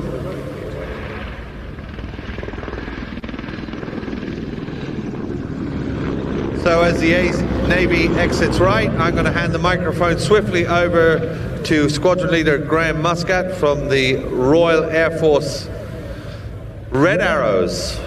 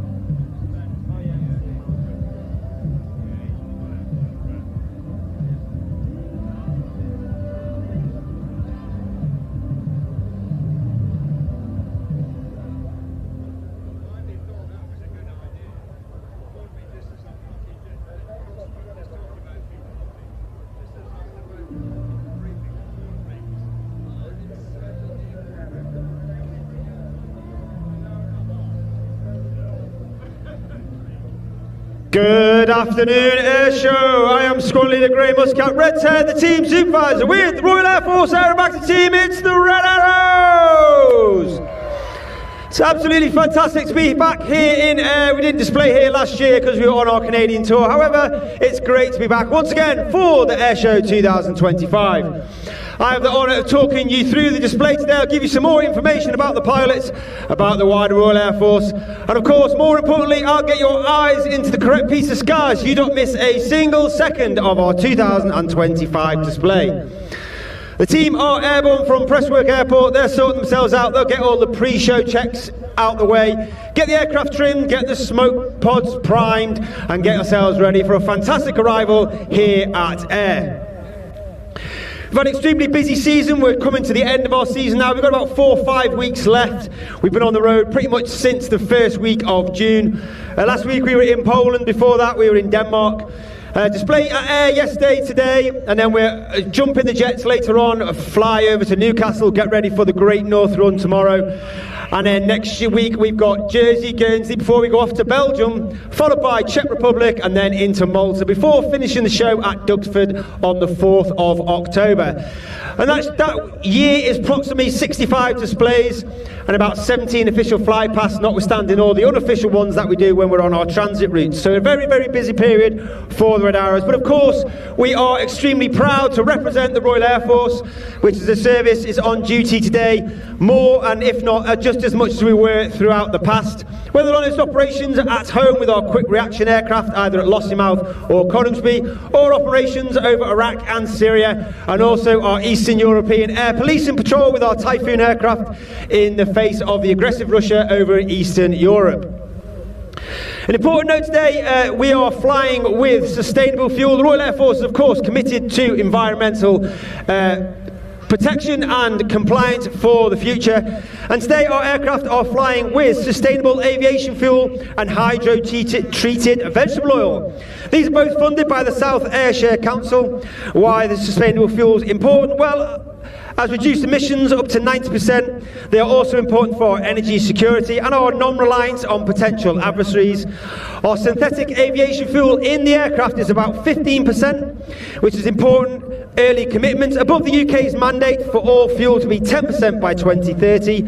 But more importantly, the smoke fuel that comes out the back of the airplane that creates our famous red, white and blue, that is 100% environmentally friendly. It has the additional benefits of being biodegradable and odourless, as well as having no impact to the smoke performance, and represent the very best of the UK innovation, and we remain the only team globally to use biofuel. Don't forget to give them a huge round of applause. Ladies and gentlemen, boys and girls, please put your hands together for the 2025 Royal Air Force Aerobatic Team. It's the Red Arrows!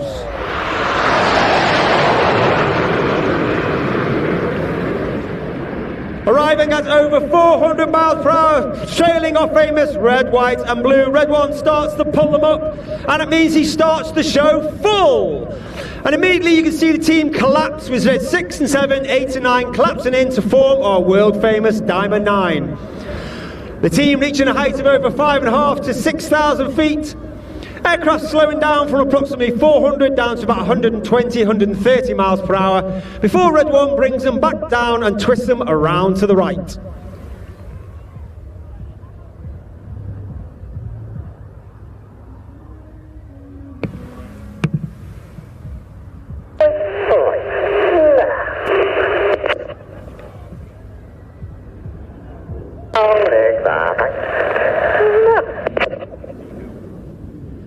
You heard the voice there from Red 1. Red 1 is in his second year as team leader. He was previously in Reds 2 to 9 for 5 years before coming back to join the team as the team leader in 2024. And that's squad leader John Bond, known as Bondy, former Typhoon pilot, former qualified flying instructor on the Tucano, where he was a display pilot in 2012.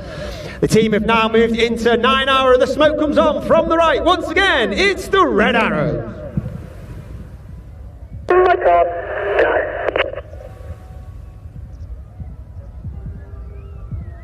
On the right-hand side of Red 1 is Red 2, Flight Lieutenant Rob Thomas.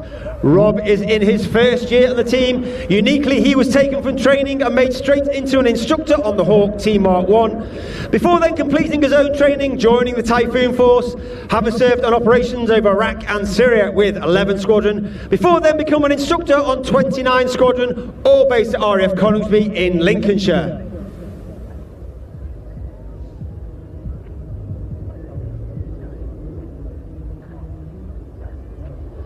You'll now see that centre section move forward. It's actually the wings of the formation moving rearwards as we form the widest and largest shape that we fly in 2025. Red 1 continues to bring them around from the left. The smoke comes on in the Swan.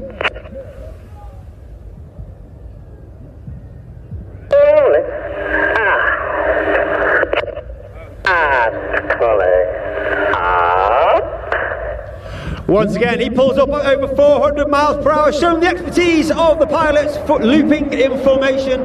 Not only that, to make it a bit more difficult, we change shape from Swan into Shuttle as Reds 8 and 9 collapse inwards. The aircraft reaching a height of over 5,500 to 6,000 feet, once again slowing down to only 120 miles per hour. Those inputs on the control column being a lot less and then the aircraft start to increase their speed back down to 200, 300, back to 400 miles per hour before Red 1 brings them around to the left.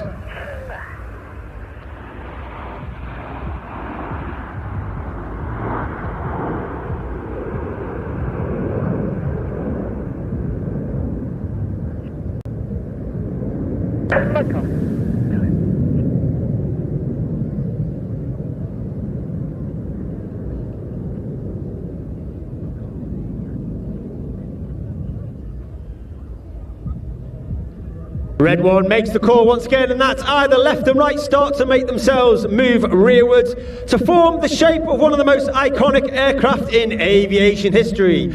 Red 1 continues to come in from the left-hand side. The smoke comes on in the Concorde.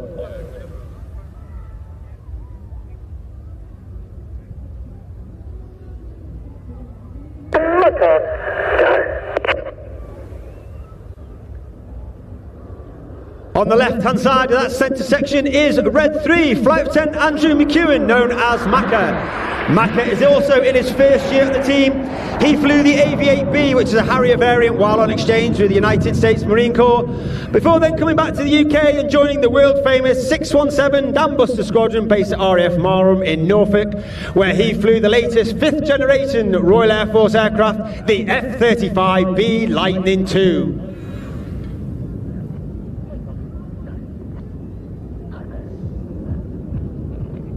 The aircraft start to move once again. Reds 2 and 3 move forwards. The rear section form the delta wing. You'll see the aircraft later on today. It's the 20th anniversary of the Royal Air Force Typhoon Display team. And therefore, in a celebration of such an anniversary, from the right-hand side, this is Typhoon.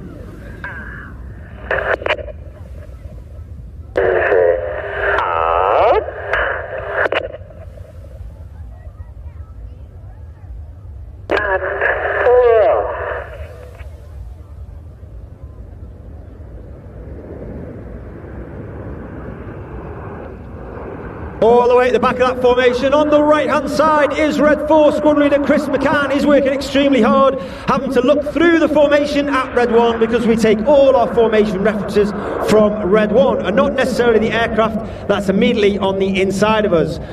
Chris is in his second year at the team, and again he was taken from training and made straight into an instructor on the Tucano, before then completing his own training and again joining the world famous 617 Dambuster Squadron, but this time flying the mighty Tornado GR4. And Chris was a recipient of the Air Force Cross for his service on operations over Afghanistan. The Royal Air Force, of course, is famous for its operations in the air domain, but these days we have a unique capability with both space and cyber. And to celebrate that unique capability, the aircraft have now moved into a spacecraft shape representing space. This is Apollo.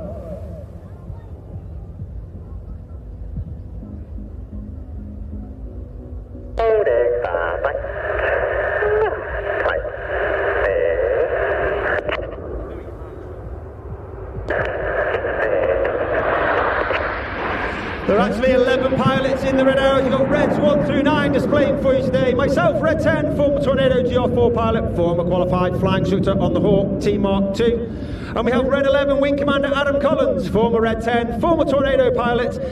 I'm in my 4th and final year on the team, and he is also in his 3rd and final year on the team.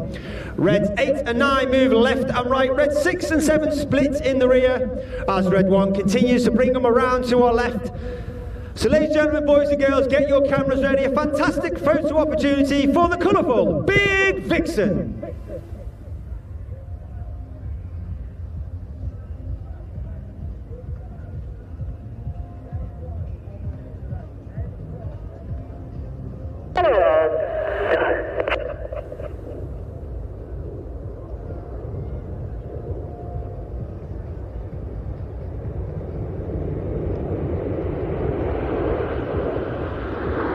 Of course, Red Arrows is not just about the pilots. We have a team of over 140 personnel. 120 of them are the engineers, the logisticians, the public relations, the administrators, and they are known as the Blues, due to the colour of their blue flying coverall. And of course, there are a number of Blues here today at our public relations tent on the showground, so please pop along, have a word with them, find out about their careers in the Royal Air Force to date, and also their roles on the Red Arrows.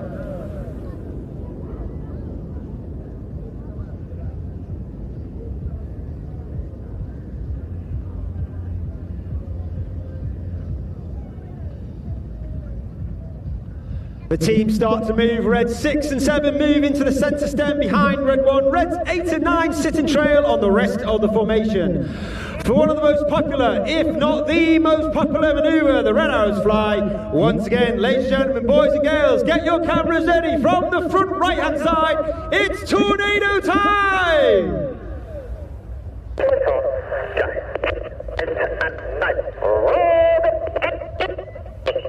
Reds 8 and 9 roll go as Reds 8 and 9 roll around the rest of the formation. But watch for the colour change as Red 1 brings them down the line.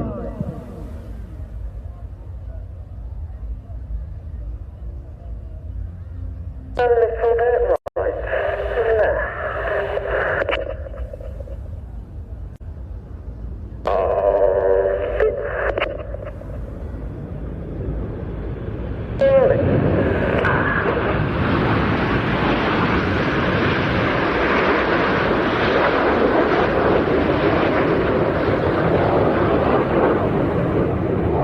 I just mentioned the Blues on the Red Arrows. Of course, inside those Blues are 11 individuals who get to fly in the back of our aircraft when we cannot take the full engineering complement, and they are known as Circus. One individual with me at every display is Circus 10. That is Air Specialist 1, Ewan Lewis. He's with me today. He's on the beach filming the display for safety and debriefing purposes. And he's also responsible for a lot of the airborne images and photographs taken from my aircraft when we fly around the display or when we're on transit in between displays. Reds 8 and 9 join the rest of the formation to once again form our world famous Diamond 9. This will be your last opportunity to get that iconic shot of us in our Diamond 9 before we go into the second half of the show, which is the more heart-pumping, more dynamic, jaw-dropping part of the show. So once again, in from the left-hand side, the smoke comes on in our world-famous Diamond 9. It's the 2025 Red Arrows.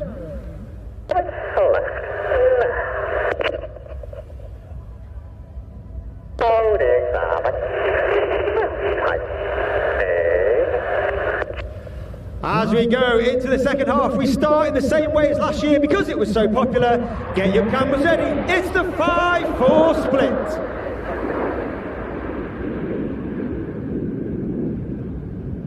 In the second half, we operate in two distinct sections. Off to the left-hand side, you've got Reds 1 through 5, known as Enid, named after Enid Blyton's famous 5 from the children's books. Off to the right-hand side, we've got 6, 7, 8 and 9, known as Hannah, named after Squad Leader Ray Hannah, one of the first members of the Red Arrows. He's the only team leader to lead the team for 4 years. He took the team from a 7-ship to a 9-ship and formed our world-famous Diamond 9. Enid from the left, Hannah from the right for the colourful 5-4 cross.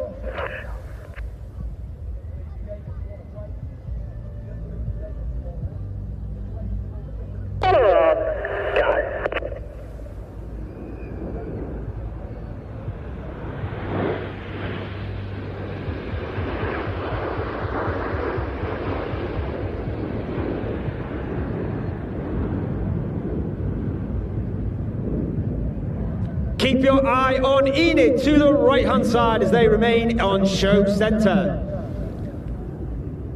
Red 5 starts to move in to sit behind Red 1, and Red 4 sits in trail on the rest of Enid.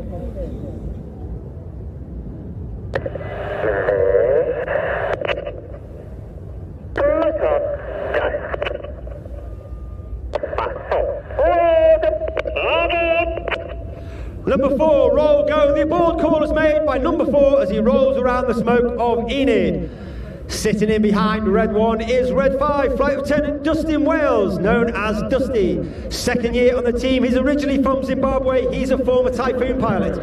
Having flown with 11 Squadron, he's also an instructor on 29 Squadron and also a test pilot on 41 Squadron, all based at RAF Coningsby in Lincolnshire.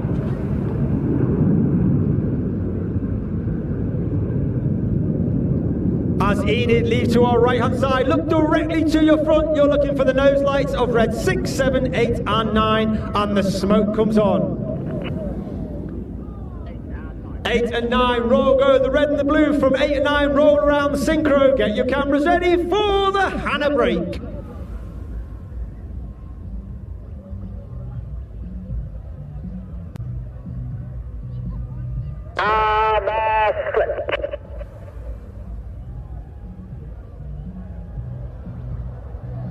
Red 6 and 8 to our left-hand side, Red 7 and 9 to our right-hand side. Hannah and the synchro pair are led by the synchro leader. That's Red 6 to our left-hand side. Squad leader Tom Hansford. Tom's a Scottish boy originally from Aberdeenshire. He's a former Typhoon pilot, former qualified weapons instructor on the Typhoon, where he would teach all weapons technology, technical information and tactics to the entire Typhoon force. And he's also the recipient of a Distinguished Flying Cross for his service on operations over Iraq and Syria. Each pair will now dive down to approximately 100 feet. They've got a closing speed of over 900 miles per hour in the manoeuvre called the Hannah Pass.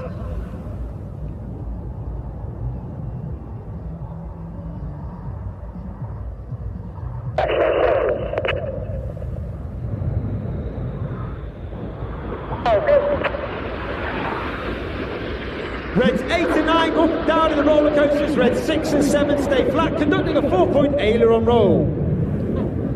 Pull, go is the call from Red 6 as Red 6 to our right hand side pulls up. Red 7 to our left hand side. Red 7 is Flight Lieutenant George Hobday, second year on the team, and again he was taken for training, made straight into an instructor on the Tucano, before then completing his own training, joining the Typhoon force and serving with 11 Squadron. Each aircraft roll the correct way up as they complete the manoeuvre called the Boomerang.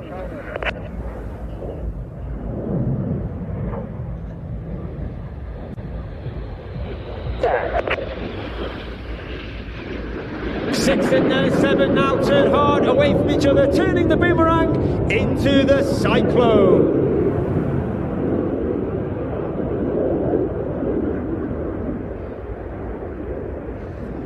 As the synchro pair leave to our front, look to your right hand side, the nose lights of Enid arriving in the distance. Get down is the call from Red 1 as Enid form the inverted V. Coming in from the left-hand side at over 500 miles per hour is Red 9. He lines up with the inverted V to perform the Goose.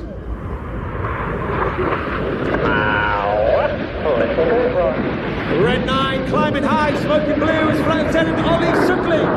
Ollie is in his third year on the team, a former Tornado GR4 pilot, former qualified flying instructor on the Hawk T Mark II. As Enid leaves to our left-hand side, look directly to your front. Once again, you're looking for the synchro pair, nose lights twinkling in the distance. Ladies and gentlemen, boys and girls, get your cameras ready. This is the one you do not want to miss.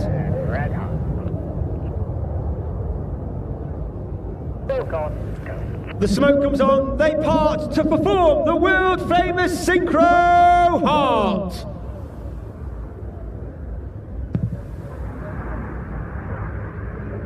Coming in from the top right-hand side is Red 8 as he spears the heart. Red 8 is Flight Lieutenant Rich Walker. Third and final year on the team, a very experienced pilot, having flown Harrier and Typhoon, and also being a qualified flying instructor on the Hawk T-Mark II. Let's give the synchro pair and Red 8 a massive round of applause for a wonderful heart in the skies of Ayr. But the show's not over yet, ladies and gentlemen, boys and girls. Keep your eye on the synchro pair. They'll turn back towards the display line. They'll be back down at that 100 feet, that closing speed of over 900 miles per hour. Each aircraft will perform a barrel roll. They'll pass in the middle, wingtip to wingtip, 30 metres, that's only 100 feet, before they conduct a second barrel roll in a manoeuvre simply called the double rolls.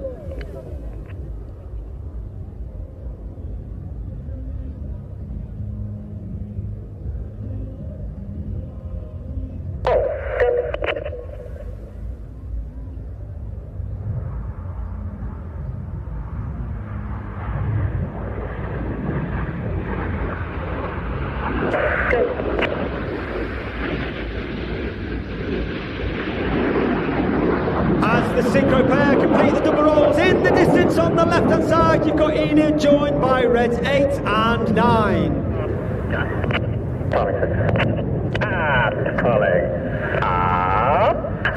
Once again, Red 1 pulls him up at over 400 miles per hour. He'll twist to the right. Another fantastic photo opportunity for the vertical brake.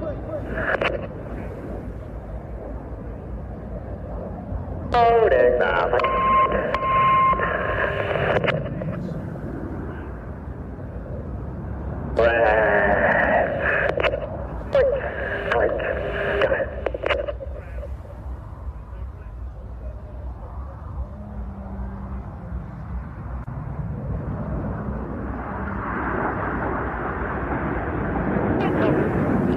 Keep your eye to the right, keep your eye to the left. You're looking for the synchro pair once again. Close speed of over 900 miles per hour. Each aircraft will perform a barrel roll. They'll pass in the middle. Turn a hard away from each other in the circus.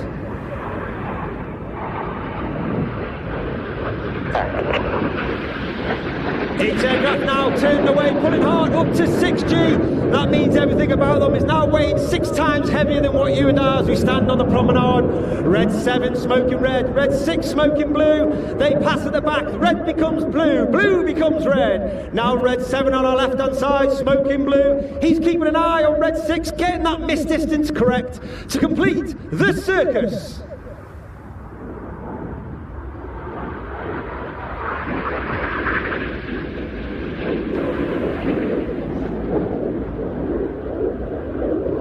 As the synchro pair now once again leave to our rear, look to your front right 45 degrees. You'll see Enid's pulling back up with the white smoke in trail.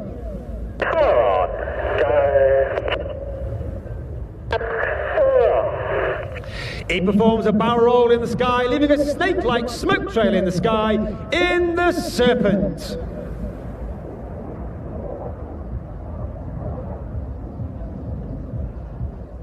Another great opportunity to see our red, white and blue. And as I said, today's smoke is 100% environmentally friendly smoke. And that smoke pod is only capable of producing 5 minutes of white smoke, 1 minute of blue smoke and 1 minute of red smoke, with each of the colours having its own button on the pilot's control column. And during winter training, both Red 1 and Red 6 come up with a smoke plan so we ensure we have the right colour smoke at the right time in the display, and we simply do not run out. Reds 2, 3, 4 and 5 now move up alongside Red 1. They're looking 90 degrees along left and right along their shoulder line while pulling up to 4G, an extremely hard formation to maintain for the pilots outside of Red 1 as the smoke comes on from the right hand side in the Tango.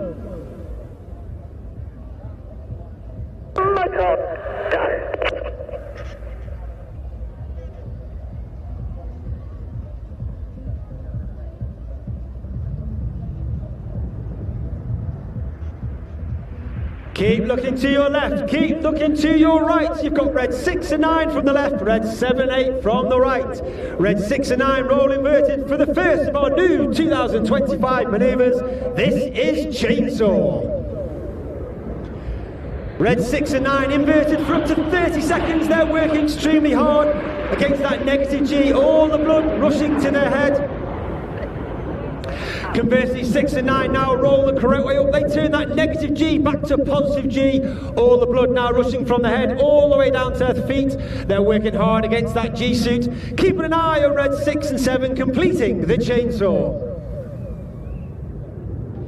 In from the left-hand side, Enid once again.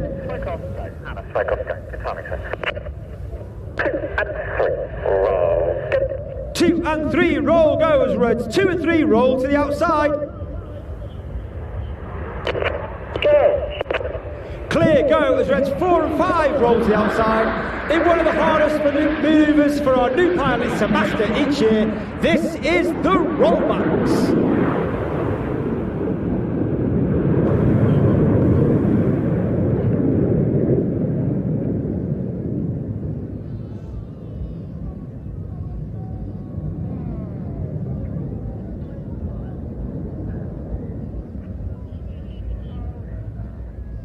As Enid leaves to the right, look directly to your front. You're looking for the nose lights once again of Reds 6, 7, 8 and 9.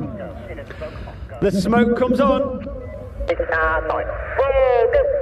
and 9, roll goes Reds. 8 and 9, roll around the smoke. In the second of our newest manoeuvres for 2025, you can see 6, you can see 8, you can see 9. Hiding in the smoke of Red 6 is Red 7 in the Tempest.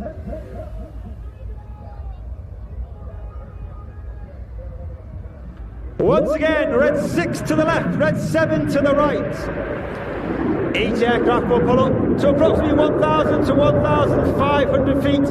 They'll turn back towards the display line for their final manoeuvre, 100 feet, 900 miles per hour closing speed, a barrel roll followed by inverted flight in a manoeuvre called the crossbow.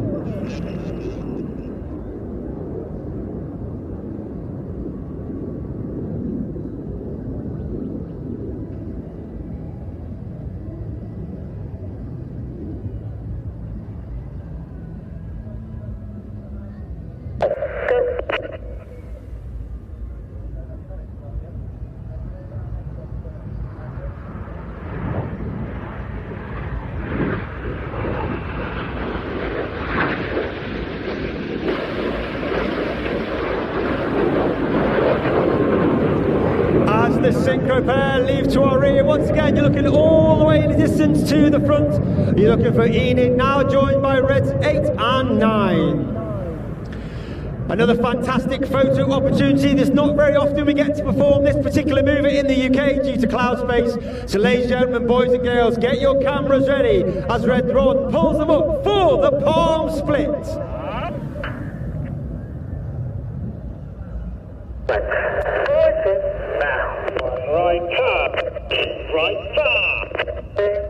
And here come the synchro pair to complete the palm split, because ladies and gentlemen, it's been an honour and a pleasure. Please put your hands together for the 2025 Royal Air Force Aerobatic Team. It's the Red Arrows!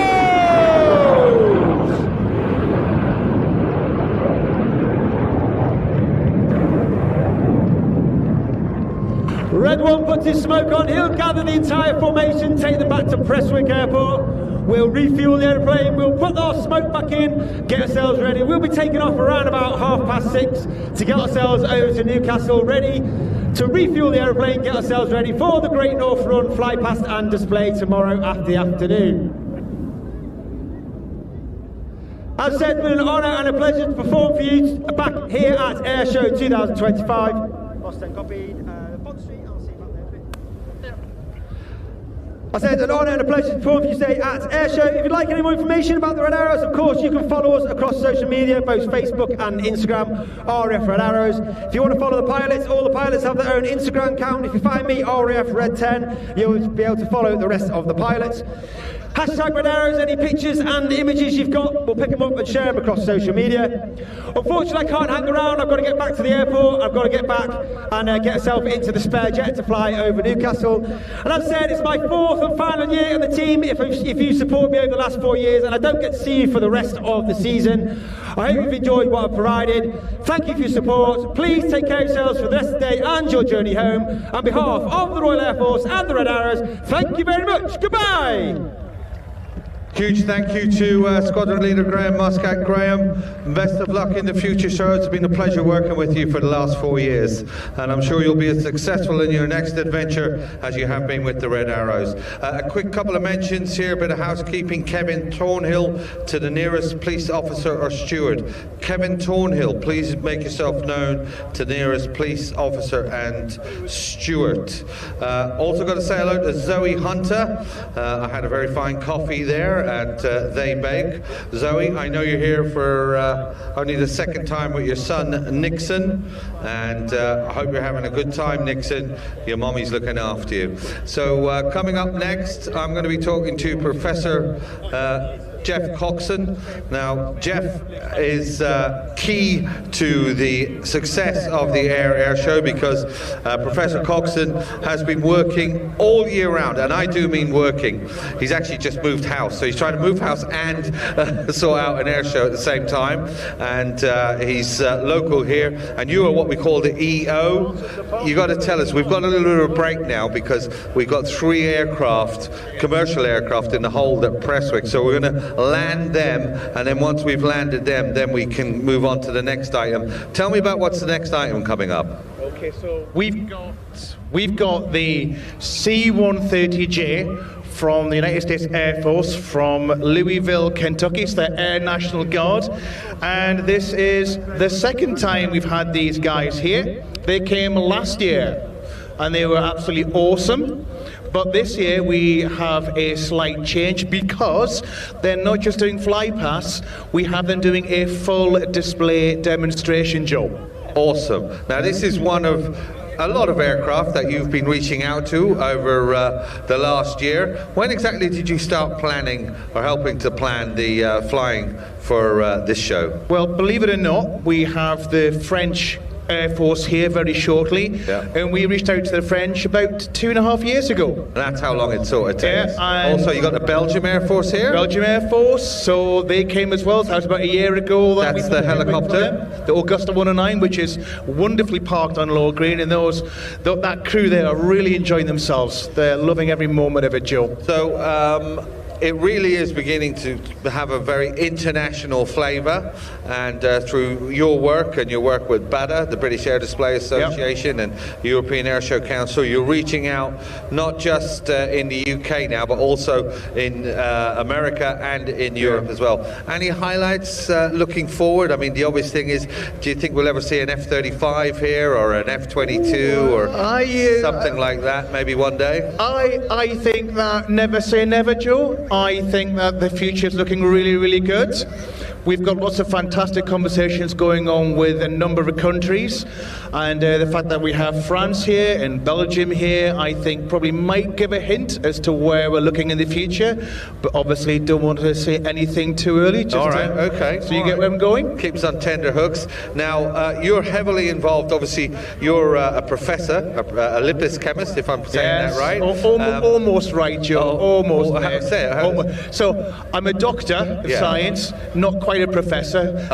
The extra 20 grand would be really, really welcome, to be fair. And yeah, I'm a lipid chemist. Lipid chemist. Now you're heavily involved in the STEM part of the show. Tell us a little bit about the work, because I came up here a couple of days ago and you were up at Prestwick Airport teaching a load of kids about the basics of flight, you know, lift, how it works.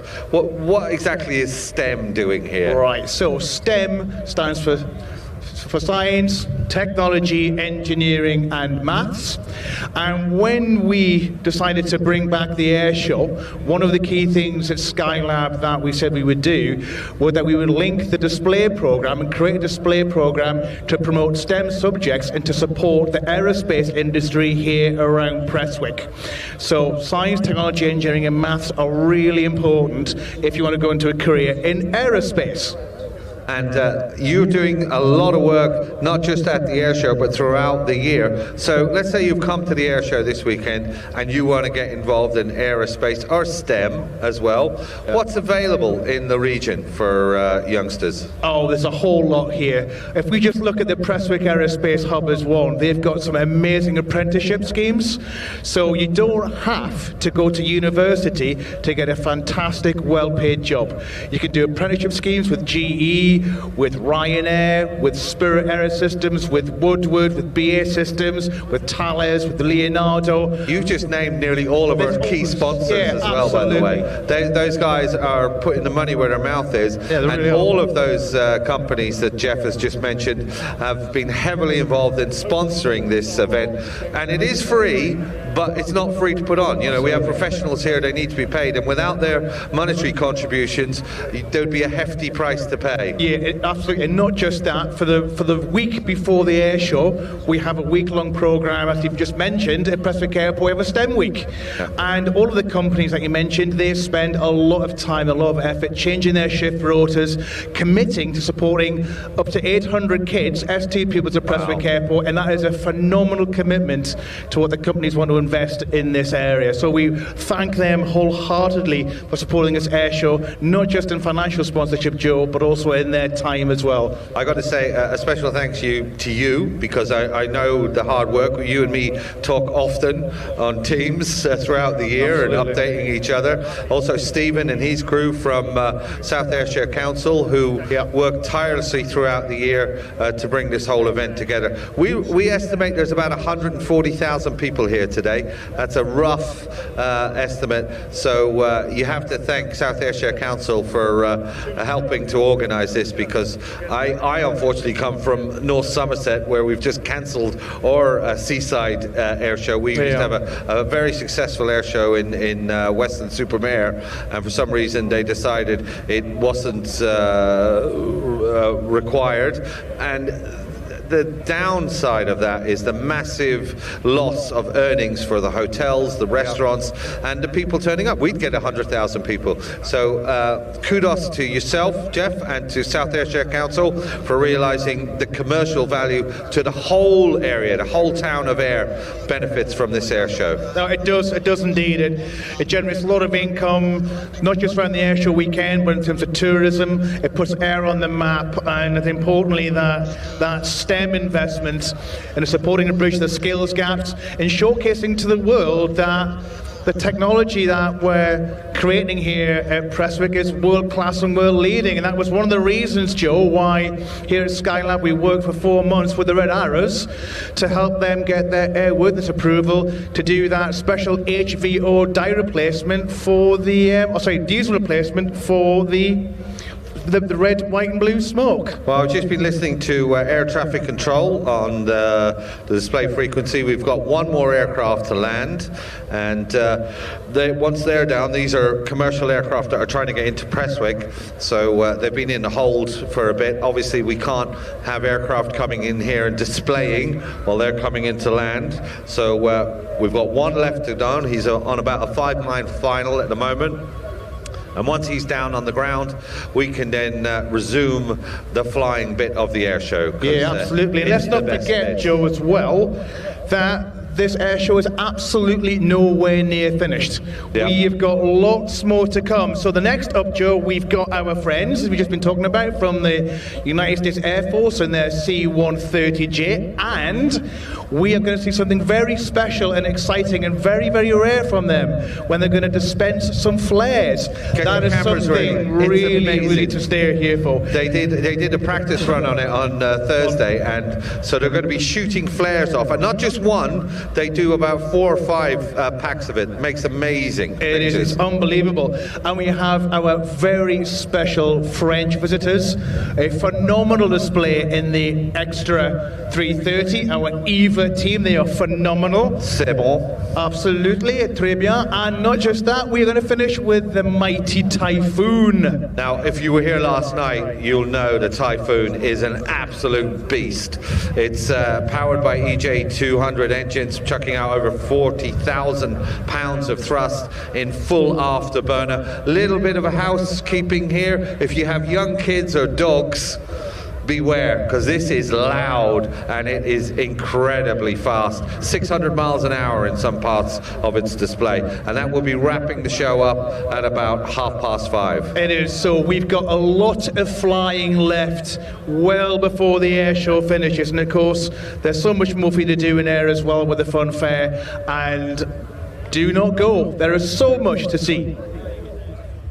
Also, the STEM area is still busy, and to the right of the STEM area I can see the Army and the Navy and the Air Force areas are in full effect, and they are, if you want a pen or a pencil, that's the place to go. You're going to get them for free. Yeah, absolutely. So, still lots to do at the air show, and as Joe said, we also have that fantastic STEM marquee where all the aerospace engineers are there from the Prestwick Aerospace Hub to tell you about phenomenal career opportunities in STEM. Just to let you know, by the way, the Typhoon, when it comes in, it's going to be really low and really fast, and it's going to come from behind us, like the Red Arrows did. Yeah. So when the Typhoon's coming, it's coming over the town, out over the sea. And if we now look out towards the sea, Joe, in 30 seconds, we have got the C-130J coming in. So we're going to get ready for that fantastic display by our friends across the pond in Louisville, Kentucky. Well, I said earlier, this is the second year that we've had the C-130J, and they are really excited to come back again. And this time we've got a full display. So they're going to be flying for longer and doing a little bit more exciting stuff. And we'll see that very, very shortly indeed as they make their way in towards ourselves here at Low Green.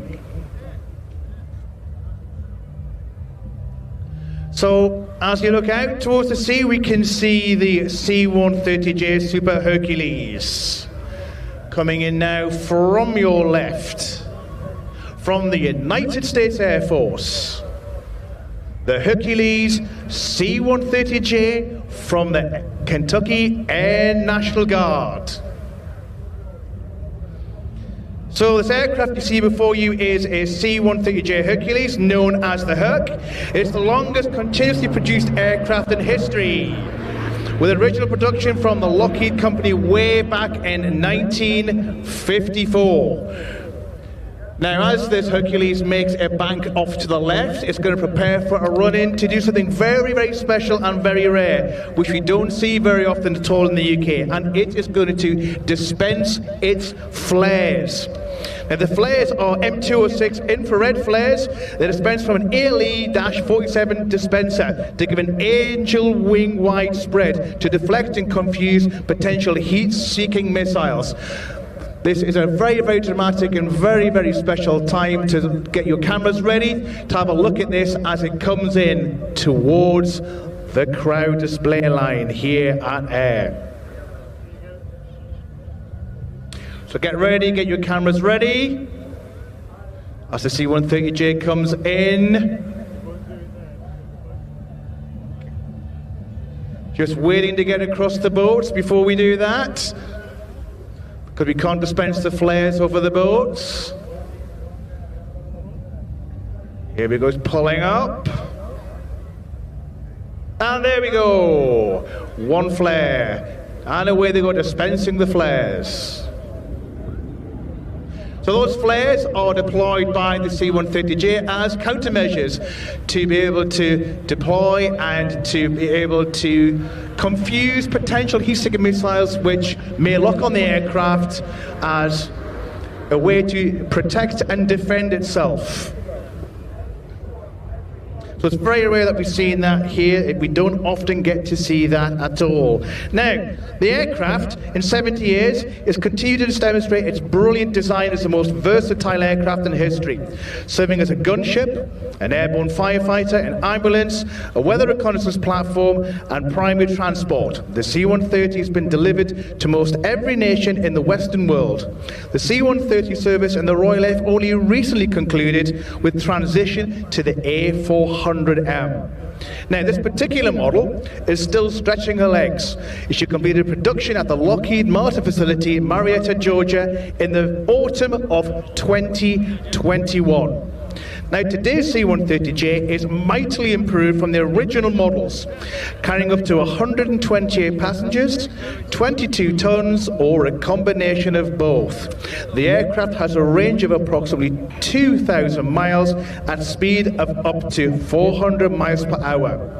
She's outfitted with defensive systems capable of decoying infrared and radar missiles, as you've just seen, and has an impressive array of communications capability. While she's not the fastest of aircraft, the Hawk can land on short, unimproved runways, roadways, and even beaches to deliver cargo across the globe. She is also capable of airdrop, delivering most of any supplies in any location. But most notably, the C-130 is a preferred delivery vehicle for humanitarian airlift, providing relief anytime and anywhere. And look at that, isn't that absolutely phenomenal? Look at that, that's very rare, everybody. We don't often see that at all at air shows in the UK. Absolutely superb. And Josh, who is the captain, Josh Ketterer is the captain of this particular aircraft today, who's been exceptionally excited to do that and bring that to air. He's been looking forward to that for a very, very long while. Now, this aircraft is operated by the 165th Airlift Squadron of the United States Air Force, Kentucky Air National Guard, piloted by Lieutenant Colonel Josh Ketterer, and all of the crew who hail from Louisville in Kentucky. Now, the unit's roots are actually in the 368th Fighter Squadron, which were headquartered near Thetford in England.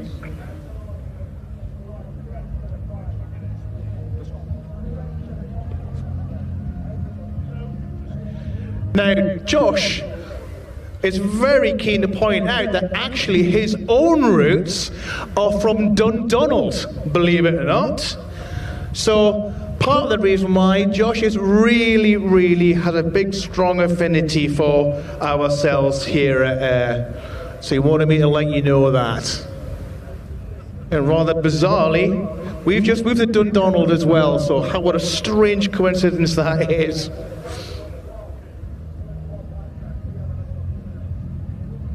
So as Josh powers the aircraft down from the north for another pass of this mighty C-130J.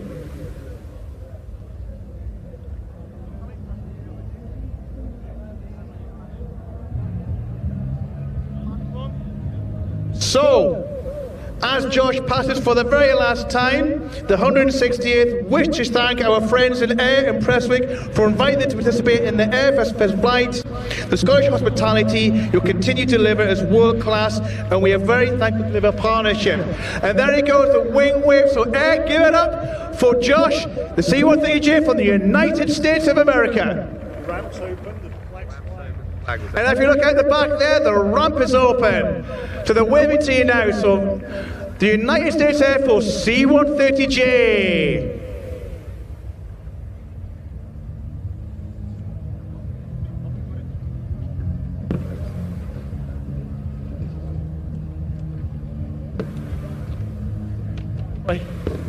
So huge thanks to the American Air Force flying all the way from Kentucky.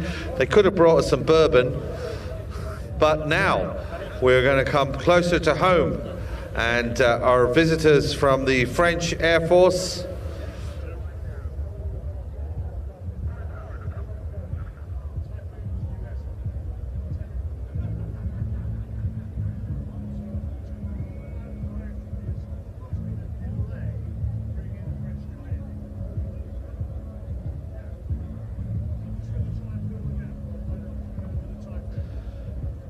So before we start our next item, I've got some time to go through some of the Instagram hellos, always good. People want to hear their names. This is from Chris Gellard. He's watching actually on Air Shows TV. I don't know if you know it, but Planes TV at watch.planestv.com, they're streaming the show live on YouTube. And Chris is down in Basingstoke. I know it well. I used to live very close to that Basingstoke area. George loves the Reds, Arrows, and a huge Air Show fan. And he's watching it there with his son, George. Enjoy the show. And don't forget, if you want to get a copy of the show, go to the Planes TV website. And not just today, but last night's show as well, which is definitely worth watching, being filmed by a professional cameraman, well worth the visit. I got an Instagram from Ian as well. He wants to say hi to his son, Daniel. he's an air cadet as well, apparently, from Glasgow, and he plans to join the RAF as a pilot. Well done, Ian, and good luck with your career in the Royal Air Force. Sophie Hamilton, she's reached out to us. Sophie, Sam, Violet, Mickey and Sadie, they're all here. They're enjoying the air show and big fans of the Red Arrows by the looks of it. Thomas Rees, he wants to say hi to my dad, John Rees, and Emma Nielsen, and also to his lovely daughter, Sophie Rees. Hope you're enjoying the show. I know I am. If you want to know more, just send me an Instagram at Joe Air Show. As I said, we still have 2 items. We have the French Air Force with the superb Extra 330 display, a display in control, precision, and some amazing aerobatics. And then to close the show, the Royal Air Force Typhoon, the 4.5 generation cutting edge technology from the Royal Air Force. And it is loud. I did say earlier, and I'll remind you, if you have kids or dogs, beware, because it's very, very loud. Charlie wants to say hi to Campbell, Amy, Elliot, and Mark. And Sophie McKenzie, she's reached out as well on Instagram. Enjoying the show so far. Wants to say hi to Marco and family. It was his birthday last week, and apparently he loved the black cats and reminds us of our black cat, Meow. What a great name for a cat, Meow. Must have taken hours to come up with that name.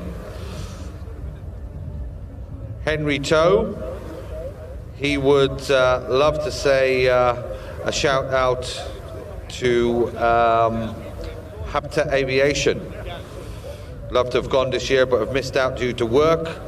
And his mate Kia from Wick is attending the show. They're loving it. Good for you. Del Foster wants to say hi to Austin and Lucy May. They're loving the air show just now. I'm glad you're enjoying it. Like I said, give me a message when the show is finished, or even now. Let me know what you thought about it. We always like to know what was your favorite act as well. That gives us a good idea of what the crowd really want to see. Leighton Paris wants to give a shout out to Alex Paris and Callum as well. Good strong Scottish name there. Now, without the coffers of our friends in the sponsor world, we simply would not be able to do this show. And they've been very generous in opening up their coffers, and we have to say huge thanks to them, because clearly this is a big event. As I said, 140 people here today. It's going to take some doing. So Ashley Scotland Limited, thank you. They are local-based main contractors covering a diverse range of construction projects and sectors, including affordable housing, residential, education, healthcare, and it's all about local with Ashley, because they're proud of the employment and supply chain opportunities they provided over the years in this area, and they have a strong belief in their apprenticeship and professional trainee programs. And this is the 3rd year running that they have been the main sponsors. Thank you, Ashley, again. It's a fantastic event, brings a wealth of benefits to the local area, and we're thrilled to have you as a sponsor. But right now I can see in front of me the very distinctive noise and shape of the Extra 330. That means it's time for my co-commentator from the French Air Force to join me. How are you, my friend? I'm really fine today, Joe. Hello everybody, I'm Captain Savajano Anthony, call sign JNO.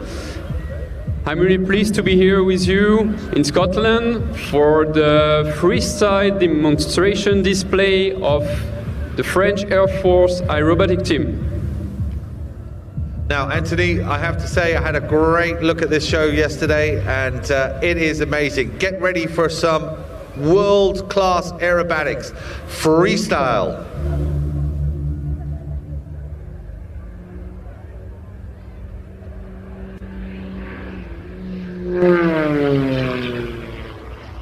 So as the aircraft goes up into the vertical, already he's what we call stirring the cockpit, moving the control column around, working his feet and into a wing over. Tell me, who's at the controls, Anthony? So at the controls, this is Bryce, Captain Denis, my teammate. He's a former Mirage 2000 fighter pilot. He has more than 3,500 flight hours. He joined the team 7 years ago, so he's quite experienced pilot, and he's competing in the advanced competition aerobatics. Now the Extra 330 is the latest version of the Extra aircraft, designed by Willy Extra in Germany. Oh, outside negative G. Now you have positive G that pushes you down into the aircraft, but what he just did there was negative G, which is horrible because it pushes all your bodily fluids up through your chest and into your brain, and you feel like your head's going to explode. Does he do a lot of that? Yeah, a lot. And yesterday he told me during the display he had something like -9 Gs during that kind of turn. Yeah, that really is very fitness at its most. Now watch as you can see this Extra 330 tumbling through the air. The Extra 330 specifically built for this type of flying. It's incredibly light. It's got a low Lycoming 540 engine, or it's a 560 on board, producing a huge amount of power. It's got more power than the aircraft weighs. That's why you can do these maneuvers.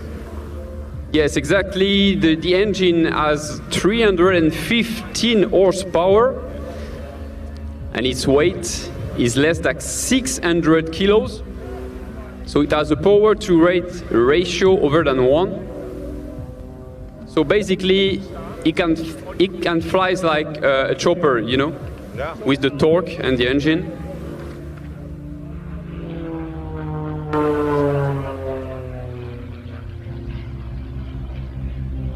Now watch this tumbling. We call this a launch-evac, but he's keeping it in a flat spin as he comes back down. Also, a little bit of a cheat inside there because you're not sitting up straight in an Extra. You're sort of lying back a little bit, about 30 degrees, and that helps to dissipate the G-force. So you don't want that G-force going straight down your column. So what you do is you sort of lie back a little bit. Yes, with this you reduce the distance between your head and your feet, so the blood stays in your upper body, and that's what we are looking for, in fact, because if the blood goes down, you can't see anymore. You have what we call the blackout. The blackout, right. Yeah, the G-lock as well. You can get that. I've had G-lock once in an Extra with the Red Bull, and it's like, first of all, your vision goes black and white, which is a bit weird, and then it just starts coming in from the sides. It's like you're looking through a tunnel. Yeah, it's like you're in a tunnel, and then it's completely black. Yeah, luckily I didn't go completely black. I offloaded, but it comes on a lot quicker than you think it does as well. So the Extra 330, as we can see, is incredibly good at rolling. 4-point hesitation roll, and that is because it has these massive ailerons. Tell us about them. Yes, the aileron is something like 80% of the trailing edge of the wing, which is huge compared to regular aircraft. On standard aircraft, the aileron is something like 20% of the trailing edge. Now watch as Reese pushes the aircraft up into the air, and he'll just slowly pull back on the power. Now this is all about using the power of that Lycoming engine. A little bit of a torque roll going on there as well. So it's the torque of the engine keeping the spin going, and then he pushes the aircraft over on its back and then tumbles back down in a flat spin. Mon Dieu! Your French is really good, Joey.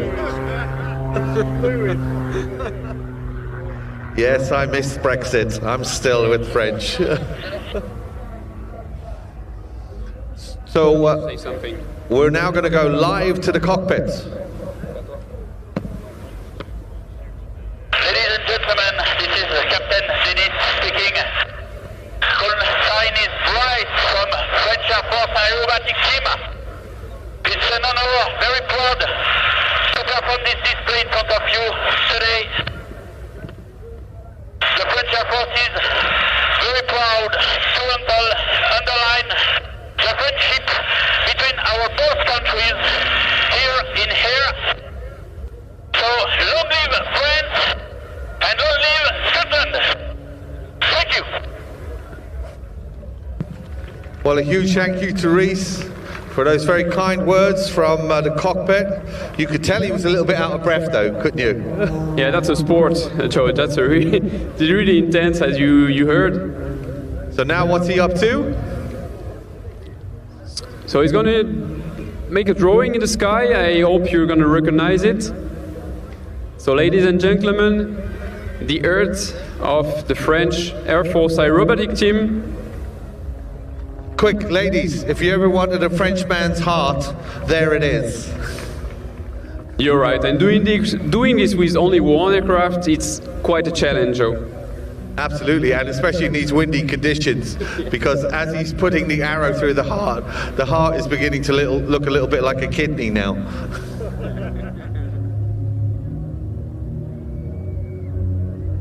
So the Extra 330, as I said, it really is a beast of a machine. I'd compare it to, we have a car over here called a Caterham, and it's a sort of stripped down, the ultimate car. You can drive it on the road, but really it's meant to be on the racetrack.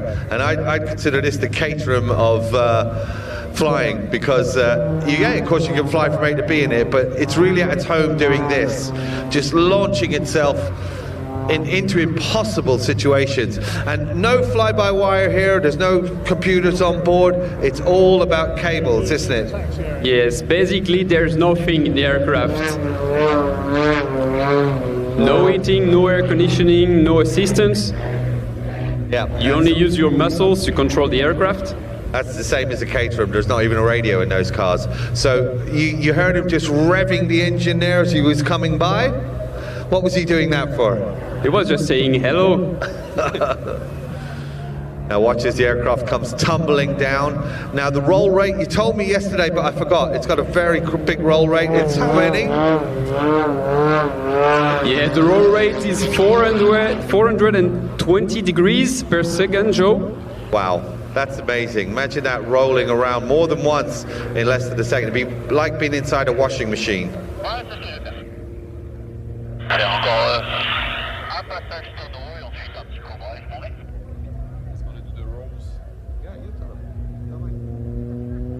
So ladies and gentlemen, Bryce is now going to do some rolls for you. 1, 2, 3, 4, 5, 6, 7, 8, 9, 10, 11, 12, 13, and minus 1. Minus 1. So are we going to call it 12 or 13? We could call it 14. Yeah, let's go for 14. And you've got a good view of that roll rate I was talking about, 420 degrees in 1 second. It's a crisp handling machine, this. So coming back in for the last pass, give him a wave. It's the most amazing A330 with Bryce at the controls.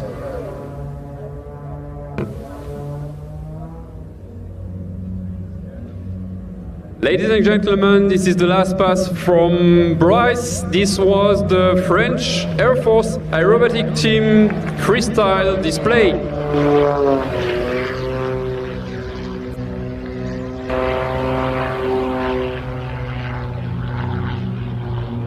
Well, a huge thank you to Rice, Anthony. It was a pleasure having you here. We really hope you'll come back again. Do you do many shows in the UK?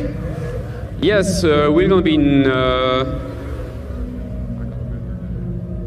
It really stuck in your memory, that one, didn't it? Yeah, we do something like 50 meetings. Wow! During the season, so it's a lot. And if I want to know more about the team, do you have a website that we can go to? You can find us on Instagram, so it's Équipe de Voltige Armée de l'Air. No one's going to find that, mate. I know, I'm trying to change it, but... Not a chance. You said it to my face and I still don't know what you just said. So I'm not going to find it on Instagram. Okay, well listen, thank you very much for coming. I hope we'll see you around a little bit later on. But very shortly we're going to have our final item. What do you think of the Typhoon? It's really nice, but you know, when you have seen the Rafale. Well, hey, I was at Le Bourget this year. I went and I saw the Rafale in Le Bourget. Very good display, but it's not quite as loud. It's all about loudness with the British. We want our aeroplanes to be loud. So, yeah. Maybe the Typhoon is loudest, effectively. Okay. Merci. That was a pleasure for us. Thank you, Joe. Thank you, my friend. And we'll talk again soon. So, ladies and gentlemen, we had a little hiccup with the Typhoon, and thankfully they brought two of them. So what we did is we did a Typhoon swap. So we've swapped out of the original display aircraft for the backup aircraft, and the aircraft has started up, and it is going to be here very, very shortly. This year's Royal Air Force Typhoon display, call sign Reheat 01.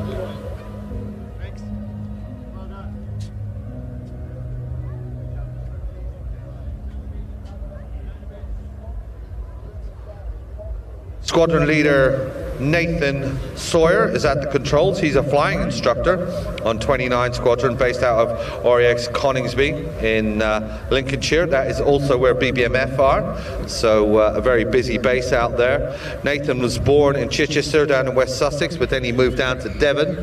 And remember, like I said, they're going to come from behind, okay, and he's going to come in zooming up into the vertical.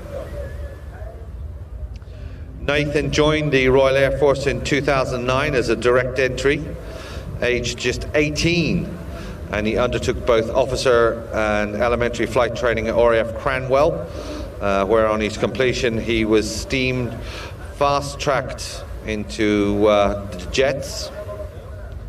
Basic fast jet training started on the Tucano at Linton-on-Ouse, that was back in 2014. And then he went on to the Hawk T2s at Valley, and following that he was streamed for the last ever pilot to fly the mighty Tornado GR4 and moved up here to RAF Lossiemouth for conversion training.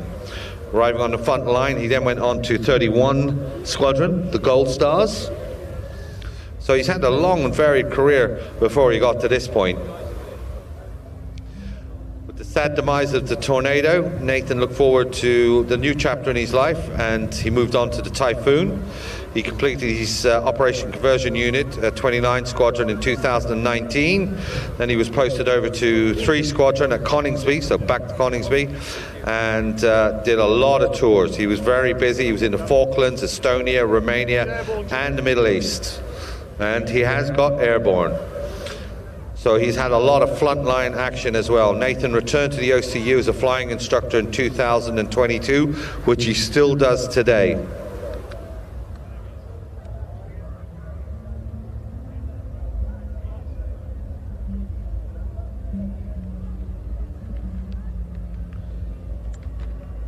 Can you hear it? I can hear it already, and it's just taken off. So he's working his way around the back. And as I said, everybody face towards the town. You'll see him. He's going to arrive at about 100 feet and 600 miles an hour. Try get your Uber to do that.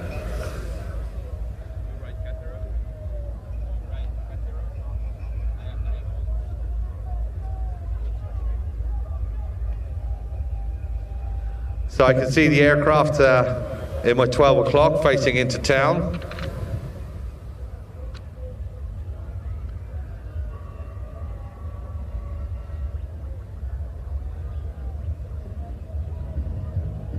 And again, I would say if you have dogs in particular, I'm a dog lover, make sure you're holding on to them tight, and young kids, this is going to get very, very loud.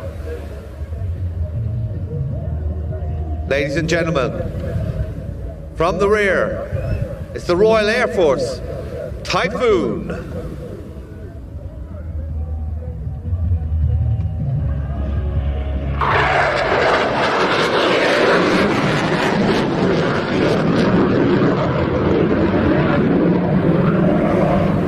Straight away pitching the aircraft up.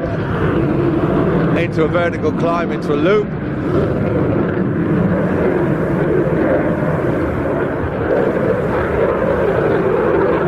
Now watch as he keeps the crushing G-force into a double corkscrew. Into a double corkscrew. He's then going to roll the aircraft, pulling away and straight. Nicely demonstrating that jet sliding as it rolls on its vectors.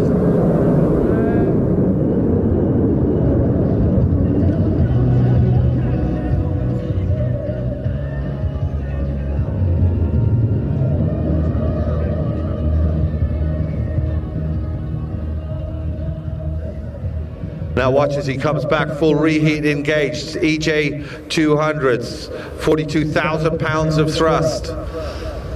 Speeding up to 400, 500, 600 miles an hour, pitches the aircraft up into a loop. You can see that very distinctive canard wings at the front with the delta wing at the back. And now as he rolls the aircraft out,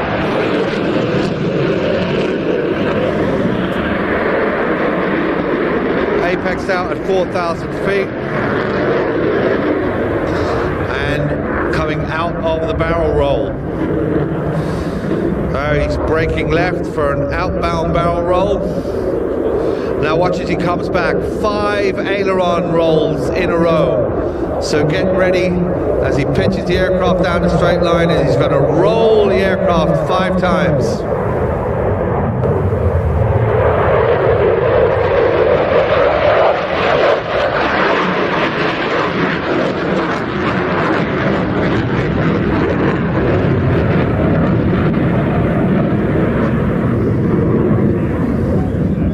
Now he's going to disengage the reheat for a bit as he slows the aircraft down to below 300 miles an hour. He's going to go into a graceful barrel roll towards the crowd before positioning away to the left-hand side. And there he goes, outlining the shape of a barrel in the sky.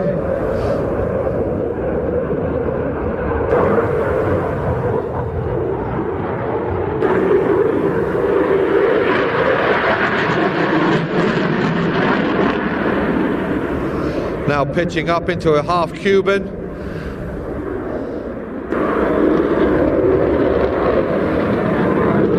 Two rolls at the top. He's going to pull it back.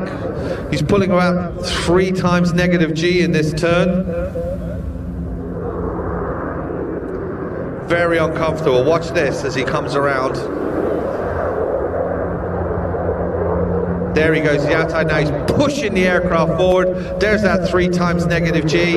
Horrible, horrible, horrible. Even though you've got a G suit. All that blood just flowing up to his head. Now he offloads the G. Snaps that aircraft back around to convert the negative G to positive G. He's working hard now to be able to counter effects. His G suit is helping. So now he's going to reposition, come in on crowd center, and he's going to do what's called a double corkscrew, pointing straight at us, and then pull back on the stick into a loop.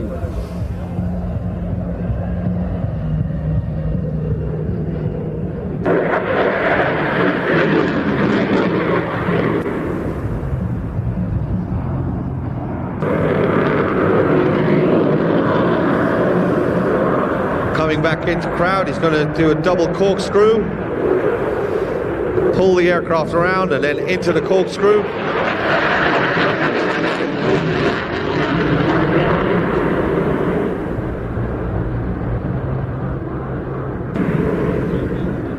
Now a great photo opportunity coming up next with Nathan's maneuver. He's going to bring the aircraft around from left to right, but he's going to put the controls into a negative knife edge turn. So watch as the aircraft pitches around. It's going to go side on, makes a great photo.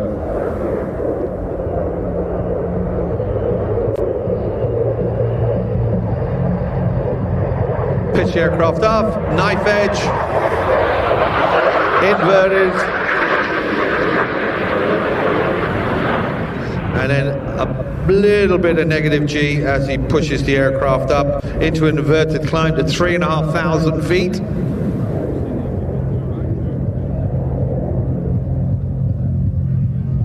Now, get ready for the high-speed pass. Nathan's going to light the burners at the back, just under 700 miles an hour at 100 feet.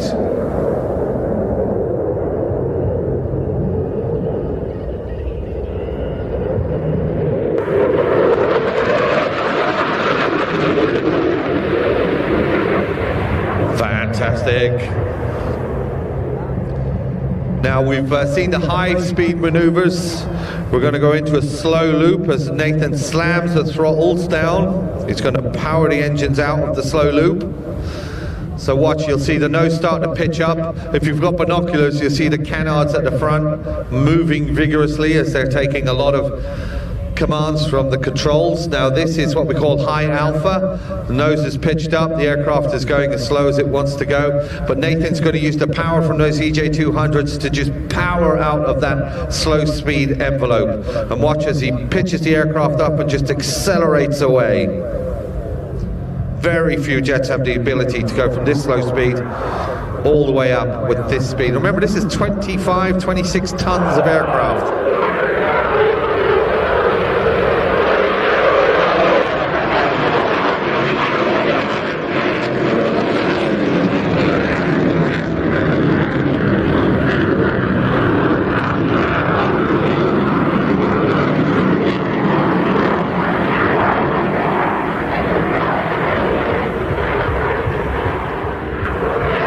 So pulling out of the loop, about 500 feet at the top.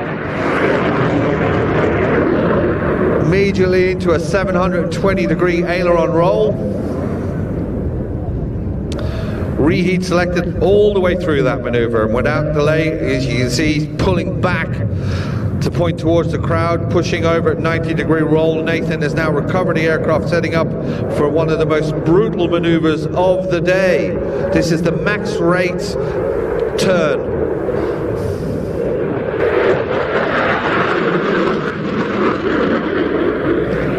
Sustained 9G, so 9 times your body weight pushing down on you as he does that maneuver.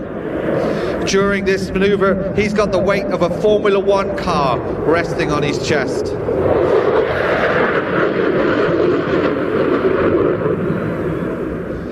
And then pulls away into a high-energy barrel roll, still pulling 9G even in the barrel roll. So ladies and gentlemen, get ready for one of the best maneuvers, and unfortunately the last maneuver, because it's time for the vertical departure. He's going to reposition the Typhoon one last time along the crowd line, then he's going to pitch up, hit the reheat, climb to 600 miles an hour, up to 10,000 feet.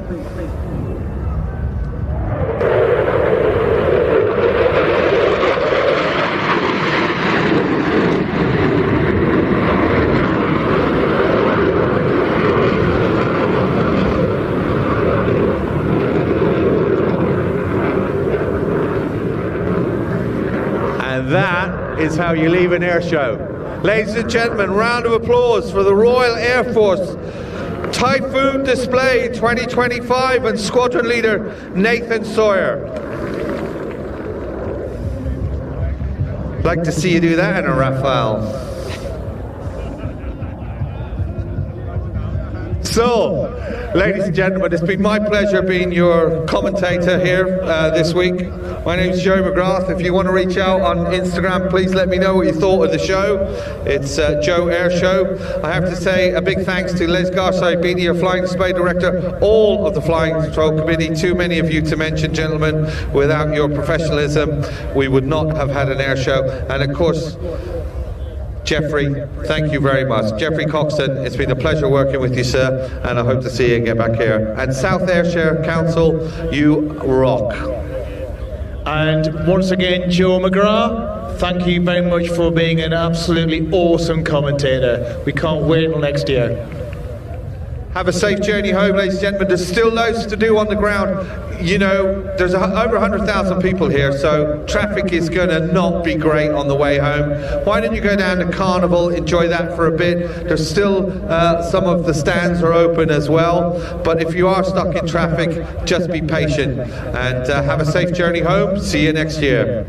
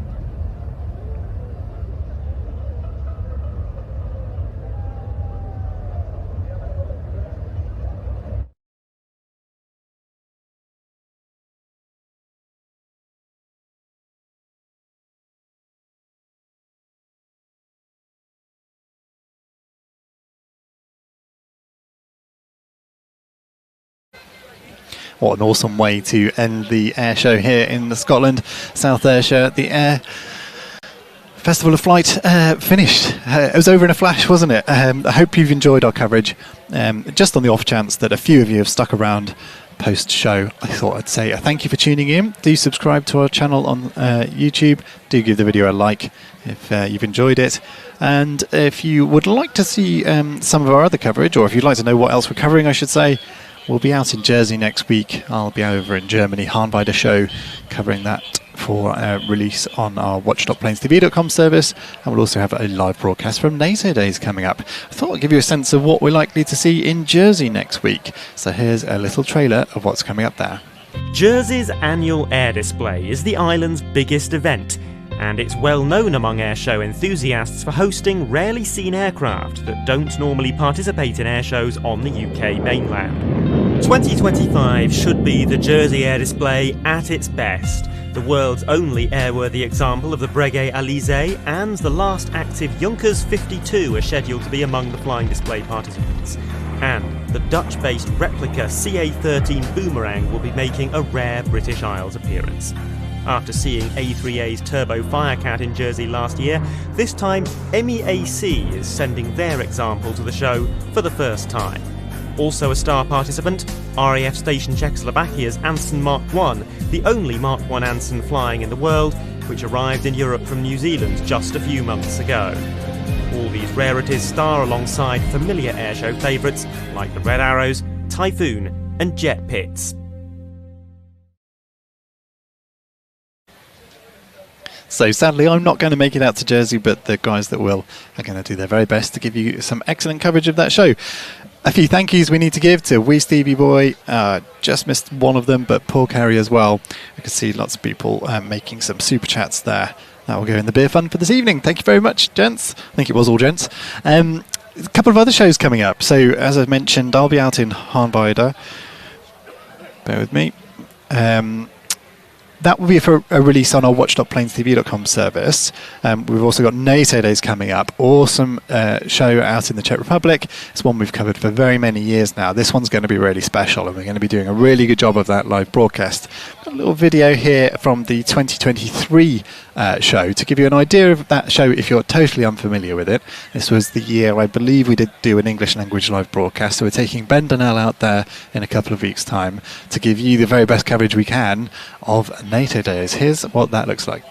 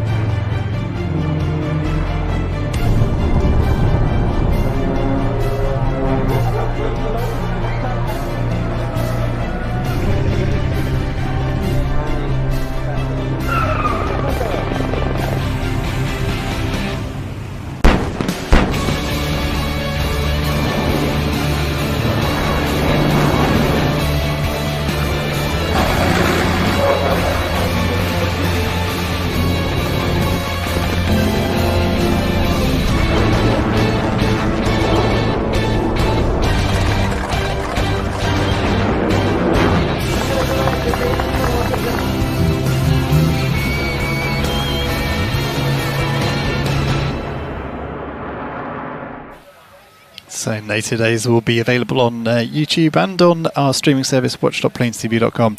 So tune into one of those in just a couple of weeks' time.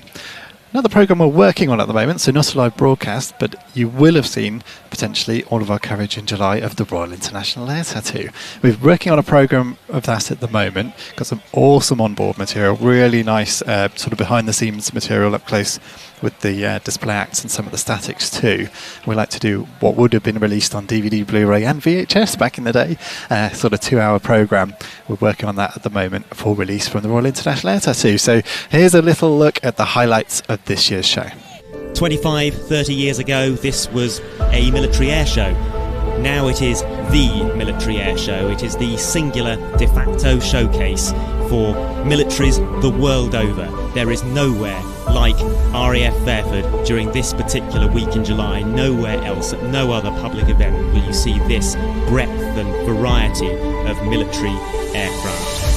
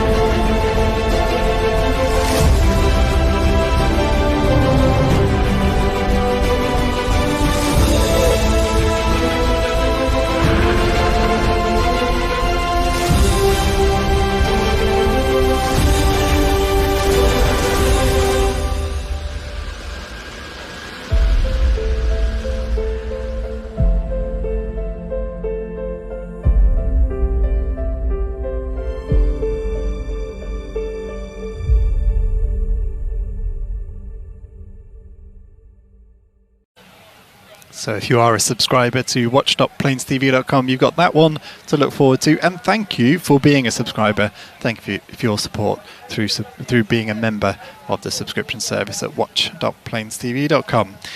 It's a busy weekend for us this weekend. We've got 3 of us up here. We've also got Adam down at Duxford. Dare say the flying's just about concluding down there as well with the big wing potentially.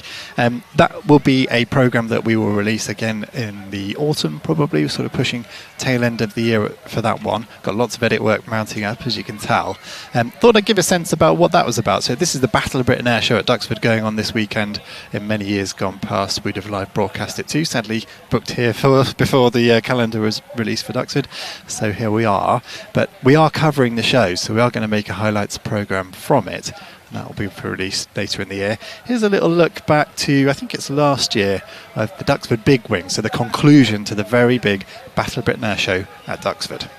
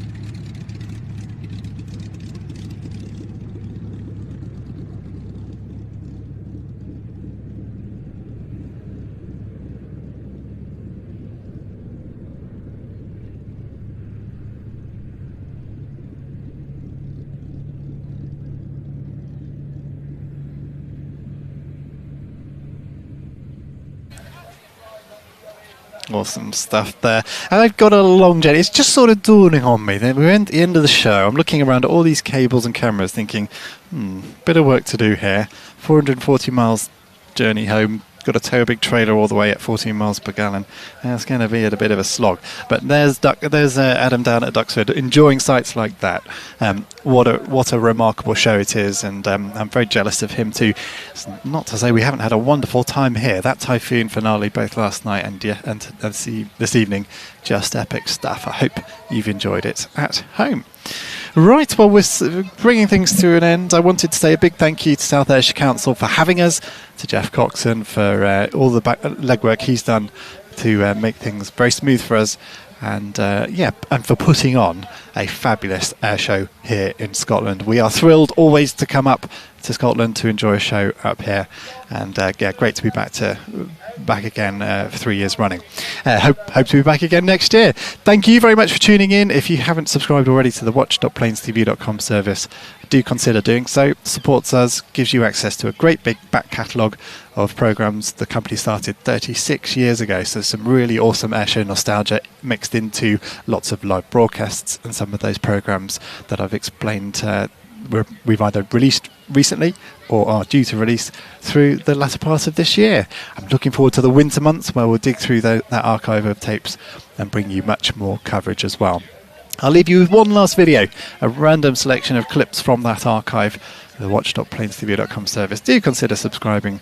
But thank you once again for tuning in. Thank you everybody here who's been up here at the show as well for making it such a wonderful atmosphere. It really has been fantastic. Thanks for tuning in, everybody. Goodbye.